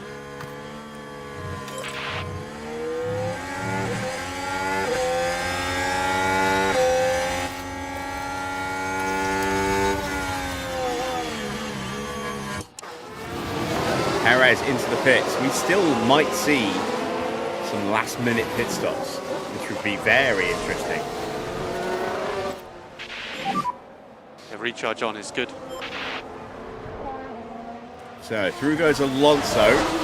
Is Perez going to get out in front of Alonso?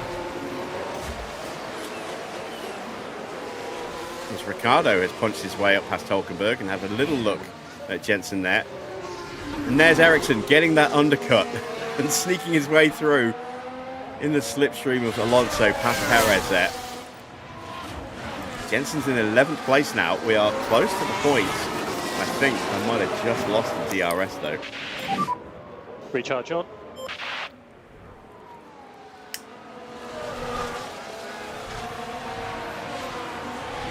Nope, we kept it. Thank God for that. Gap 0.7. Deep breath. You're going to be okay. And Ricciardo and Recharge Hulkenberg on. fighting have lost some time to us. Nearly a second. Works for me.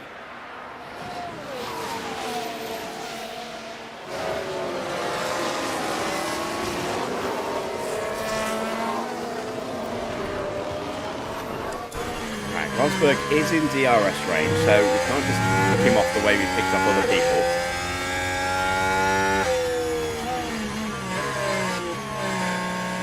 But if we can judge this right, we can get past him and Gutierrez, hopefully pretty quickly.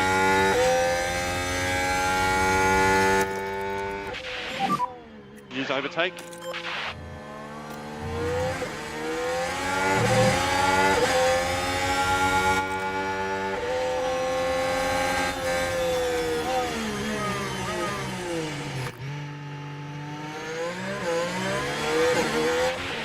Ah, They're all we got squeezed.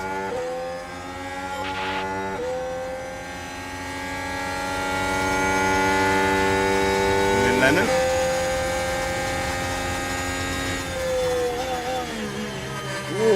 Oh, we got Rosberg. Can we get Gutierrez here as well? We've got the DRS wide open. Come on, Jensen. Ricciardo and Grosjean are both into the pits. They are still making late stops. And we're up to P9. So, the recovery from the back of the grid is complete. We're into the points. Can we actually get up to 6th place? What's the gap? 6. It's only 4 seconds. It's not impossible. Oh no! That's It's a not slow impossible. Pit stop there. If we can pull this off, it would be amazing. Especially considering Sutil and Maldonado are on fresher tyres. But they're fighting each other. Just slowing them down. He's 1.3 behind. Don't know if I managed to get the DRS here off the back of Raikkonen, but we closed up to him ridiculously quickly there. And recharge should be on. No, we didn't get it. It should have been better. Jensen was in a really good position. He was in P5, P4 when he got hit by Rosberg and got dropped to the back of the grid. We have to change the strategy a bit. Pack is low. But he's Recharge on is recovering good. through the field very nicely here. That's And P8. recharge on. Recharge on. P6 is the target for the sponsors, which we were easily, comfortably achieving.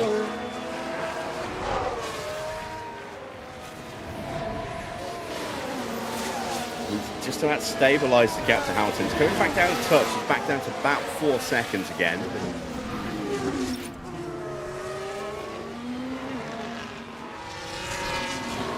Gap to 6th place is 4 seconds to Maldonado. There it is. There's Gutierrez and Rosberg switch places.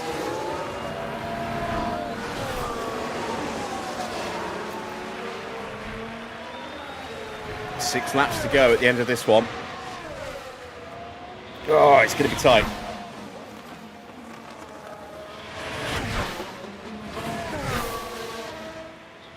It's going to be very tight. Maldonado's got ahead, and that might be it.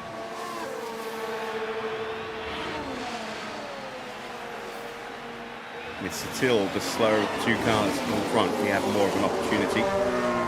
Pace of that Red Bull might be just a little bit too much.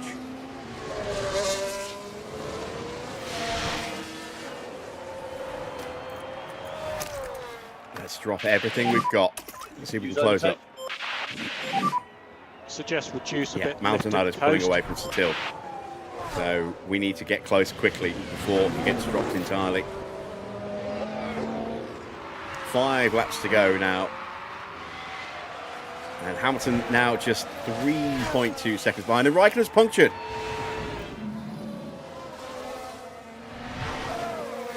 He has been on those tyres an eternity. I did not think the mediums would make it. And that has proved to be the case. Ricciardo with an issue on his car as well. But the car's definitely not happy. Okay, Surely crusty. some kind of...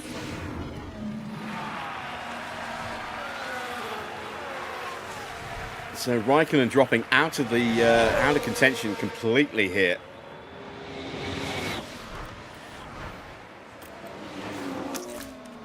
We've got nothing left with Jensen. Recharge on.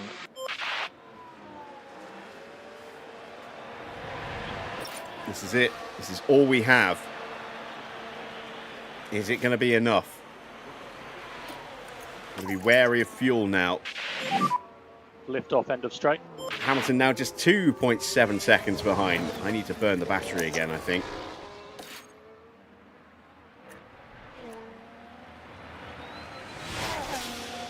Do not want to let him get close enough to get the DRS, otherwise I'm absolutely toast. Into the pits then for Kimi.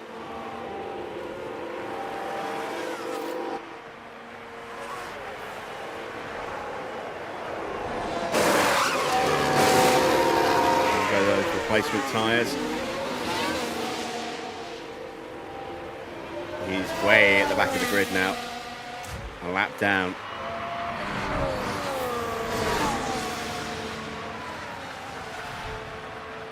Satil has been dropped, so we can't get back to 6th. But can we catch Satil now that he has been dropped? I don't know. Let's see what Jensen's pace is across the line.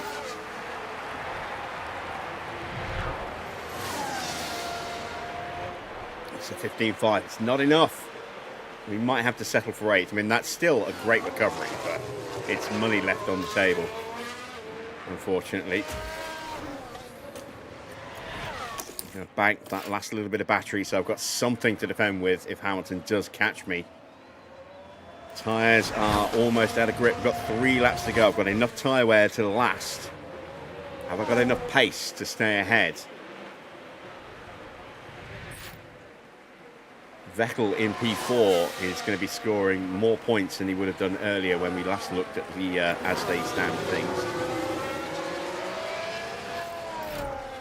This could have been a glorious day for us today, and it's still going to be a good result, but it's not going to be what it could have been, because Rosberg, once again, this is not the first time that he's nobbled us this season.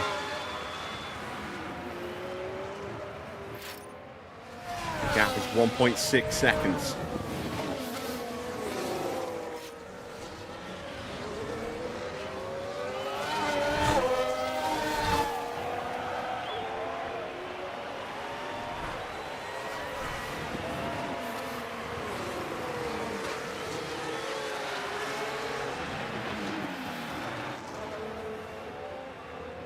It's 1 second. He's going to be in our DRS for the last 2 laps.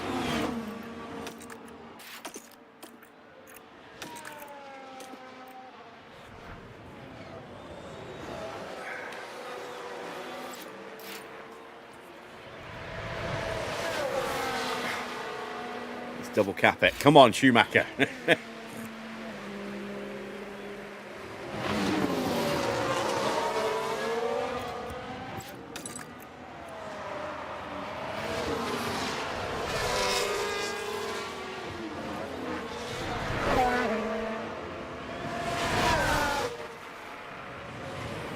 Can't go too soon with the battery, or else I won't have enough to defend on the final lap. I can't let Hamilton get ahead.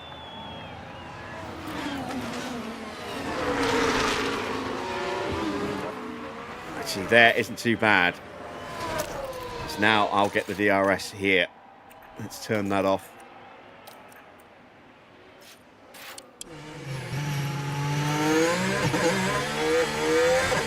Tires look like garbage, hot garbage.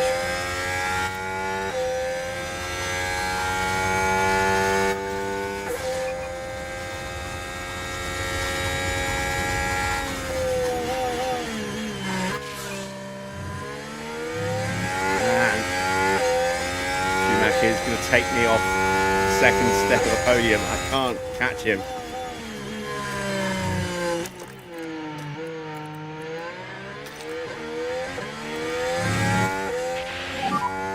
Overtake available. Just about to stay in DRS range, and that's my only hope now.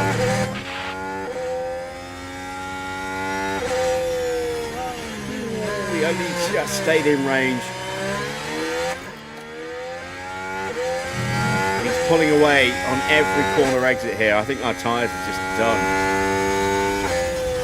I mean, we had that glorious sequence of overtakes with Schumacher when he came out the pits, but we pushed the car very hard to achieve that. Maybe we pushed it just a little bit too hard. Don't think we've got DRS here. It's going to be third. It's going to be third. Ah. Damn. Yeah, we don't have the DRS. It's over. Third place it is. He will beat Vettel. Alonso has done it! Fernando Alonso is today's Grand Prix winner. It's all over. Fernando Alonso picks up first place. Lucky hat did not work. Well, it was never certain, but if anything, that must make the victory taste even sweeter.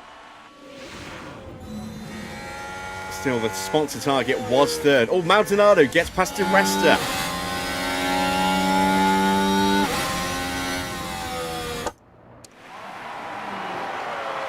Jensen's too far back. There's Jensen. There is Sutil in front of him. We're 2.5 seconds behind. We've got no battery left now. But Maldonado, look, well, it's not over yet. Di Resta's got DRS. I don't think he's going to get into the line, though. What a great recovery from Maldonado. Yeah, there we go. Vettel fourth, Maldonado fifth, Di Resta sixth, seventh for Sutil, eighth for Jensen. Just Rosberg left to cross the line. Here he comes. Good effort today.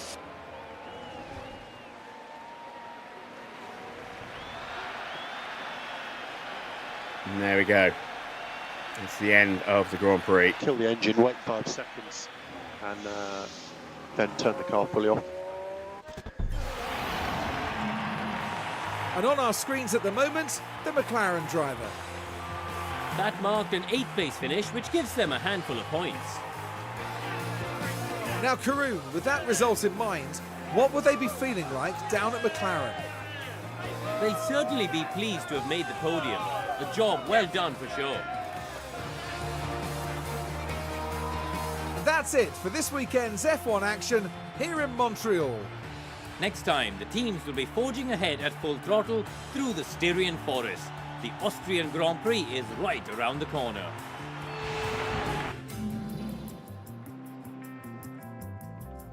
Confirmation then of the final result.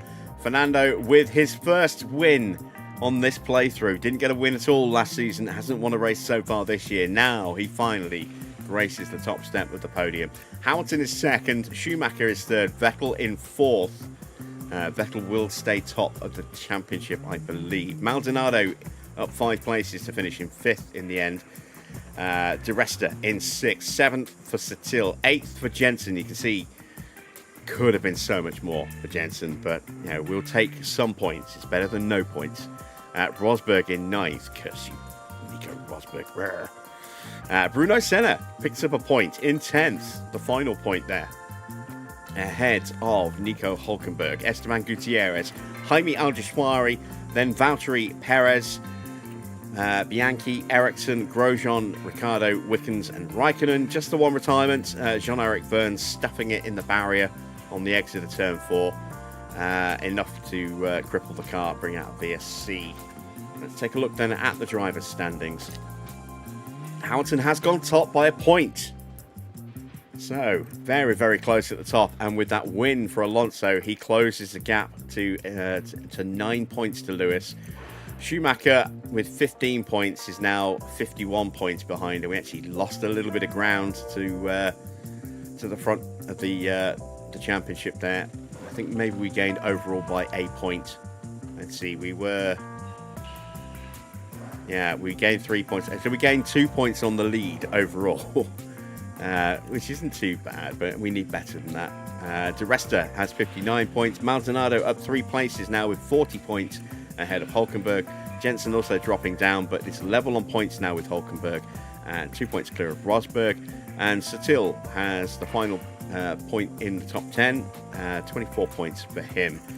Second half of the grid, we have Romain Grosjean down into 11th with 18 points. Then Senna with 11, 10 for Raikkonen, 9 for Ricciardo, 6 for Perez, Bottas with just the 1. And then the non-scorers, it's Bianchi ahead of Gutierrez, Alguersuari, Ericsson, Vergne and Wickens. Let's take a look at the constructor standings. Mercedes top with 180 points, 20 points clear from Red Bull, outscoring them by 4 points today. Ferrari on 146 in third. We are on 106 in fourth with 40 points behind Ferrari, and we lost 8 points to them today. Then it's Sauber with 54 points. They started the season so strong, and they've kind of faded a little bit in the last couple of Grand Prix. Lotus, 35 points for them. Then it's Force India with 10, 9 for Toro Rosso, 6 points for Caterham, 1 for Williams, and Marussia still yet to get off the mark. Let's see how we did in the pit stops. We got the 2nd and 7th quickest stops today, so that's 24 points, not too bad. Red Bull with 1st and 3rd, so they do outscore us by quite a bit. Lotus getting 2 cars in the top 6 as well. 4th and 6th for Lotus. Caterham in 5th. As always, their pit crew keeps chipping away and getting at least one decent result. Then we've got Williams in 8th, 9th for Force India, 10th for Sauber. So the standings now look like this. McLaren are top still by 50 points from Red Bull, but the gap has come down by 16. Lotus move up into 3rd place, jumping over both Mercedes and Caterham. They're on 97 points now. Caterham on 92. Mercedes, no points for them this weekend. They stay on 85. Then a big gap back to a very tight battle for 6th. Sauber on 28 points with Toro Rosso on 27 and Force India on 27 as well. 19 points for Williams in 9th, then 14 for Marussia in 10th, and Ferrari still have not got a single point in the pit stop challenge this year. Their best stop is currently a 3.4. They are way off the pace. And there we see a summary of the stops. We made 2 stops for Schumacher because we switched him onto a 2-stop strategy that almost worked. And then a 2.1 for Jensen. We missed out on Jensen's sponsor payout, and we only just got that. Well, only just. We got 3rd. It could have been potentially a win, which would have actually potentially financially hurt us a bit more because we would have had to pay Michael a bonus. Not sure how much it is, but we would have had to pay him some kind of bonus. I think it's 200 grand, maybe 250. Let's head back to HQ and start prepping for the next Grand Prix.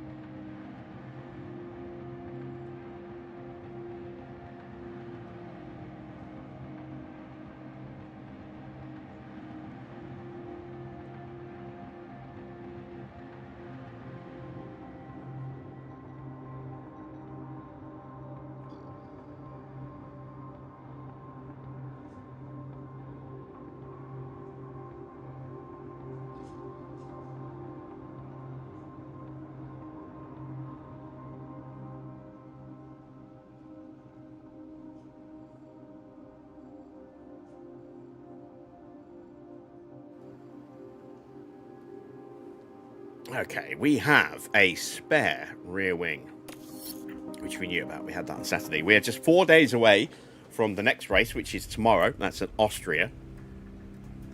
We've got a new vote that we need to make now. We've got our car park test centre refurb finished tomorrow. What else do we have upcoming on the calendar? When do we get money? I think we just had money recently. There we go. We get some money the day after Silverstone. And that's also our mid-season review as well. Let's actually check in with the board, see how we're getting on, see what they thought of that. Still in low confidence. They were only satisfied with Montreal.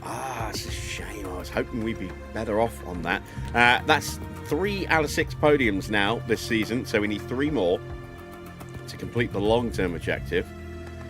Still need to get some of these disappointeds off the bottom here if we are going to improve our level of confidence with the board, and we're running out of time for the mid-season review. Let's take a look at the post-race data. Something is broken. You can see we've got an exclamation point here on our cars tab. So what broke? It was the rear wing on Jensen's car. Just in time with that spare now. Okay. What's the regulation votes? To increase the number of gearboxes, ERSs and engines. Yeah, why not? We're not doing a 3rd season, so why not? There we go. We're up to 4 wings, and we're immediately going to have to use one of them to replace the back of Jensen's car. Let's go ahead and do that now. There we go. So, as you can see, these numbers actually slightly boosted because no one has replaced their broken parts yet. But, you know, the car is quick. Has a very good DRS. Cornering, not so good. But this is another fast circuit coming up at Austria. So, again, the car should be pretty good. There's the car park test centre refurb complete. We've got 3 mil in the bank, so we can get another intense part done. Let's have a look. How long till hours? Oh, just over a month. We've literally just used them, haven't we? Let's look at... we need more downforce. So... I think we need to go with maybe an intense underfloor. Let's see if we can find a way to give us the boost that we need.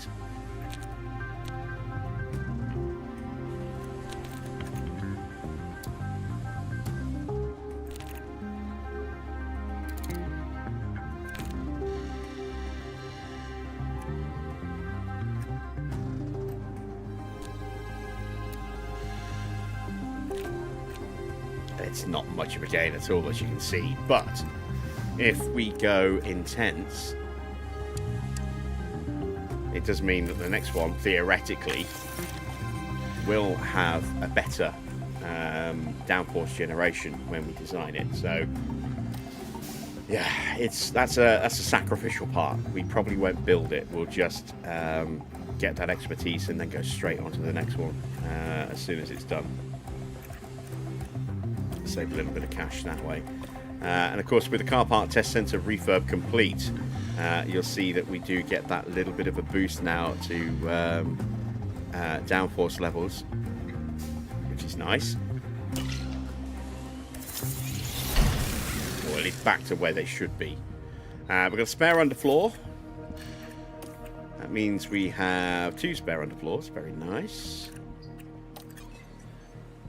Moving on to the race weekend.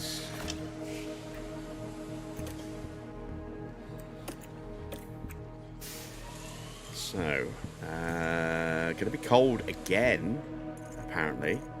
So, again, it means we could be very aggressive with tyres, potentially. Let's check what it says. Once again, it's saying 18 degrees. Very much colder than Friday practice. I think it's more likely to be maybe 20 degrees. We'll see. Yeah, we can be quite aggressive with tyres for a 2-stop there. Soft, medium, soft should be on. We could also try the 1-stop, mediums to hards. Although, I don't know if that's going to be the right call. That, I think, is it. Is anything else we can get done? So there we go. There is the top 7 in each championship. You can see Schumacher sitting 4th, the team sitting 4th, and we have closed the gap at the top slightly by 2 points to the lead of the championship. We need that gap to come down faster if we are going to make Schumacher champion by the end of this season. This is going to be a really, really tough season if we're going to try and do that. But we will try. We are on round 8 tomorrow, 19 race season. So we're almost at the halfway point. We'll see what we can do. We will be back at the usual time tomorrow, 8 p.m. for round 8 here at the A1 ring back then, I think, wouldn't it? It was 2014 when they first made it the Red Bull ring. Might actually have been the Red Bull ring in 2014. I think it was 2017 though when it became the Red Bull ring. So I'm going to call it the Red Bull. I'm going to call it the A1 ring, which is what it was originally, or previously. So yeah, we'll see how we do. If you have enjoyed tonight's race and you haven't done so already, then give us a thumbs up, please. If you don't mind, it would be much appreciated. Help drive the engagement on the channel and on the streams, and maybe put it in the path of a few more people. See if we can get some extra people watching. I did recently pass the 17,000 sub mark. It's very nice. Thank you to those of you that have recently subbed. I do appreciate it. Don't forget as well to click on that subscription button if you're not yet subscribed. Click the bell for notifications on live stream starts and anything else that drops on the channel as well. As I said, back tomorrow, usual time of 8 p.m. for round 8 of our second season here on the 2013 mod. And then Wednesday we'll be back on our 26 mod playthrough. And hopefully I'll have a livery to show off as well.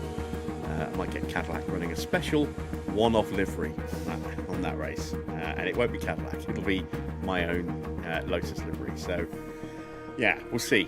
We'll see. But that's it from me. Thanks for watching. I'm Jim Bob, and I'll be back with more F1 Manager very soon.